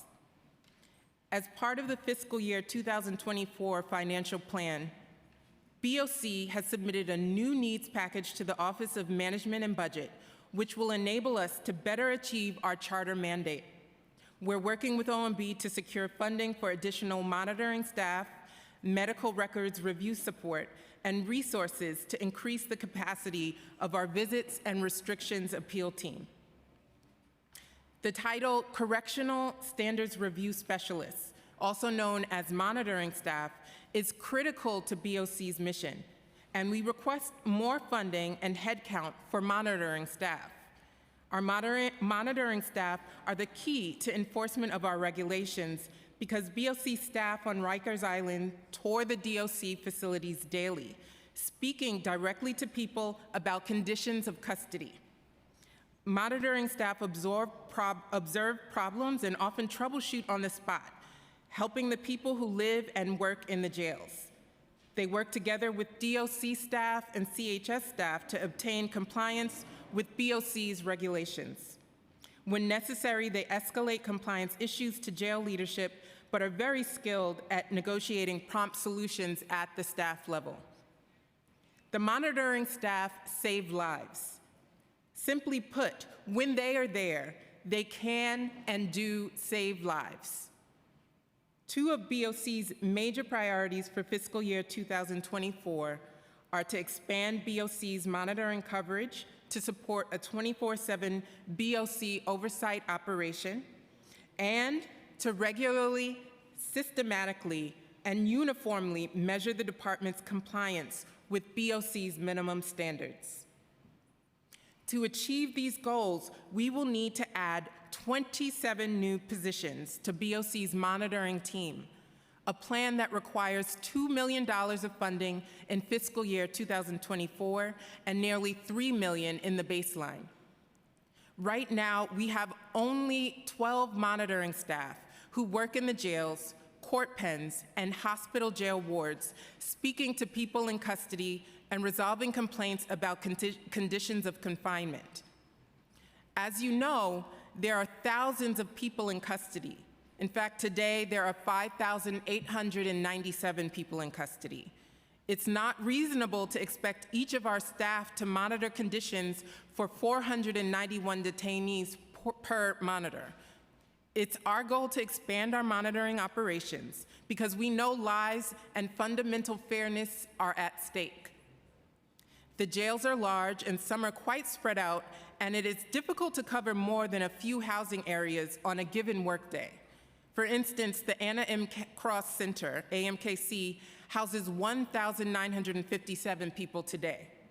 It's an old structure built in 1978 with many long hallways separating housing from clinic and other space, and the footprint covers 40 acres. AMKC houses many people with serious mental health and medical needs. Production is not easy at AMKC, and neither is monitoring. This is a structural problem. As you can imagine, many of the people in custody want to talk to our staff as they make rounds, so our staff learn how to triage their time moving through the facilities, trying to reach those who may need it most.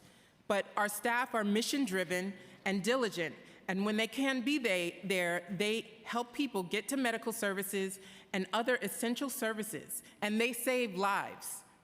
We need more of them. The people who live and work in our jails need more of them. The size of the custody population and the special needs of the population are critical benchmarks we should always bear in mind when looking at the BOC budget. We also request more funding and headcount for medical staff. 19 people died in Department of Correction custody in 2022, and 1 has died so far this year. BOC has a special investigation team that reviews death and near-death incidents and also convenes CHS together with DOC for joint death reviews. Our staff review death records, health records, speak with witnesses, and review documents and recordings concerning care in custody. They are a small unit, 2 people, doing an excellent and important job, but they do not have any medical expertise on staff.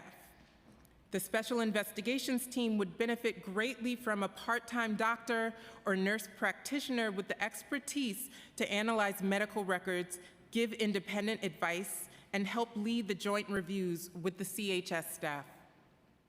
In addition, we request more funding and headcount for visit and restriction appeal staff. Currently, BOC has only 1 staff person, an appeals coordinator, responsible for handling all visit restriction complaints and appeals brought to BOC. We need more. Under BOC's minimum standards, whenever the department decides to revoke or limit a person in custody's or visitors' visiting privileges, any affected person may appeal directly to BOC, after which BOC has a short window of time to issue a recommendation. We must improve access to the BOC appeals process for people in custody and for their families, and also improve public education about visiting rights and the appeals process. BOC requests 1 position and associated funding in order to hire an appeals analyst. With this new appeals analyst position, BOC will be able to investigate other types of restrictions on rights and privileges grounded in the BOC's minimum standards, such as access to recreation, religion, publications, and correspondence. Under the guidance of the appeals coordinator, the analyst will handle religion, correspondence, recreation, and other restriction complaints and appeals brought to BOC. The appeals coordinator is the only staff member working in this area. Approval of this request will allow BOC to better meet the need, objectively balancing individual rights with institutional security considerations. BOC also needs additional staff and resources to focus on the review of the city's borough-based jails plan.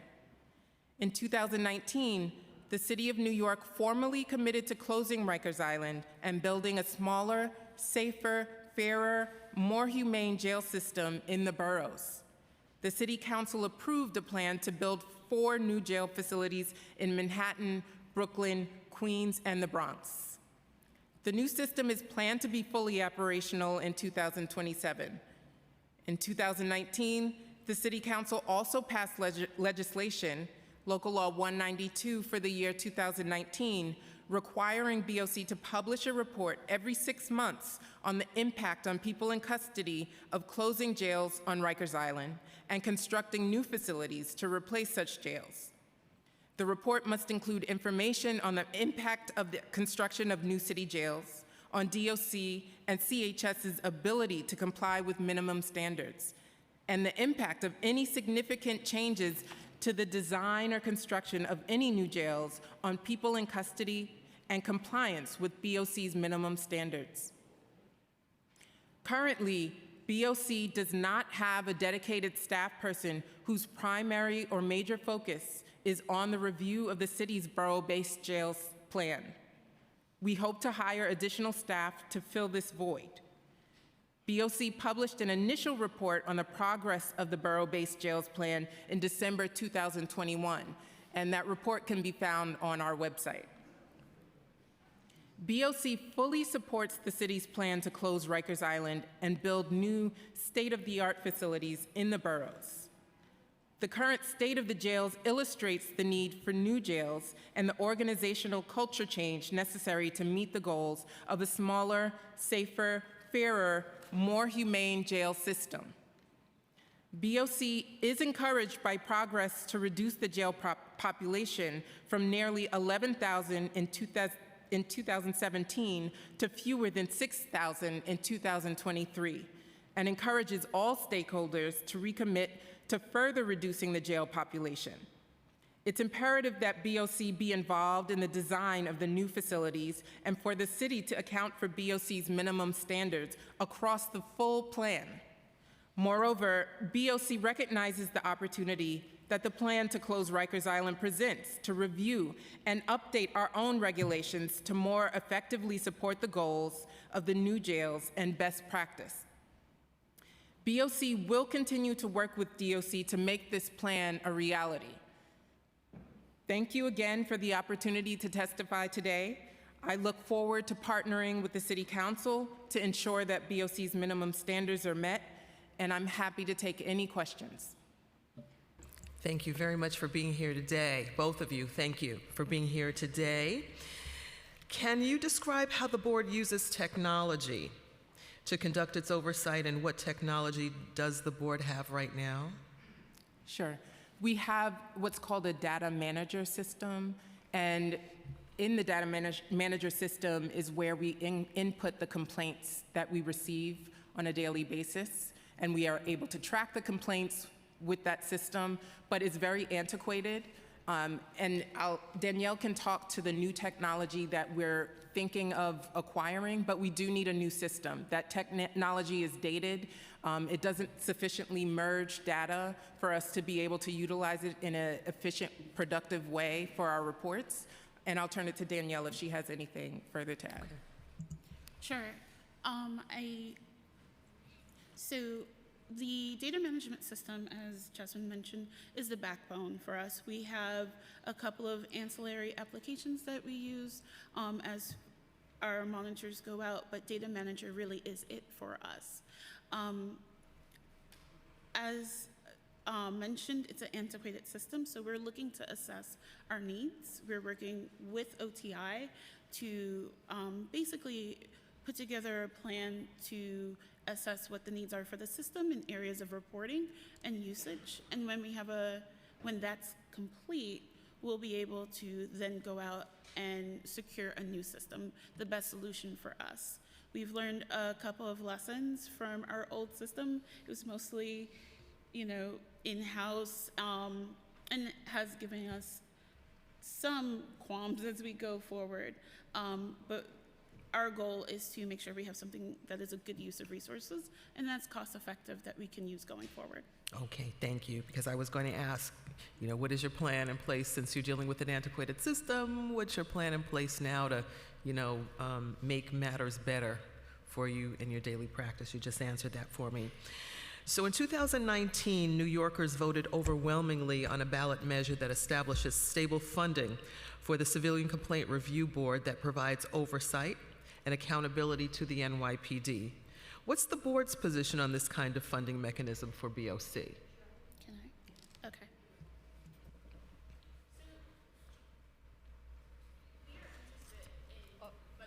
Is that on? Sorry. We're interested in funding of that type, and we've put together an internal committee. I know we have come to the council before, and the council in the last plan cycle has proposed an idea of tying our budget to the Department of Corrections budget. With sort of a fresh reset at the board, we've decided to take our internal resources and look at what's a viable option for us. We appreciate any support because I believe that the CCRB change took a charter revision, and so that's a long process for us. But what we are hoping to do is, once we get that committee together and they have their recommendations, the committee's together. Once the committee comes back to us with their recommendations, we will then move forward with the best solution for us. And how would a stable and independent budget support your oversight mission? So, as we mentioned during our testimony, the Board of Correction is rather small. Our budget is roughly about 0.27% of the Department of Corrections budget. Even if we were something as the council proposed last year, which is 1%, it would be $12 million, which is about 4 times of where we are now. Us having additional resources will allow us to do things like additional monitoring, reporting, and really meeting our standards. We feel that we've taken a good first step in that, in asking for additional resources to expand monitoring in this plan cycle. And so allowing us to have sort of those stable resources, stable independent resources will allow us to do more of our mandate. And I'll just add a part, 2 of our main priorities for this budget cycle and for the years going forward is to really expand to a 24/7 monitoring oversight operation. And we can't do that with 12 monitors with a lack of Genetec access 24/7. That is, it compromises our oversight work and our charter mandate. So to be able to regularly and systematically report and do 24/7 oversight, we need more funding and more staff. Okay. I noted that in your opening remarks that you did emphatically say that you were in support of closing Rikers, which we appreciate that. Closing Rikers and the borough-based jails plan is an opportunity for more oversight and input from the board. So what's the board's role in borough-based jails right now? Well, recently we have communicated with the Department of Corrections team that's working on the borough-based jails plan, where we haven't been invited to, I believe there's a task force of agencies that are thinking about what the plan should be and how it should work and how to meet the goal of 2027. We are not on that task force, but we do plan to have quarterly meetings with DOC's team that is thinking about it. So it's important that whatever the design is, whatever the construction is, keeps in mind the minimum standards, because that is how whatever system, whatever jail structure goes forward, that's how it will be ensured that it's smaller, safer, humane for the people who are in custody. And I know that your staff isn't a large one, but even given that, do you have any dedicated personnel right now taking a look at the borough-based jails, what that would look like, and sizing that up on your behalf? We do not. We do not have a dedicated staff person. That role right now is with our Deputy Executive Director of Monitoring and Research, and she also has many other roles. So we think it's important that we have a staff person that is dedicated to the borough-based jail plan review, because it's such an important issue, and that's a part of what our funding request is. Okay. I'm going to transition now, and then I'll hand it over to the Deputy Speaker. I don't know if you were listening to the testimony from the Commissioner earlier when I was speaking to him about the video and issues of video as it pertains to the BOC. And he had his perspective, which in part I definitely disagreed with as far as the law is concerned. So how does the BOC use video footage to further its oversight mission? Well, it's an important tool in our oversight because we have 12 monitoring staff. We use, and I'll give you an example actually from one of our monitoring staff, uses Genetec to view what's going on inside the jail when we can't be in there physically present, and also to see what's going on inside the jail when we're not there, because it may be different than when our presence is in there. And so in certain instances, a monitor may view and see a fight that's going on in an unstaffed area of the jail. And this was actually something that that happened. A monitor saw that a fight was going on. It was in an unstaffed area. So for that person's physical safety, the monitor went to the area, had the department come into the area to have that person transferred. And I stressed in my testimony that monitors save lives. And that's just one example of how they use Genetec to save lives. So it's important that we have that access to the video footage. Okay. You're touching on the next question that I have, because prior to January, when the DOC announced it was changing its policy, can you describe in detail the nature of the BOC's access to video footage within the jail system? Can you repeat that? Can you just, in other words, can you tell us in what types of circumstances you would request video footage to be used and what it would be used for? Prior to it being? Prior to January. So we had remote access. We had access to log on to computers in our offices to be able to view it in real time without making requests. So the decision to restrict and limit the access is very drastic to our operations and how we use it. And it's important to note that historically we've had this access. This is how we've worked, and this is how the DOC has agreed to have us work together to perform our oversight. So it's unfortunate that that is what the position is. So what access does the BOC have right now as far as video, obtaining video in the jail? So right now, I don't know if the commissioner explained what the limitation is, but we, according to the department, need to make specific requests to review body-worn camera footage. We need to, if we want to review Genetec footage, go into a surveilled room, and we're restricted from 9 a.m. to 6 p.m. And this really contravenes what's in the charter, because it says at any time we can investigate all facilities under the jurisdiction of the department. And the fact that we historically have been able to do that through video footage and now are not is a contravention of what's in the charter. Executive Director, what do you make of the Commissioner's statement that the BOC engaged in significant numbers of reckless leaking of videos? That's false. Thank you very much. Deputy Speaker.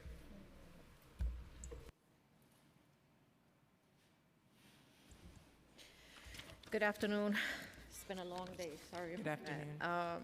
So at your March hearing, your board members refused to vote on the implementation of the new system in which the incarcerated individuals receive mail. How will this action affect the implementation of the program? So at the March meeting, the board did not vote, so they took no action on the variance request. So at this time, there is no variance, and the board's minimum standards are still in effect and should be complied with. All right. And at the board, your board members received testimony from several people in custody who claim to have been abused or neglected while in DOC custody. As an oversight body, what actions have been taken in light of these recent testimonies? Actions, can you repeat that? Your board members received testimony from several people in custody who claim to have been abused or neglected while in DOC custody. As an oversight body, what actions have been taken in light of these recent testimonies? Well, we log, as I was explaining to Madam Speaker, we log all of our complaints in the data manager system. And as of December 2022, we had 2,207 log complaints. And with those sorts of complaints and grievances on conditions of confinement, we follow up with people. We visit people in their cells, in the areas that they're housed in. We follow up with DOC leadership to make sure that the minimum standards are being complied with. And we make sure that we close the grievances that we receive and log into our system to make sure that all of our minimum standards are being complied with, and that people in custody's individual grievances are being taken care of. How does an inmate know to contact you? Is that information readily available throughout the different houses?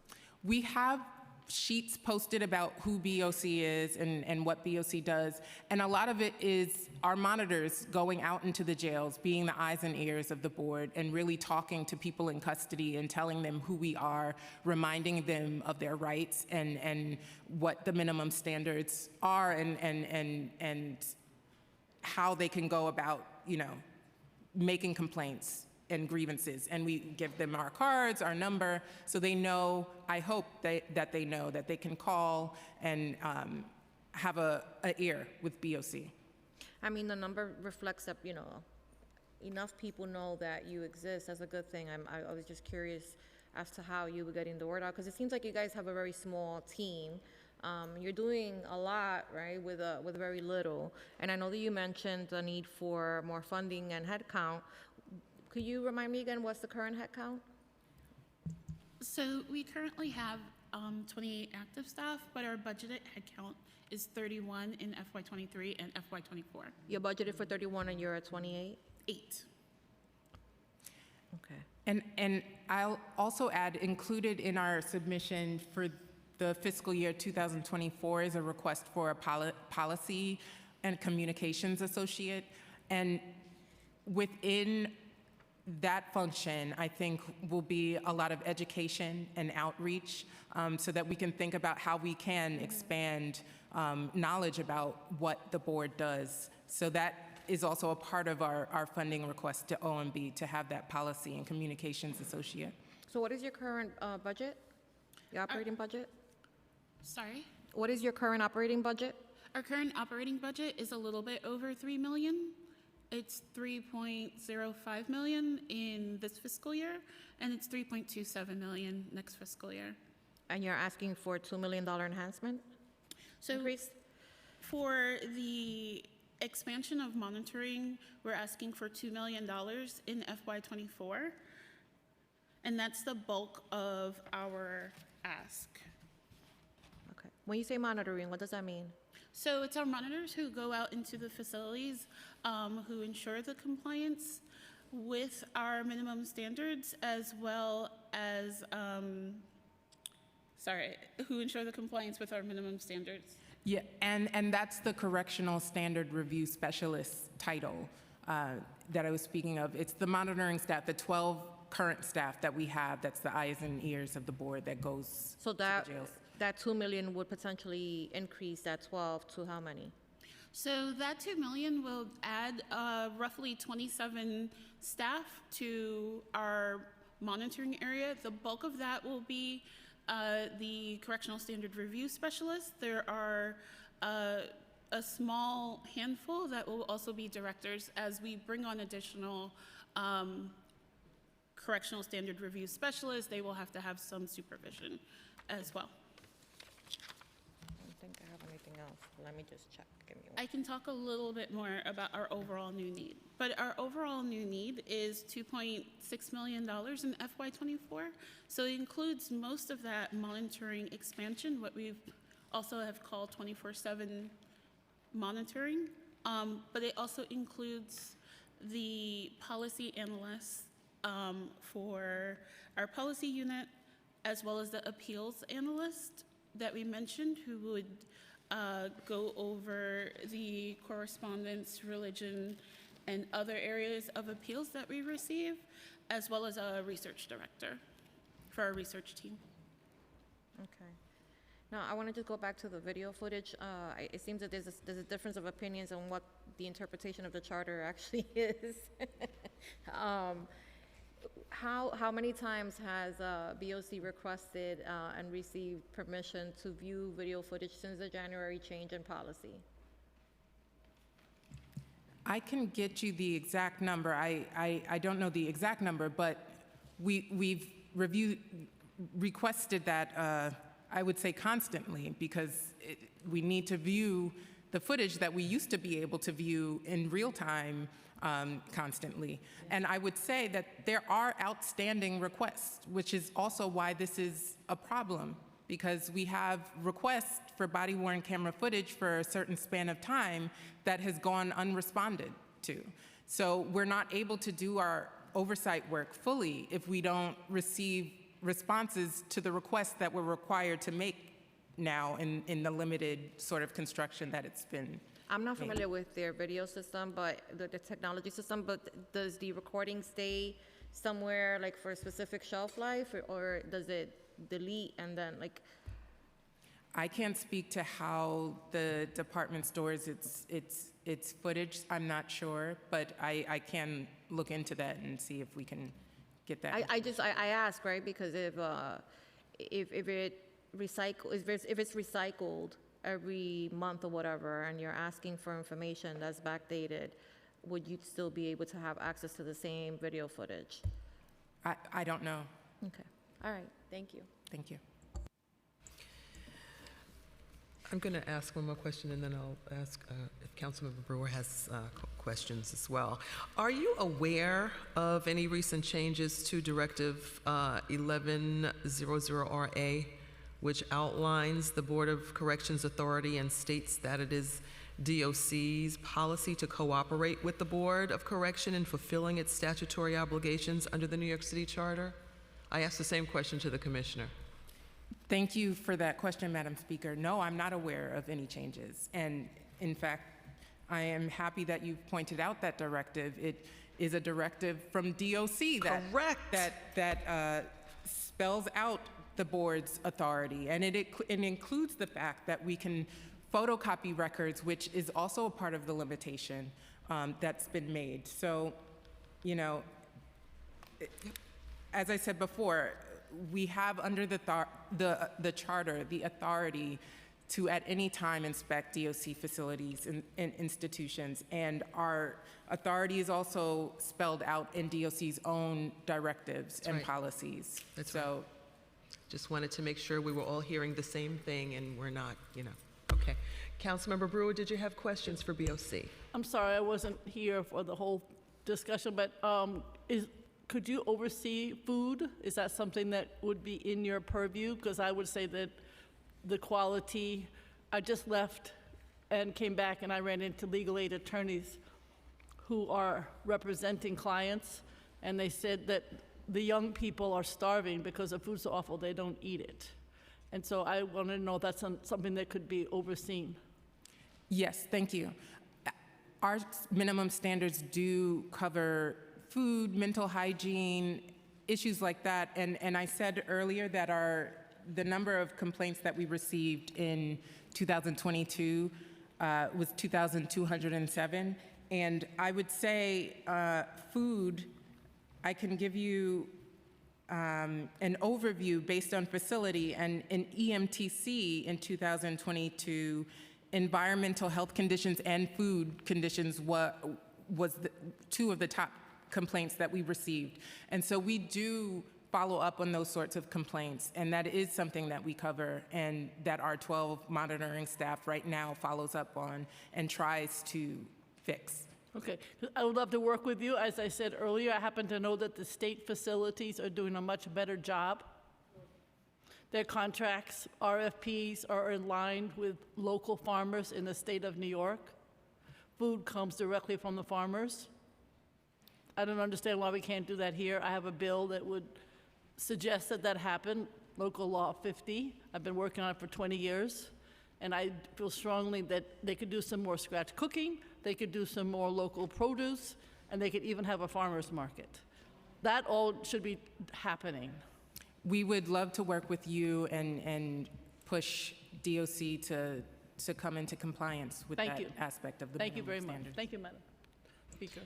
Thank you, Councilmember. Thank you very much for your testimony today. We really, really appreciate your time and your testimony. Thank you very You're much. excused. Thank you. We'll now turn it over to council to prepare for our public testimony. Thank you for hanging out with us today, public. Thank you, Madam Speaker.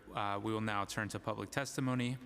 For in-person panelists, please come up to the dais once your name has been called. For virtual panelists, we will be calling individuals one by one to testify.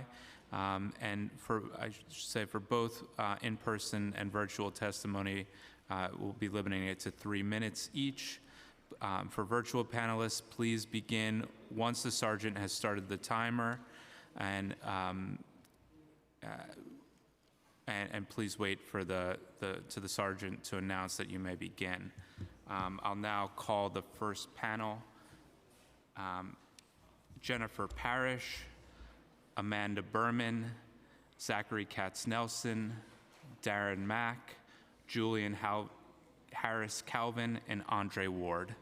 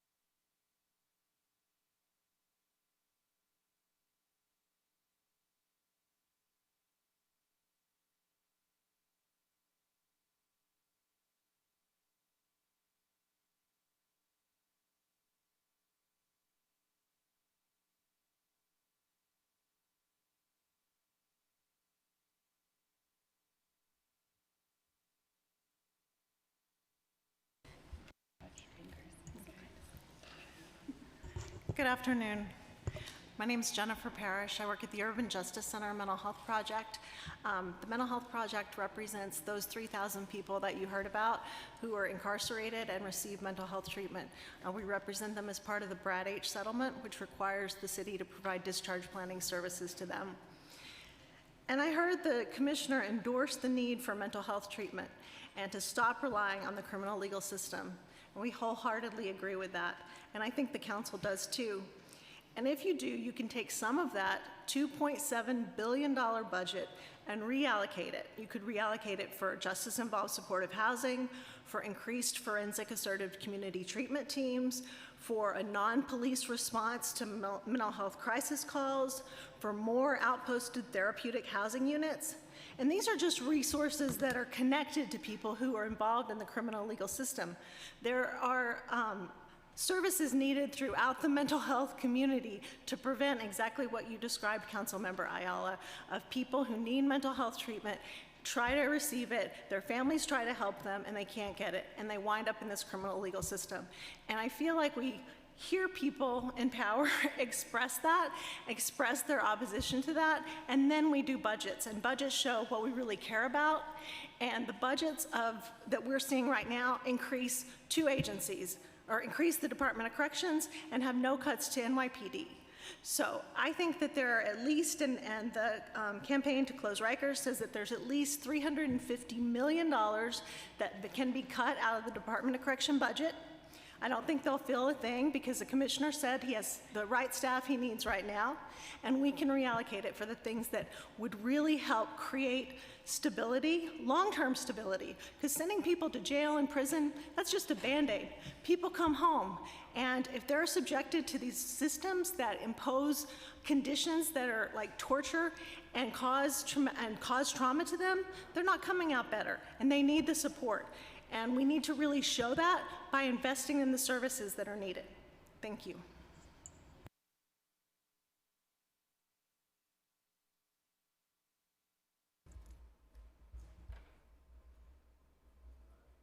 Go ahead. Good afternoon. Thank you, Speaker Adams and council members, for the opportunity to testify today. My name is Darren Mack, and I'm a co-director at Freedom Agenda, one of the organizations leading the campaign to close Rikers. And I'm glad to testify here today. I want to thank you, Speaker Adams, for naming the undeniable truth that it is not, that Rikers Island, it is not serving our city, and it undermines public safety. Between 1979 and 1980, incarcerated men at Green Haven Correctional Facility conducted research that came to be known as the 7 Neighborhood Study.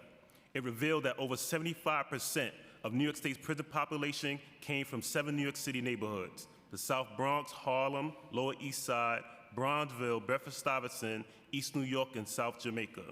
That reality remained the same in the 90s when I spent 19 months on Rikers Island as a teenager. And it's still the same today. Today, nearly 6,000 people are languishing on Rikers Island, mostly from these same communities. These communities have been historically deprived of resources and then criminalized for trying to survive. A recent report from the Data Collaborative for Justice showed that Black New Yorkers are jailed in New York City at 11.6 times the rate of white New Yorkers. And the number of people in city jails with a serious mental illness has increased 36% since December 2021. It is past time to do something different. But instead, the mayor is trying to take us backward. New York City spends 350% more per incarcerated person than the jail system in Los Angeles and Kilcallen, Illinois. And yet, people in DOC custody are subjected to some of the worst jail conditions in the nation. Still, the mayor has proposed growing DOC's budget by $35 million and sparing them from vacancy reductions, while agencies that provide housing, healthcare, youth services, and education are all facing massive cuts. There is no staff shortage at Rikers, but there's an accountability shortage. New York City has the only jail system in the country with more officers than people in custody. But DOC leadership has enabled officers to abuse sick leave and to refuse to work in the posts most necessary to provide services to people in custody. By taking common sense measures to cut DOC budget bloat, we can free up $359.2 million for crucial community investments. Even the most basic step, eliminating their 428 existing vacancies, would save $119.1 million. That is money that is badly needed to start correcting the decades of disinvestment in Black and brown communities. It's money we need for supportive housing, for proven pretrial services and alternatives to incarceration, and for so many upstream investments. This city council should make sure that in this year's budget, we actually do what the mayor says he wants to do: invest upstream to address root causes. By doing that, we will make our city safer, we will reduce the jail population, and we will stay on track to close Rikers Island. Thank you.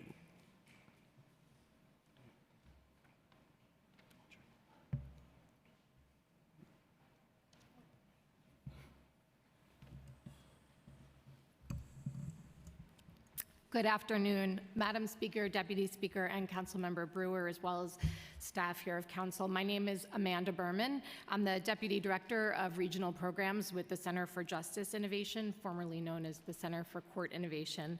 And for the past 25 years, Council has been an indispensable partner of ours in advancing equity and empowering communities and promoting public safety.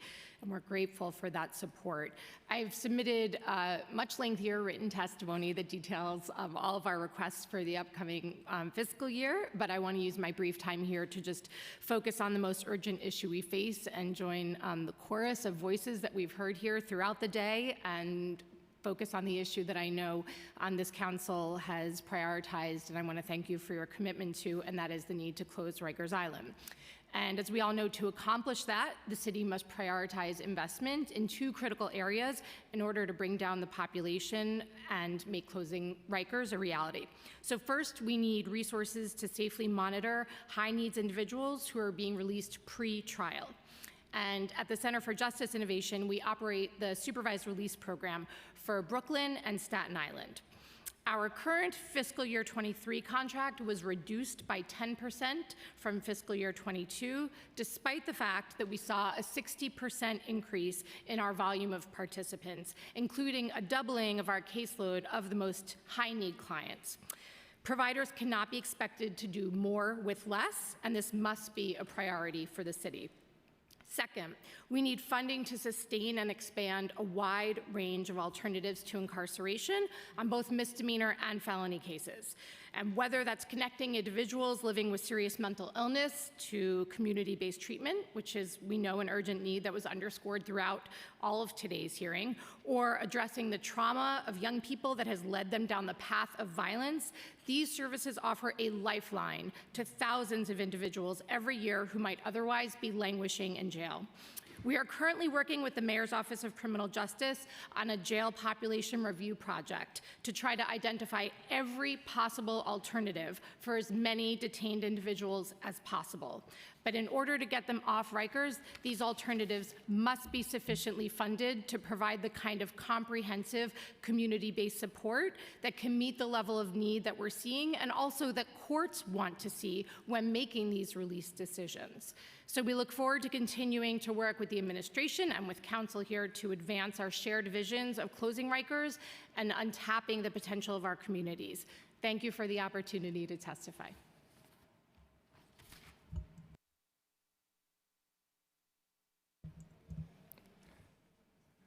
Well, we're in the afternoon now, right?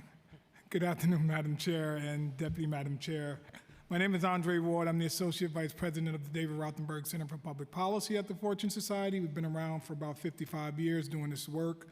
We have a suite of services that we offer, ranging from mental health to behavioral health services to alternatives to incarceration services. And I'm testifying today because all of what you've heard today, what was underscored by many who've spoken before me, we know the importance of ensuring that people have what they need who have been impacted by the criminal legal system. The people held on Rikers Island are suffering needlessly and in ways that, render everyone there, staff and people in custody alike, unsafe, as you know. And so when we think about this, right, over half of the people in DOC's custody have a mental health diagnosis. The share of people with a serious mental illness is now at a record high of 20%. 20% to 50% of the people on Rikers are in desperate need of consistent mental health treatment of some kind. Yet from February to October of 2022, people in custody missed over 12,000 medical appointments, in part because staff were not present to escort them. And so we call upon the council and the administration to protect and enhance our Board of Correction. We specifically request an increase in BOC headcount in proportion to DOC headcount. It is more critical than ever that the BOC has the staff necessary to perform their city-chartered mandated oversight of DOC. One of the many ways in which cost savings from DOC budget could be utilized to enhance funding for supportive housing. When we think about supportive housing, Madam Chair, we think about the Fair Chance for Housing Act in some way, which is also important for protecting our folks so they can access housing. Increased funding is necessary to pay fair market rent and provide robust services, including for the many people with mental health needs. The current funding for justice-involved supportive housing is far below what is sufficient that no current JISH service provider, including the Fortune Society, bid on the last report or last request for proposal released by the city. The city is bound by the points of agreement to close Rikers Island by 2027. Given the record numbers of death, the persistent mismanagement and dysfunction, and the waste of our taxpayer funds on a broken system, we urge you to require the administration to adhere to that timeline, which we know you've staunchly done. The FY 2024 DOC budget represents over $35 million increase and projects that 85% of DOC expenses will be attributed to staff salaries and benefits. This is both disproportionate and shocking. DOC does not lack financial resources. The problems in our jails will not be solved by increasing funding for the same line items that are not only failing to produce results, but actually resulting in harm and death. As our CEO, Joanne Page, aptly described, Rikers is a pulsing tumor on our beloved city. Action must be taken to address the administration's delayed construction timeline set forth in the proposed contract issued for the building of the new Brooklyn facility. Thank you very much for allowing us to testify. Good afternoon. My name is Julian Harris Calvin. I'm from the Vera Institute of Justice. And I think as we all know here today, budgets are moral documents. And we've all heard that cliche, but it is quite true. And so when you look at where New York City is laying its treasures, our hard-earned tax dollars, we see that it's spending nearly $14 billion every year on jails and police. Yet many New Yorkers still don't feel safe and still don't feel like they are seeing justice and the wheels of justice turn fairly. And so in investing more in our failed solutions of more money for policing, more money for corrections, will not help New Yorkers feel safe and will not feel like we have a safe and fair justice system. And so it's past time to listen to the evidence and to take a different approach to safety and justice. I urge our City Council to pass a budget that invests in community-based supports that we've heard from my colleagues here, we heard earlier from other folks who have testified. And those kinds of community-based supports prevent crime before it happens instead of just reacting to it afterwards. Beyond the clear moral imperative to support our communities, extensive research shows the effectiveness of well-funded, comprehensive, community-based services at delivering safety while also ensuring justice, including, as my friends and colleagues here have said, supportive and affordable housing, individualized supervised release, alternatives to incarceration, summer youth employment, and peer-led mental health crisis response. The preliminary budget maintains funding, as we've heard many times today, for DOC compared to last year's adopted budget. And that's, as we've heard, driven severely by overstaffing, and personnel costs consist of about 88.5% of the department's $2.7 billion budget, which is up from last year, despite some of the testimony about cuts we heard from the commissioner earlier today.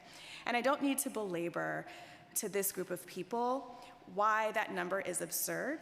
One need only read the many federal monitor reports to understand the amount of waste and bloat and inhumanity that lie below that number. Meanwhile, the preliminary budget significantly decreases funding for Department of Health and Mental Hygiene by 26%, Department of Youth and Community Development by 21%, the Department of Housing Preservation and Development by 10%, and the Department of Social Services by 5%. It also decreases the Department of Homeless Services budgeting by over 4%. And it is true that much of this is due to shrinking federal dollars, but the need and the public safety consequences of those needs do not dissipate simply because the federal government has shifted their priorities. Safety and justice is New York City's primary responsibility, and so New York City is responsible for filling those gaps and meeting those needs. So we ask you to deliver both safety and justice this fiscal year and years to come in the many ways that have been mentioned earlier, particularly by cutting the Department of Correction budget significantly in line with the plan to close Rikers Island, because corrections is not a jobs program, it is about safety, and our Close Rikers plan and our borough-based jail plan is about safety and justice. Thank you. Hi, good afternoon. I'm Zachary Katz-Nelson. I'm the Executive Director of the Lippman Commission. I want to thank you, Speaker, Deputy Speaker, Councilmember Brewer, for your leadership on Rikers for many years. It's essential, it's powerful, and it is deeply appreciated. I want to just clarify one number that was talked about before. The number of people with serious mental illness in Rikers, the number 540 was said several times. That's actually, I believe, not the correct number. The correct number is 18% of the total population, not 18% of people with mental illness have serious mental illness. Correctional Health Services said at the end of February there were 1,162 people with a serious mental illness on Rikers Island. I'm happy to provide the documents if you wish. But that is Correctional Health Services, so it's not 540, it is far more than that. Over 1,100 people with serious mental illness on Rikers today. Our common mission here is of course closing Rikers, but it's more than that, right? It's about maximizing safety, justice, and racial equity. And we know that Rikers undermines all three of those every day that it's open. And the Lippman Commission has put forth a series of blueprints to try and achieve those three goals, increasing safety, justice, and equity, right? And to shift to a system that's focused on care and treatment and reentry, to safely, smartly, and permanently reduce the jail population, to make New York a national model as we work to reduce recidivism and crime and make everyone safer. So please consider us a resource moving forward. Now, none of this requires anything radical. It's building on proven solutions that we've had in New York for years. We have to expand them and maximize them, but it's nothing new and radical at all. There's things like ending case delays so no one languishes at Rikers for months or years waiting for a trial, and so victims of crime aren't waiting for years as well, waiting for answers and accountability. It's population review teams and early holistic assessments so we can divert people far earlier and make sure that cases get resolved quickly. It's things like supportive housing and mobile mental health treatment teams, the outposted therapeutic housing units we're talking about earlier, not just the 380 that have been promised, but we could have easily 1,000 more, 1,500 of those units. I mean, just think about how sick the population of folks at Rikers is. Fewer than 6,000 people with 50,000 medical appointments a month. What does that say about the population of people and what they truly need? Right? But meanwhile, let's tap correctional staff for new ideas and innovation. I mean, it's correctional staff and correctional health services that came up with the PACE units on Rikers. They are a national model that deliver care incredibly effectively. That came from within. We can really have partners in this if we can engage correctional staff. And then we need new things, as mentioned, a new track of supervised release with really intensive services to avoid people going in the first place. Additional electronic monitoring capacity, technology and staff necessary to process discovery quickly, full funding for the Office of Chief Medical Examiner, so tests take 1 month instead of 6, and people don't sit in jail waiting for that. All of this, tried, tested, just ready to be taken advantage of, and we look forward to working with you to make that happen. Thank you so much.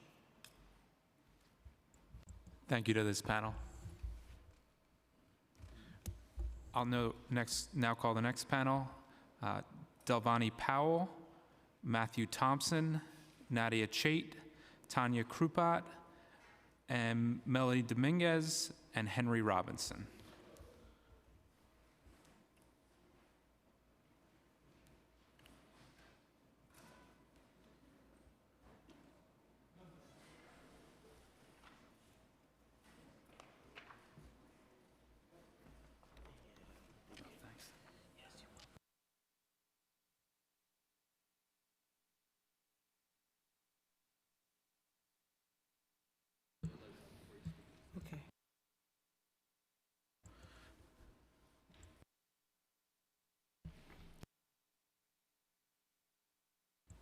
Ms. Powell, you can start whenever you're ready. Okay. Good afternoon, Madam Speaker Adams and members of the committee. I'm the president of the United Probation Officers Association. I want to thank the committee for affording me, on behalf of the members of the United Probation Officers Association, known as UPOA, the opportunity to address the important issues of the future of the criminal justice in the city of New York and the importance of resourcing the vital work of probation as you prepare your recommendation for next fiscal year's budget. Currently, there are approximately 759 probation officers and supervising probation officers. Most of these members are women and people of color.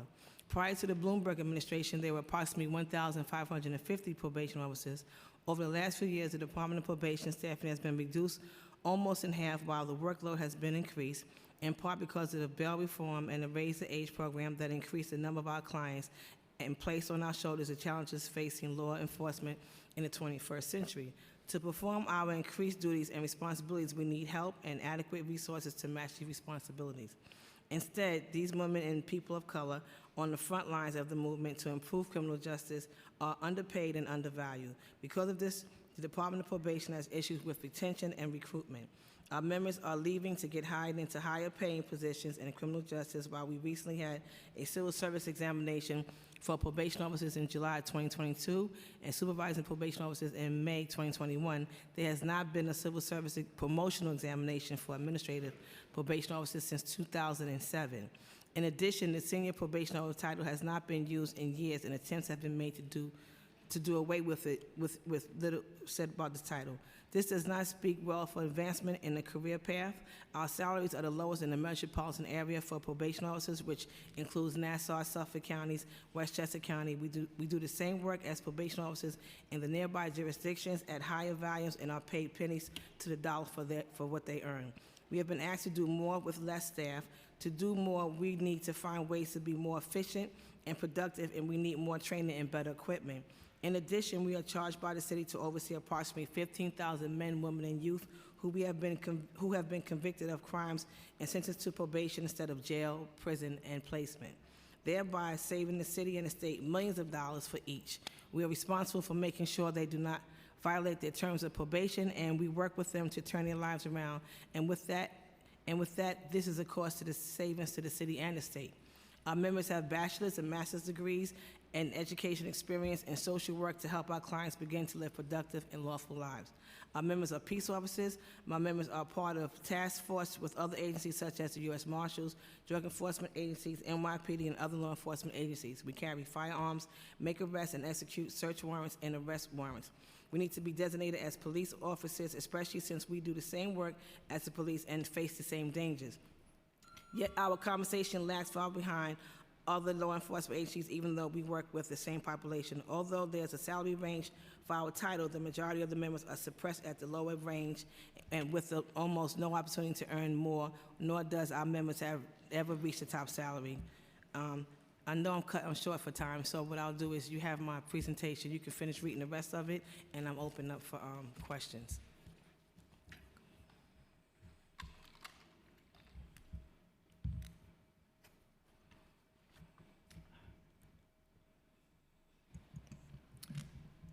Greetings, Madam Speaker and Madam Deputy Speaker, and to the Committee on Criminal Justice. Speaker, it's good to see you again.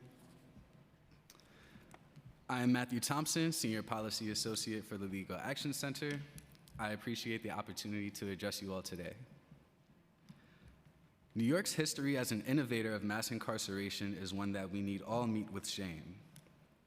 Though New York has taken steps toward reform, we are still locking up too many people who are Black more often than not. Jail admissions declined from nearly 61,000 in 2016 to about 15.7 thousand in 2021, while racial disparities increased. During the same period, Black people's jail admissions rose from 53% to 57%, while white people's share actually declined by 2% and Hispanic people by 3%. Moreover, Rikers Island has become the largest psychiatric provider in New York City, with over half of those detained reporting a mental illness. The need for upstream investments in preventive and alternative strategies and downstream investments in reentry services could not be more obvious. Such policies are critical to getting New Yorkers the help they need to thrive in the community and to the city's decarceration efforts. New York must invest in ATI and reentry services that are community-based, people-centered, and holistic. ATI should seek to repair the intentional marginalization of Black, brown, and poor persons from high-quality social care. ATI should fundamentally be non-carceral. Many providers exist in New York City to model from. The Fortune Society provides emergency, transitional, and permanent supportive housing to formerly incarcerated persons. 78% of Exodus participants secure living wage jobs.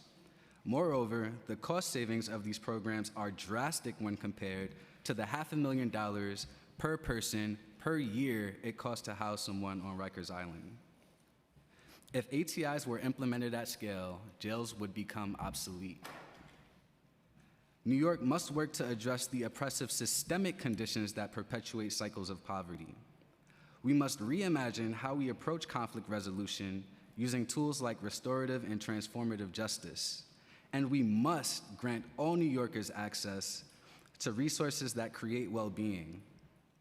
As former President Lyndon B. Johnson argued in his 1964 presidential campaign, there is something mighty wrong when a candidate bemoans violence in the streets, but votes against the war on poverty, votes against the Civil Rights Act, and votes against major education bills that come before him or her as a legislator.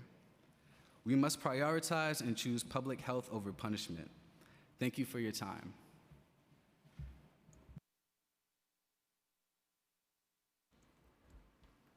Good afternoon, everyone. Thank you, Speaker Adrian Adams and Deputy Speaker Diana Ayala, and of course the Committee on Criminal Justice for holding this New York City Council budget and oversight hearing on the preliminary budget of the Department of Corrections for fiscal year 2024. My name is Melanie Dominguez, and I am the lead community organizer with the Cattell Center for Equity, Health, and Justice based in Brooklyn. Our members are from across the city and include people who have been incarcerated or have family members that are currently or formerly incarcerated in New York City jails. And New Yorkers, including our members, are deeply concerned about the humanitarian crisis that is playing out in our city's jail system. And as you know, the Rikers Island Jail Complex has a long documented history of violence and abuse. Under Mayor Eric Adams, it's only getting worse. Since Mayor Adams took office, 20 people have died in New York City jails. That's 20 people, 20 human beings. Today, Rikers Island is the deadliest it's been in 25 years. And for more than a decade, the population at Rikers has been steadily going down. But over the last 15 months, the jail population has been going up. Since Mayor Adams' first day in office, he has been prioritizing sending even more low-income Black and brown New Yorkers to be jailed at Rikers, subjecting them to life-threatening conditions. The jail population is now at 5,517, which constitutes an increase of over 500 people since Adams took office 15 months ago. Last December, the Department of Corrections Commissioner Luis Molina told this very committee that the DOC is planning for the city's jail population to go up to 7,000 by the end of this year. And you heard him today talk about how if nothing happens, the jail population is going to continue to increase. And so we know this. This means that ultimately what this means is that they're going to be jailing another 1,100 people pre-trial. And we all know the vast majority of everyone in city jails right now are detained pre-trial. They have not been convicted of a crime, and they are legally innocent New Yorkers, most of them whom are unable to afford bail. And just adding another 1,100 people to the city's jail population will, using comptroller's figures, cost approximately $500 million. The mayor is championing a proposed $11.2 billion budget for the NYPD to expand discriminatory policing practices, which will ultimately lead to more Black and brown New Yorkers being held in cages. The mayor is simultaneously proposing deep cuts to essential programs across the city, including mental health services, legal services, and summer youth employment. Right now, what I'm asking, and I appreciate you, Speaker Adrian Adams, for holding this meeting, this hearing, but I do want to ask you that you reject Mayor Eric Adams' budget proposal to continue to incarcerate New Yorkers, and instead draft a budget proposal that will cut the correctional population, shut down Rikers, and make investments in real public safety, like housing, healthcare, education, and jobs, and like all of the other suggestions that you have heard from the other folks that have testified at this hearing. And we're at a very critical moment where the council must hold the mayor accountable and make it clear that there will be no budget without a concrete and clear plan on how he intends to fulfill the city's commitment to closing down Rikers Island no later than 2027. So again, thank you so much.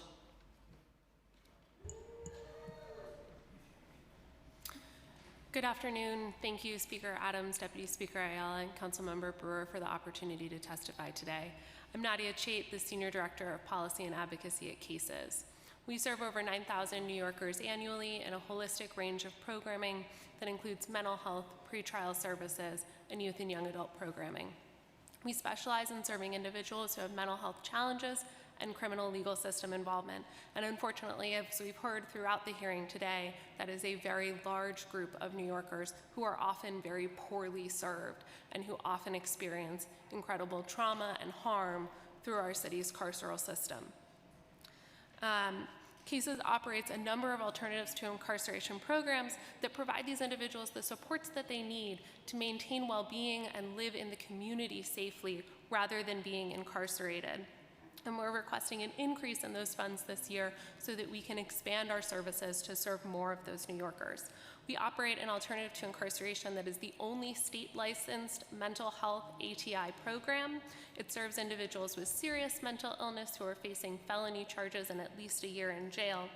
Of the recent program graduates, there was a 56% reduction in homelessness, a 49% reduction in psychiatric hospitalizations, and over 90% avoid any new conviction in the 2 years following their time in the program. It's an incredible success, but it was started in 2003 as a pilot program, and in 2023, it is still a pilot program. We serve less than 100 people in that program every year, and we would really like to expand the program. We also have a program called ROAR, which serves youth and young adults who are facing felony and high misdemeanor charges and helps them get mental health services. We provide at-home family therapy, not only to the young adult, but also to their parents to help with the home situation, and substance use counseling. Again, we would love to serve more people, but we need more funding. We also provide a range of outpatient mental health services to individuals in the criminal legal system. Lastly, we're the pretrial service provider for Manhattan. Unfortunately, our funds were cut by close to $3 million in this fiscal year. That has harmed our ability to serve New Yorkers in pretrial services, which of course we all know is essential to reducing the population on Rikers Island and successfully closing Rikers. We encourage the council to restore the funds not only for our supervised release program, but for the supervised release programs in every borough so that we can effectively serve New Yorkers. The cut forced us to reduce the amount of time that our staff spend in the community, meeting individuals where they are, and instead has required many more of our clients to come to us, which is often not convenient for them. It hampers their employment and their other prospects. And it also reduced our ability to serve our clients' basic needs by buying food, providing them clothing items, and those sorts of things that really help the most vulnerable New Yorkers in that program. Thank you for the opportunity to testify.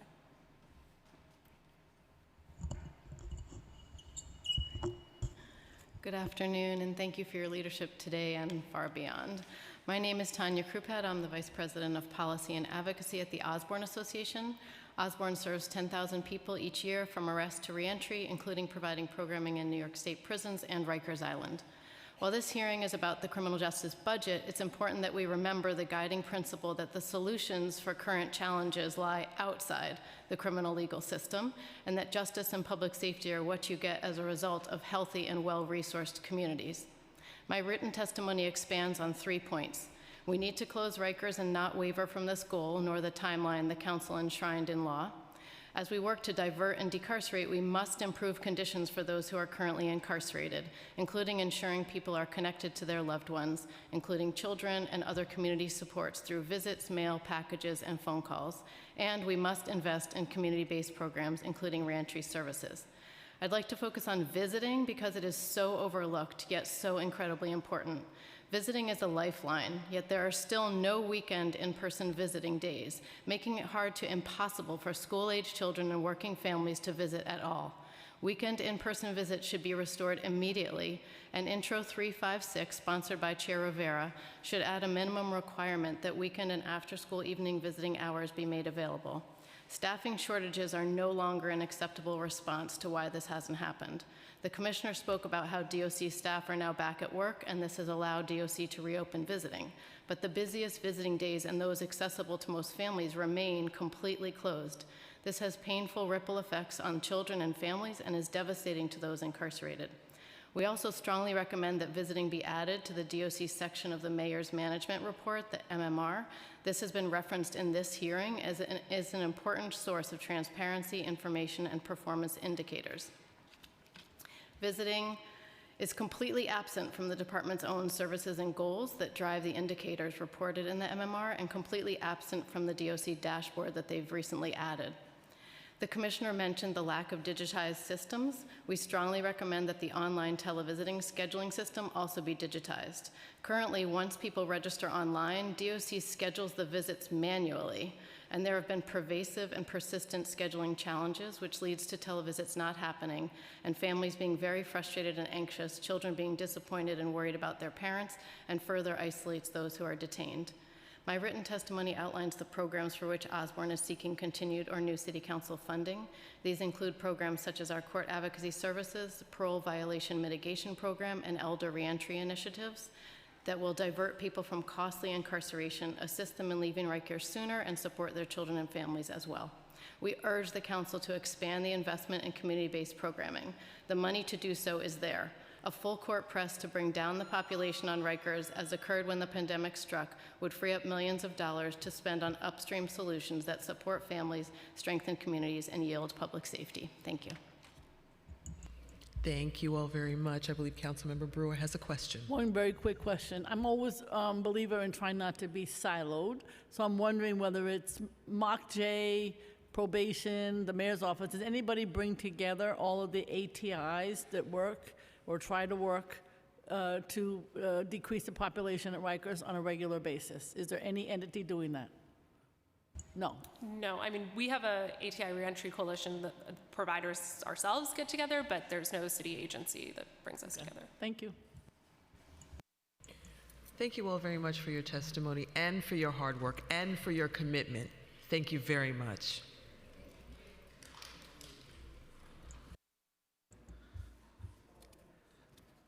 Okay, I'll now call up the next panel. Grace Ortez, Carmen Perez Jordan, Alaya Guillory Nickens, Connor Foley, and Chaplain Dr. Victoria A. Phillips.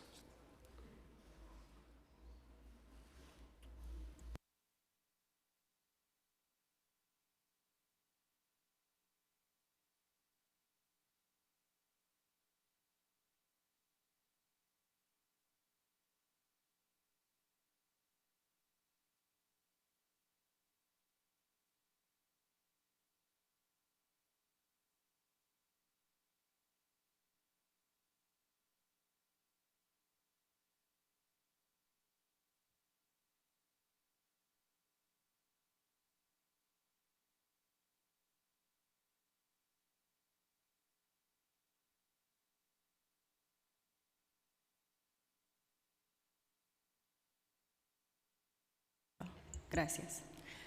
Good afternoon, buenas tardes. Thank you, Speaker Adams and other distinguished council members for the opportunity to testify today. My name is Carmen Perez Jordan. I am the president and CEO of the Gathering for Justice and co-founder of Justice League NYC. I am here to testify on the Department of Corrections' overinflated budget. The NYC DOC is one of the highest DOC budgets in the country, and yet people in NYC DOC custody are subjected to some of the worst jail conditions in our nation. Even after City Council committed to closing Rikers in 2019, conditions on Rikers continued to deteriorate and violence continued to rise. In 2021, both the Federal Monitor and the Chief Medical Officer made a public call for help due to the emergency situation occurring on Rikers. While this outcry led to the signing of the Less is More Act and the release of 191 people, still there were 16 deaths in 2021, 19 deaths in 2022, and already one reported death in 2023. One is too many. We are now entering in the 5th budgetary cycle since the plan to close Rikers was passed. We need to stop funneling taxpayer dollars into these outrageously damaged departments. More than 50% of people currently detained on Rikers have mental health diagnosis, and hundreds detained are on Rikers simply because they are homeless. While youth under the age of 18 are no longer incarcerated at Rikers thanks to Raise the Age, the total number of young adults aged 18 to 21 in DOC custody is 530. We must divest DOC's budget and redistribute those funds to resourcing adequate housing, healthcare, social, and employment programs for youth and substance use disorder treatment before they interact with the criminal legal system. Additionally, there is an overabundance of officers employed by DOC. The ratio of staff to incarcerated people is more than 4 times higher than the national average. We must correct this spending by removing staff from the payroll who are not doing their jobs and start consolidating operations on Rikers to facilitate the imminent closing of the jails. Rikers Island is not only dangerous for those who are housed in the prisons, but it's dangerous for the correctional officers, medical staff, and families who visit loved ones. We must make those changes. The Gathering for Justice and Justice League NYC has worked with Khalif Browder's family, who should have never been on Rikers Island for the alleged death of a backpack, and the family of Pedro Hernandez, who was consistently beaten by officers inside Rikers. The time is now. There is less than 4 years until NYC is required to close the jails on Rikers Island. We urge City Council to accept our recommendations to reduce the DOC's budget and open up funding for community investments. It is time to divest funds used for punitive measures and redistribute them to communities that need it the most. Thank you for your time.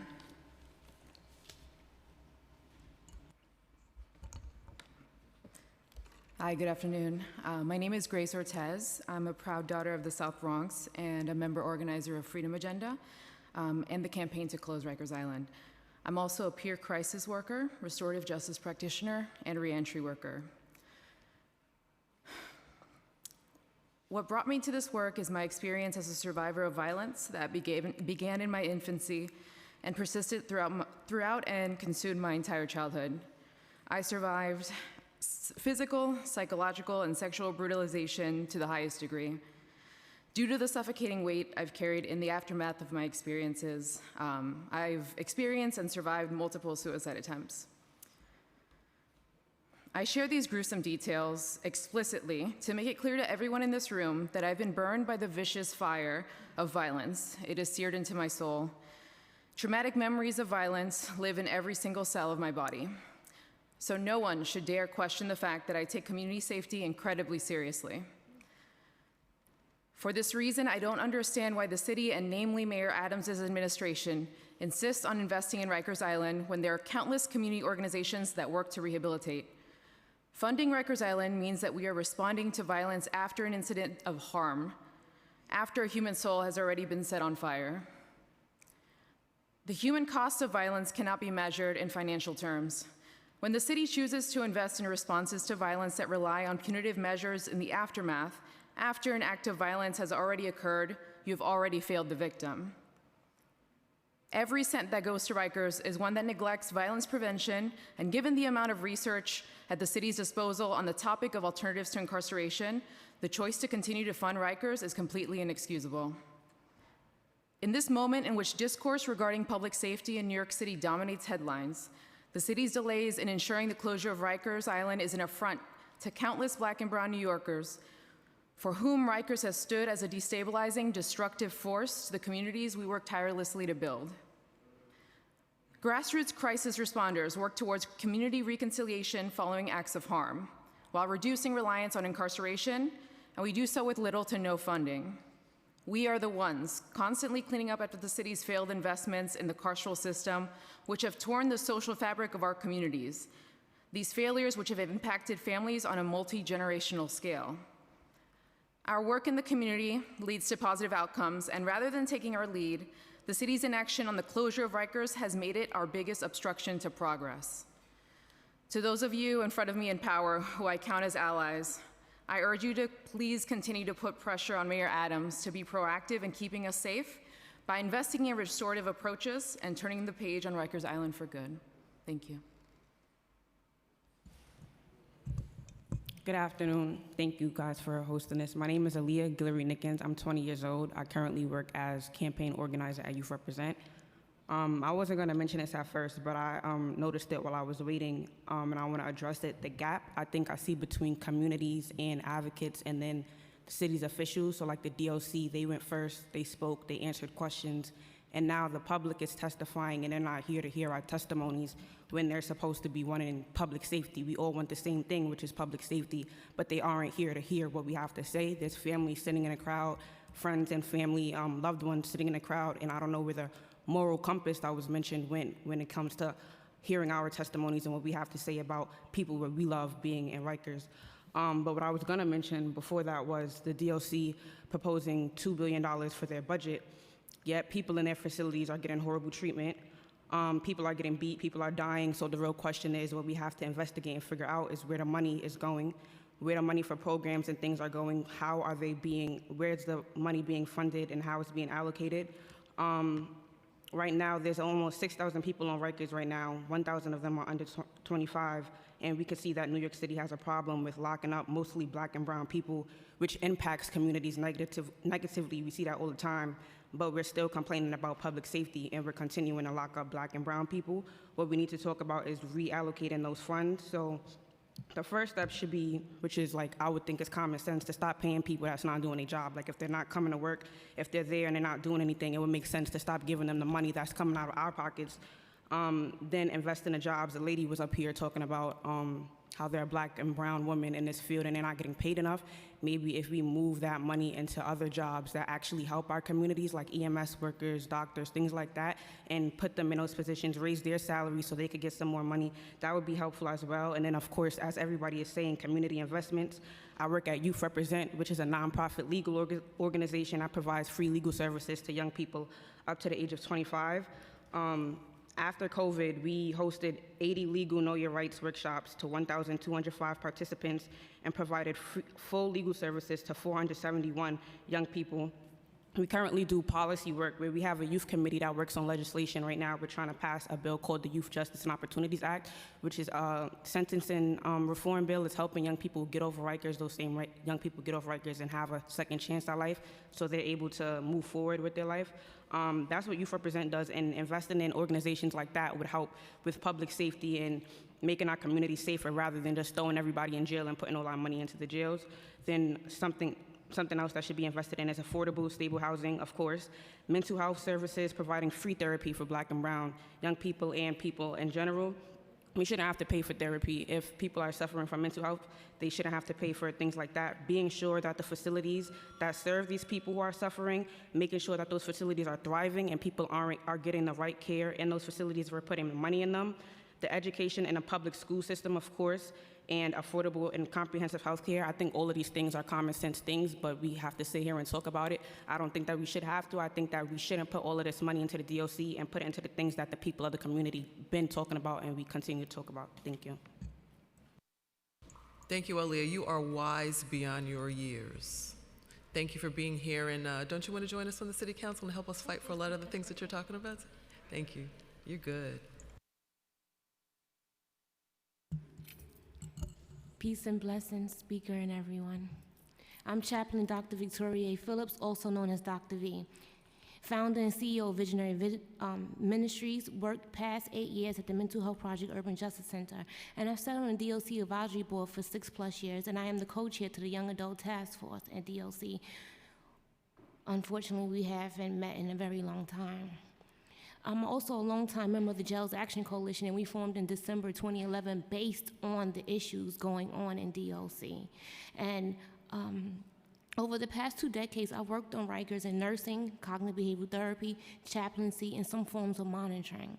And so, Chair, just really quickly, I just want to tell you that I respect your stance and how you move. And I remember around I'm moving away from my notes, but I remember how you responded to your constituents, everyone in New York City, around the vote to close Rikers in 2019, and how you even spoke of the respect for your mother in her position. And I often mention my mother being buried in a military cemetery, and I know a lot of people get tired of me saying that, but to me that really means something. That flag behind y'all means something. Being on domestic soil means something. And the fact that I've personally witnessed so many people over the years, I've testified at City Council and Board of Corrections over the last decade on the record, even when my life was being threatened by officers, okay? And I say that because I am so fed up with the repeating cycle of new administrations coming in. No one wants to take or build on what has already been decided or ideas put into place to continue and make it consistent. And so, Deputy Speaker, you had mentioned earlier the young adults and even like, now, let me just go back to my notes, because it's a lot. I remember 7 years ago, I sat in that side chamber and I begged for more officers. And I did that because as an Army brat, I believe that if we teach officers humanity through our actions, then it should trickle down to the detainees, right? And so back then, they was forced to work 3 tours. However, DOC mismanaged those funds. And that same hearing, I also asked for funding and programming, but DOC still often does not run programming consistently. I asked for funding for expansion of DOI, and the Commissioner Molina actually fired the leader officer his very first week last year in DOI. Then this commissioner, who also sat on the federal monitors team for years, gaining delicate data on all issues and concerns, comes before you as if he has no answers and no real results on things that he already was privy to before taking his position. Hold him accountable on his access and his lack to show improvement. The time has come to stop making groups of repeat ideas. 77% of the women become detained on Rikers already a survivor of sexual assault. So where are the trauma responses in the community resources? Just give me another minute, please. The BOC budget must increase drastically. It is not enough to research why deaths occur and yet remain inactive on preventing them. In fact, I mentioned at the last BOC meeting how I was reminded of the biblical story when Ramses told Moses' people to build bricks without straw. And now the commissioner told his oversight board to oversee them 9 to 5.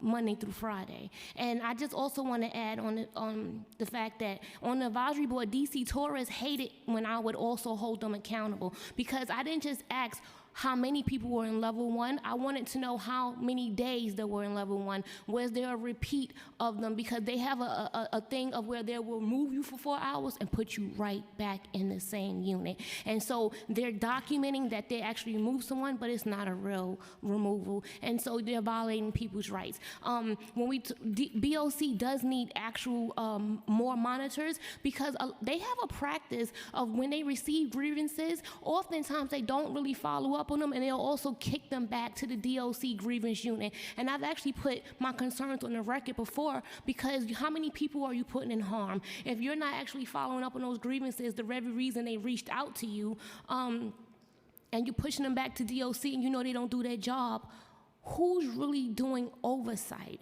So when we tell people to call BOC, I tell them call, email, call 311, but BOC is the lifeline. When I tell you that they need more monitors, monitors can't go to every unit and every facility, whether it's on Rikers or the boat. And the members aren't even getting up. Hold them accountable as well, because it's too much favoritism with political parties and who's being appointed who. And everyone who took that position has the duty to save every heartbeat. And CHS will sit in front of these committees, whether it's in front of your committees or at the BOC, and they will lie and say, yes, we're talking with DOC, we have good communication, and then they tell me on the side, Dr. V, we don't have 24/7 access to our patients. Could you bring it up in the meeting? And it's not on me, a constituent who doesn't get paid for any of this, to hold the people who get paid on every day accountable to do their job. So I'm asking you, we have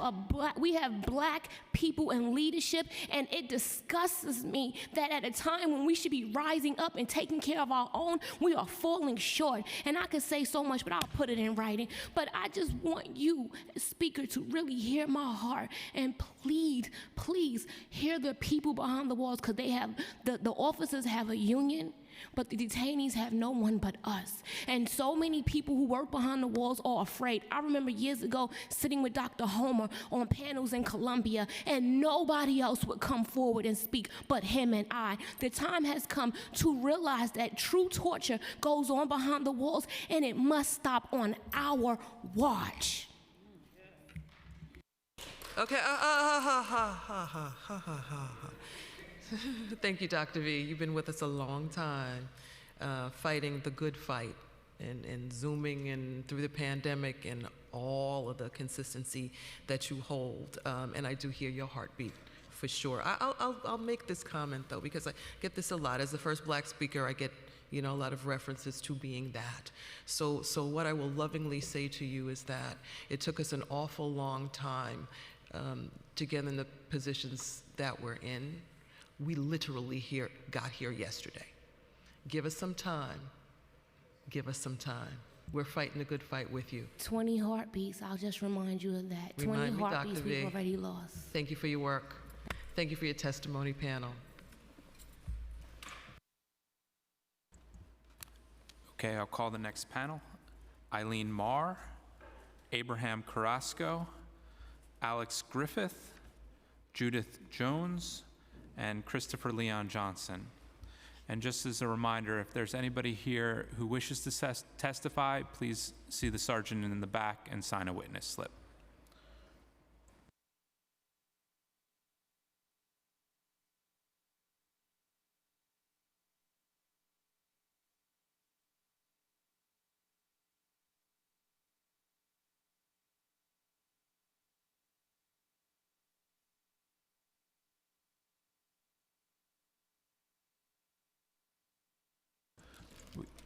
You may begin.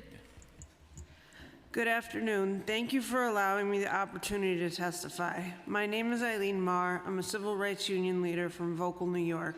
I'm also a social worker and a survivor of domestic violence, which I was later criminalized and incarcerated for. I spent over 420 days on the island, and I can tell you firsthand that the issues with violence, abuse, narcotics, weapons, other contraband, chronic and deliberate absenteeism, and a poor, if non-existent, work ethic is stronger now than it has ever been.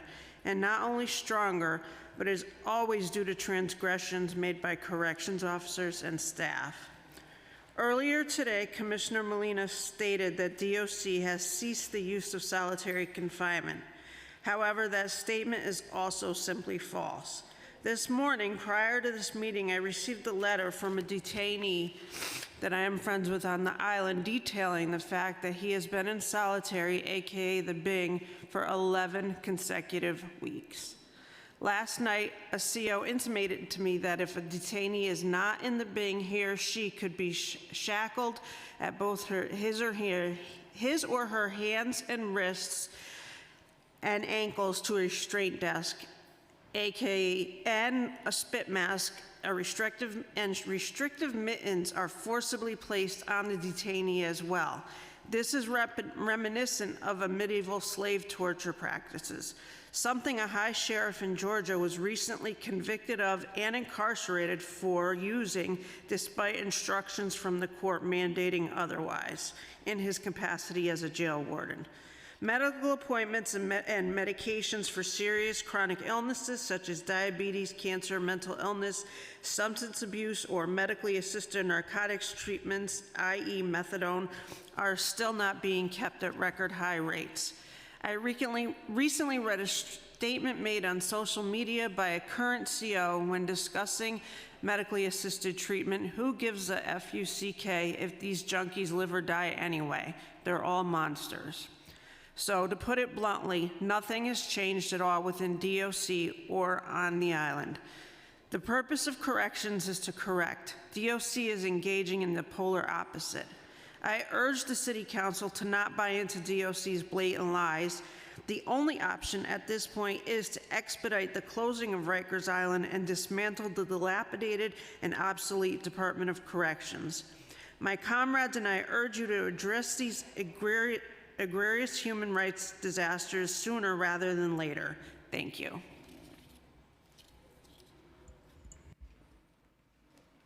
Good evening. My name is Judith Jones, and I'm an advocate for prisoner in Rikers Island. Presently, I'm in touch with one of the prisoners that I'm representing. He is mentally ill and in crisis. So I have my own team because of 35 years. I've been working with people with mental illness, whether it's parents.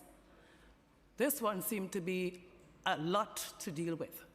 I have been emailing, calling 311, texting, and what he's saying now that he's getting a retaliation from the captain, the counselors, and he's being harassed.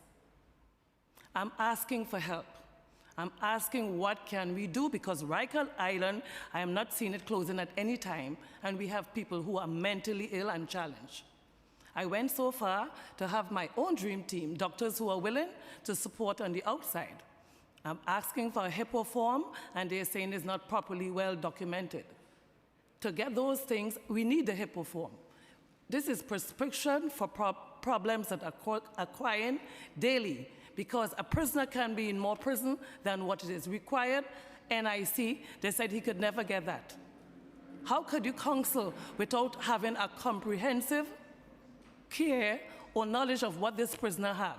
They have all the records, but he's not getting any help. He's been harassed, he's been beaten in the presence of visitors, and I'm asking for help on behalf of all these prisoners and the many that I have not seen as yet, and parents who have been calling out for help. We seriously need help for these prisoners. And my belief is if we are on the outside as an advocate who is willing with doctors to assist in any way, why can this not be help for these prisoners? There must be some currency, some sort of transparency for organization and myself who is willing to work, who is willing to roll up our sleeve to help these prisoners. And all I'm asking, Madam Chairman and Assistant Chairman, to listen to us because we are the only voice for these prisoners. And they are mentally ill and they're saying they're refusing medication. You have not given them any care. They have not seen a doctor. So how could they get medication in a place where there's not a proper environment for these prisoners? And I'm begging on behalf of these prisoners, anything that I can do, but I need help. I need help to move quickly to assist these people. And this is all I can say as an advocate, because my heart as a parent, a grandmother, and a great-grandmother goes out for these prisoners and their family. Thank you very much for listening. On the record, I do not represent this organization. I'm just wearing the shirt, just in case. Now, thank you, Speaker. Thank you, Madam Deputy Speaker. Thank you, Ms. Brewer, for inviting me out here. Now, I'm for closing Rikers. I know it's 2027. That's the closing date, alleged closing date. So we're in 2023. So right now, I think that the budget shouldn't be driven into these ineffective nonprofits, just as the Cure Violence organizations. Those organizations are real inept. They're not effective at all.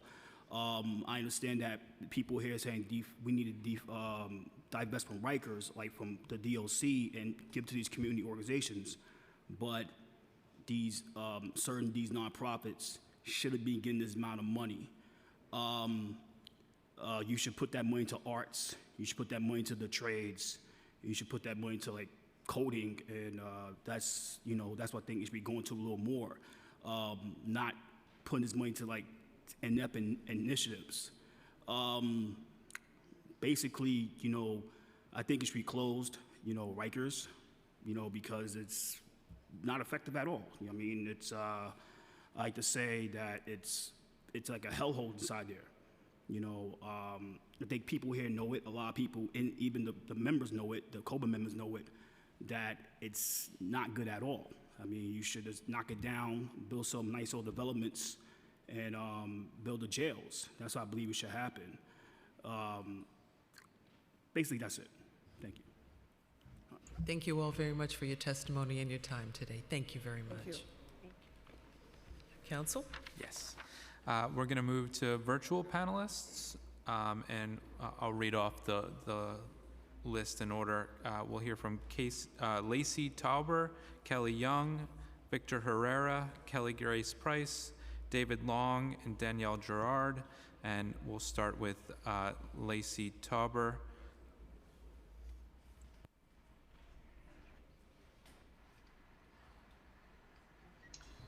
Hi, can you hear me? Yes, we can. Okay, great. My name is Lacey Tauber. I'm representing Brooklyn Borough President Antonio Reynoso today. Thank you, Speaker Adams, for holding this hearing and for fighting the good fight, and for the members of the council who are still there. Thank you. I'm here today on behalf of to state unequivocally that this council and administration must work together to close the Rikers Island Jail by the legally mandated date of August 31st, 2027. Despite DOC spending more than $550,000 per incarcerated person per year, the conditions on Rikers are a humanitarian crisis. One death of an incarcerated person is too many, and 19 in 1 year last year, with another just last month, is a crisis we must address with great urgency. Yet instead of moving us toward decarceration, the proposed fiscal year 24 DOC budget funds $2.74 billion worth of the same broken system. The most egregious spending is on staff salaries, benefits, and overtime. While the borough president believes that these officers deserve fair wages, the overstaffing due to abuse of sick leave and reassignment of officers to non-jail duties needs to end. DOC's staffing ratio continues to hover near 1 officer for every incarcerated person, far exceeding the national average. Yet the department also blows past its projected overtime spending every year. In a fiscal climate where we are debating cuts to essential city services like libraries, we absolutely must get this inflated spending under control. Eliminating vacant positions at DOC, as the mayor is calling on other agencies to do, alone could provide the city with $119 million, $221 million if we take into account anticipated attrition, to reallocate to programs that support a future with a much smaller incarcerated population without a jail on Rikers Island. Some of these programs include supportive housing and behavioral health programs. About 50% of incarcerated people on Rikers at any given time have a mental health diagnosis, and thousands are homeless. We absolutely cannot keep using our jails in place of community-based treatment programs and affordable housing opportunities. The mayor's office estimates that hundreds of thousands of New Yorkers who could benefit from behavioral health treatment programs are not connected to care, and notes that there are racial and geographical disparities in access. The budget should reallocate funding from DOC staffing to community-based behavioral health programs targeted to the neighborhoods with the least access to care. The borough president also supports advocates' call for reallocation of $57.8 million of DOC's budget to fund creation of new supportive housing, providing those in need with permanent homes and supplemental treatment and support services that improve outcomes and reduce recidivism. Investments in youth. Among its many recommendations, the Commission on Community Investment and the closure of Rikers advocated for investments in youth programs, including after-school, sports, and STEM initiatives, adolescent skills centers, and summer jobs, as well as peer violence organizations that host youth prevention programs, teen relationship abuse prevention programs, and hospital-based violence. Time expired. Okay, thank you very much. The last thing I was going to talk about was alternatives to incarceration and faster trial. I just want to hold up the Center for Justice Innovation's pilot program that significantly reduced felony case delays in Brooklyn. Thank you so much for your time today. Thank you for your testimony. We'll now hear from Kelly Young. Starting time.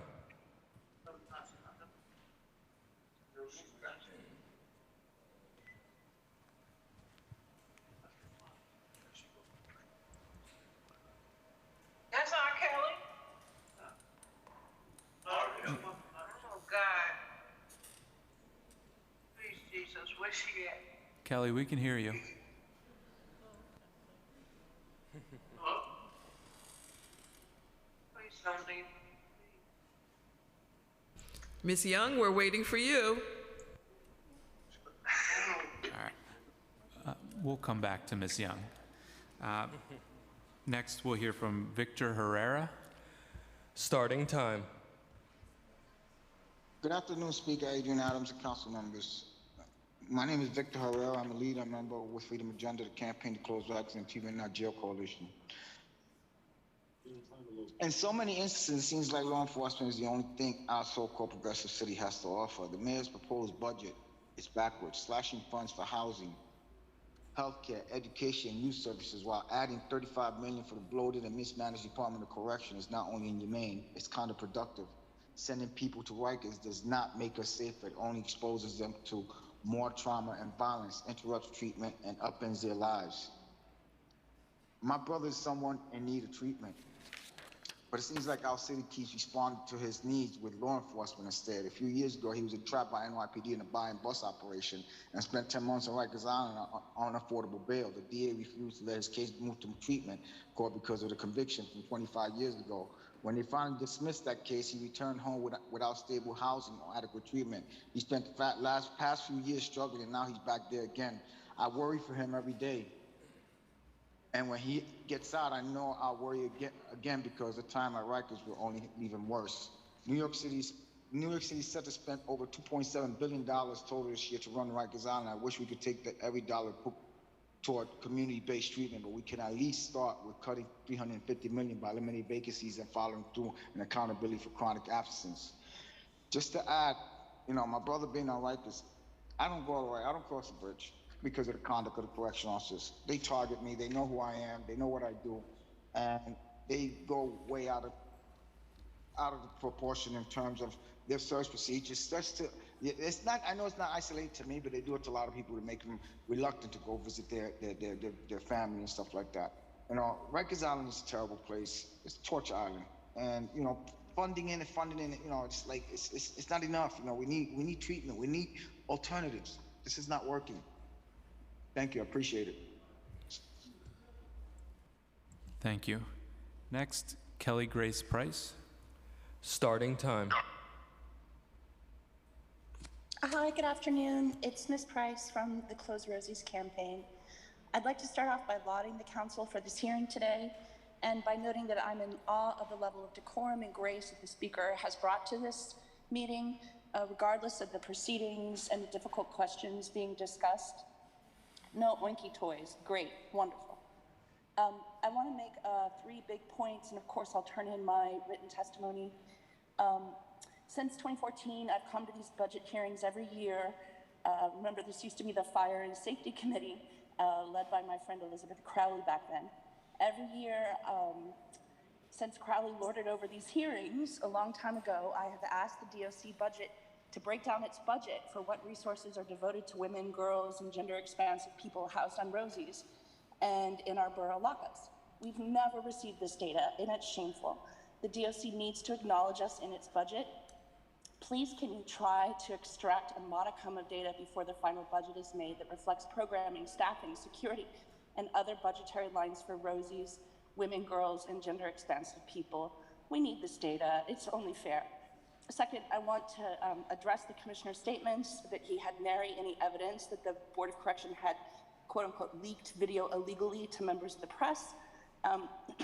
While it's embarrassing that his comments were specifically pointed at a female reporter, the statement also seems ludicrous, and it must be grounded in some kind of reality. Molina is a smart guy.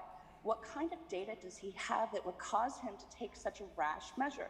The only answer that could possibly exist is that Molina somehow has some kind of information about communications between reporters and the Board of Correction. Is he spying on people? What else could fuel this kind of irrational belief and causation? I think this all needs to be explored. We really don't need an irrational DOC commissioner making these kind of tyrannical edicts that wipe out generations of people's attention to crafting the language of the city charter. I could go on about that, but I'll leave it there. Maybe an alternative is to make a DOC commissioner that's an elected position. Maybe that could be bundled into the Board of Corrections' exploration of pegging the DOC budget to the DOC's budget. Both of those things, I think, might require a charter change. It can be done in a vote and also legislatively. So I think it's important to address these things. Thirdly, I always come to these hearings and I ask more money for the DOC. Please give them what they want. Over and over and over again, we haven't had the proper policy analysts in place to even make sure that the changes to the charter that we have been able to eke through, such as PREA, that I always hear Ashaki Antony coming to the BOC meetings talking about. We don't even know what the full status of the PREA implementation is because we don't have a policy analyst devoted to tracking. Time expired.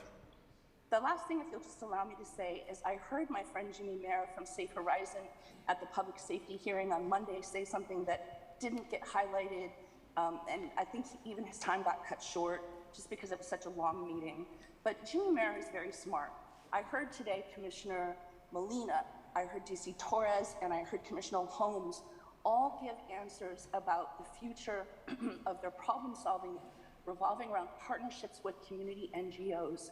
But the council must fully commit to funding the cost of living COLAs and the indirect cost rate initiatives and other fair and just investments to the nonprofit sector, and to fully funding all city contracts at appropriate levels and paying them on time to allow nonprofits and other competitive living wages, salaries. Really, the burden of the work is on these shoulders, and that those pegs have to be in the budget. Thank you for listening to me, and thank you for letting me go over a little bit. I'll turn in my written testimony. Kelly Grace Price from Close Rosie's. Yeah, I'm good. Thank you. Next, David Long. Starting time. Thank you, Madam Speaker and council members, for allowing me to testify today. My name is David Long, and I'm the Executive Director of the Liberty Fund. Since 2016, with funding from City Council, the Liberty Fund has successfully provided person-centered services and access to resources for the pretrial population using our court-based approach. As part of the Liberty Fund's model, our team addresses critical needs, helping clients meet their court requirements while connecting them to best fit services, especially in the areas of housing and workforce development.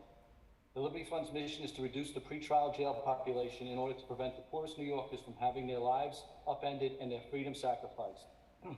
Our goal is to provide support in order to avoid future interactions with the criminal justice system.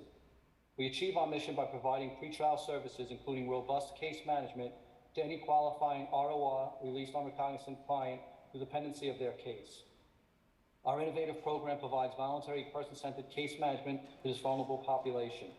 Our justice work continues to be a proactive solution in terms of addressing criminal justice issues and racial inequalities. Over the past 7 years with City Council funding, the Liberty Fund has helped over 1,400 clients access community-based services, has achieved an 88% client court appearance rate, has conducted over 11,000 court reminder and wellness calls, and has sent over 5,000 court updates to assigned attorneys. Our model was a merit finalist in the Mutual of America 2019 Community Partnership Annual Competition. Our ROR case management program ensures justice reform momentum can continue by connecting clients to best fit services in order to prevent further recidivism using a voluntary approach that builds rapport, trust, and personal agency in a population that has suffered long-term systematic oppression. One of the keys to our success is our partnerships. The Liberty Fund has entered into memorandum agreements with the following criminal and social justice agencies to provide our case management services for their clients. Agencies such as Manhattan Justice Opportunities, Bronx Community Solutions, the Fortune Society, the Osborne Society, Exalt Youth, Exodus Transitional Community, Unite Us, and the Center for Community Alternatives. In conclusion, I'm asking for the continued support of the City Council under the innovative criminal justice programs. We've heard a lot today about closing Rikers. Programs like the Liberty Fund can help achieve this goal. The Liberty Fund is a key part of the reform efforts, and our program is a proven way to both reduce rearrests while enhancing public safety in our city. I will be spending more details and written testimony about the details of our program and the specifics of what we do. Thank you. Thank you. Next, Danielle Gerard. Starting time.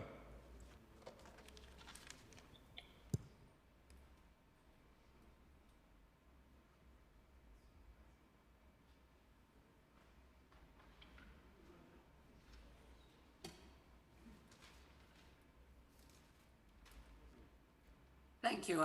My mute was still on. My name is Danielle Gerard. I'm a senior staff attorney at Children's Rights. Thank you, Speaker Adams, committee members, committee staff, and the advocates and providers who spoke before me. Children's Rights is a national advocate for youth in state systems. We are a member of the New York City Jails Action Coalition.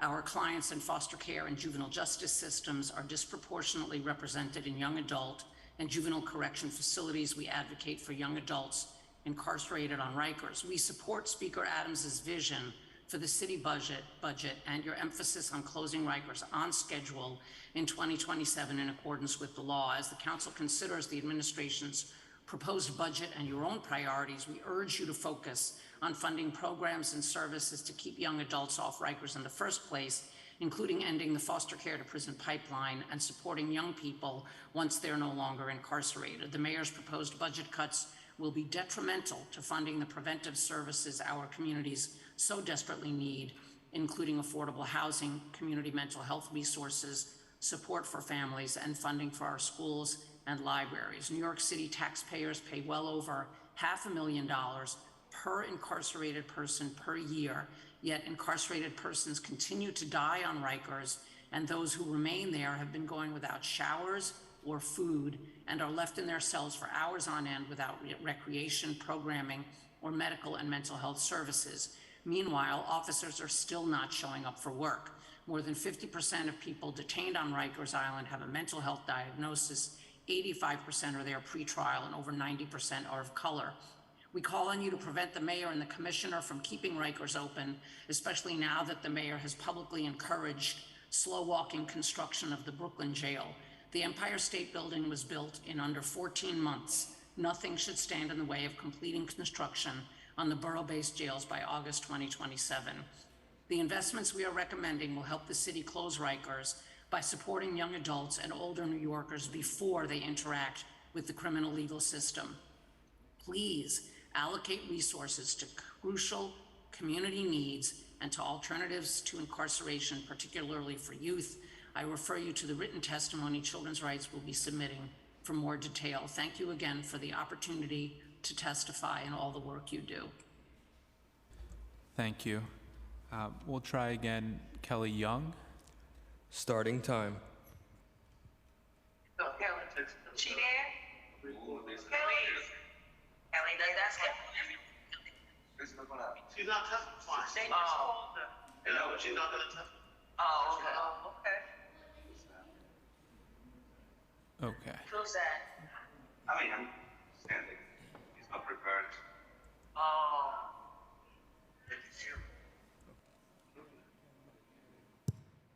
Okay, next we're going to move to the last virtual panel, and we'll hear from Messiah Robinson, Tanisha Grant, and Saif Alam, and we'll start with Messiah Robinson.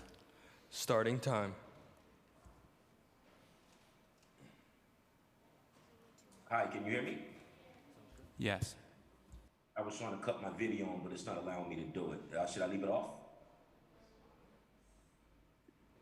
It says the host has stopped your video. Hello? You're fine. We can hear you. You may proceed. Okay, awesome. Good afternoon, good evening. On behalf of Youth Justice Network, I thank the Committee on Criminal Justice for the opportunity to address you. My name is Messiah Ramkisoon, and I am the Associate Executive Director of Youth Justice Network. Founded in 1990, Youth Justice Network was created by a group of educators, social service staff, and community-based advocates at the Alternative High School on Rikers Island, known then as Island Academy. Through individualized advocacy and neighborhood-based mentorship, we develop meaningful relationships and provide comprehensive services to young people whose lives intersect with NYC's jails. In 2020, at the onset of COVID-19, we launched Shifting Gears, a mobile career and advocacy sprinter van that drives deep into neighborhoods where young people are most policed and jailed. While every young person we work with is unique, all have experienced early and constant exposure to community violence, over-policing, racial bias and discrimination, and involvement in the justice and child welfare systems. The proposed $35.5 million increase to the Department of Corrections budget will not make these young people or their communities safer. Instead, it will punish them for being entrenched in conditions of violence they did not create. Supportive services are key to the growth and success. Supportive services are key to the growth and success of all young people, whether they have been jailed or not. When public safety initiatives fail to prioritize their need for holistic community interventions, they take matters into their own hands. This creates a tension between a young person's desire to do well and do right, the realities of personal circumstances, and the pull of the streets. To achieve public safety, we owe it to our youth to divest from jails and invest in solutions that will offer them opportunities to grow, thrive, and become leaders in their local communities. Today, we can take part in swift and collective action that will redistribute resources and keep the closure of Rikers Island on track. Number one, eliminate vacancies for uniformed DOC staff. Number two, replace the cost of DOC staff's chronic absenteeism with YJN Shifting Gears buses in key neighborhoods where supportive services are most needed. Three, reduce overtime spending by consolidating operations and permanently closing jails on Rikers. Then, we must redirect those funds to meet community needs, expanding resources for alternatives to incarceration, re-entry services, and social and employment programs for young people. Time expired. Give me 5 seconds, please, just to conclude in my last sentence or two. Then we must redirect those funds to meet community needs, expanding resources for alternatives to incarceration, re-entry services, and social and employment programs for young people that will reduce the flow of people into the jail system. These steps will move us forward in creating a tangible and supportive infrastructure so young people can make a life and future for themselves after their release. Thank you for the opportunity to address this committee. I appreciate your time. Thank you. Next, Saif Alam. Starting time.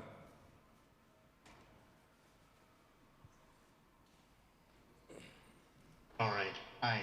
Good afternoon, everyone. My name is Saif Alam. I'm actually incoming Queens General Assembly delegate, and also I was the founder for the Citywide Disability Pride March for last year. So I organized this rally around advocating for people with disabilities. Well, one of the issues that is covered is actually criminal justice reforms for people with disabilities. So oftentimes, people with disabilities are not addressed in the conversation, and there's seldom, the media seldom reports it. And I would say first, people with disabilities are 3 times more likely to be incarcerated. And according to Health Affairs, there's 66% of people with disabilities are likely to be incarcerated. People with disabilities are likely to face isolation, infectious disease, and violence exposure, especially in Rikers Island. Also, people with disabilities are more likely to be arrested by police and face longer sentences than their peers who do not have disabilities. Also, 1 to 3% with people with disabilities are incarcerated at our state jails, including Rikers Island, which the media has not adequately reported about this issue to the public. As a result, people with disabilities struggle to reintegrate with the society, which they face stigma finding a job. Another issue is that people with mental health disabilities are more likely to face police brutality than their counterparts in New York City. According to the Bureau of Justice, half of the victims were assassinated by hands of police. However, there is not enough data collection in New York City regarding the number of victims with disabilities who face police brutality. So there's a need for data collection about this population to ensure that we better invest for people with disabilities. So I'm asking the Committee on Criminal Justice to re-examine the data and collaborate with other agencies to find more information about the rates of incarceration and police brutality that people with disabilities face. Also, please follow up with Mayor Eric Adams regarding the $7 million funding to help people with mental health disabilities reintegrate to the society. Also, please emphasize for the $214 million mental health course so people with mental health disabilities will not be unfairly incarcerated. Also, please invest in helping people with learning and mobility disability reintegrate in society. We all often talk about other communities, but there's barely any conversation about people with learning or mobility disabilities who are also especially incarcerated like this. Time expired. And also, please collaborate with Mayor's Office of Mental Health and Criminal Justice to invest in legislation to reduce incarceration, police brutality, and reduce police brutality for people with disabilities. Lastly, I'm asking the Committee on Criminal Justice to invest in providing emotional sensitivity training so NYPD officers can better interact with people with disabilities and not use deadly force when interacting out of reasonable suspicion. This is my last sentence before I wrap up. My last thing is, as a council, please collaborate with Committee on Public Safety, Committee on Mental Health and Addictions and Disabilities to ensure that people with disabilities have a second chance to reintegrate with society and not face unfair incarceration, because people with disabilities should not be incarcerated and they should actually have the opportunity to be able to integrate in our economy. So thank you, Speaker Adams and the rest of the members in the committee. Thank you. Thank you for your testimony. Before I turn it back to the speaker, I want to note for the record those who signed up to testify that we did not hear from: Henry Robinson, Connor Foley, Abraham Carrasco, Alex Griffith, John McFarlane, Greg Morris, Vladimir Martinez, Tanisha Grant, Ramona Ferreira, William Aiello, Alex Stein, Juan Calcutta, and Shakwat Sagar. And I'll turn it back over to you, Madam Speaker. Thank you very much. I thank our council for the day. I thank our members. I thank our finance staff, Thank you so much, Jack and Deputy Speaker. Thank you to all of the members of the public who testified today, city agencies who came before this council to deliver your heartfelt testimony. We hear you. We are very grateful for your testimony being on record as always. We thank you for your time, and this hearing is hereby adjourned.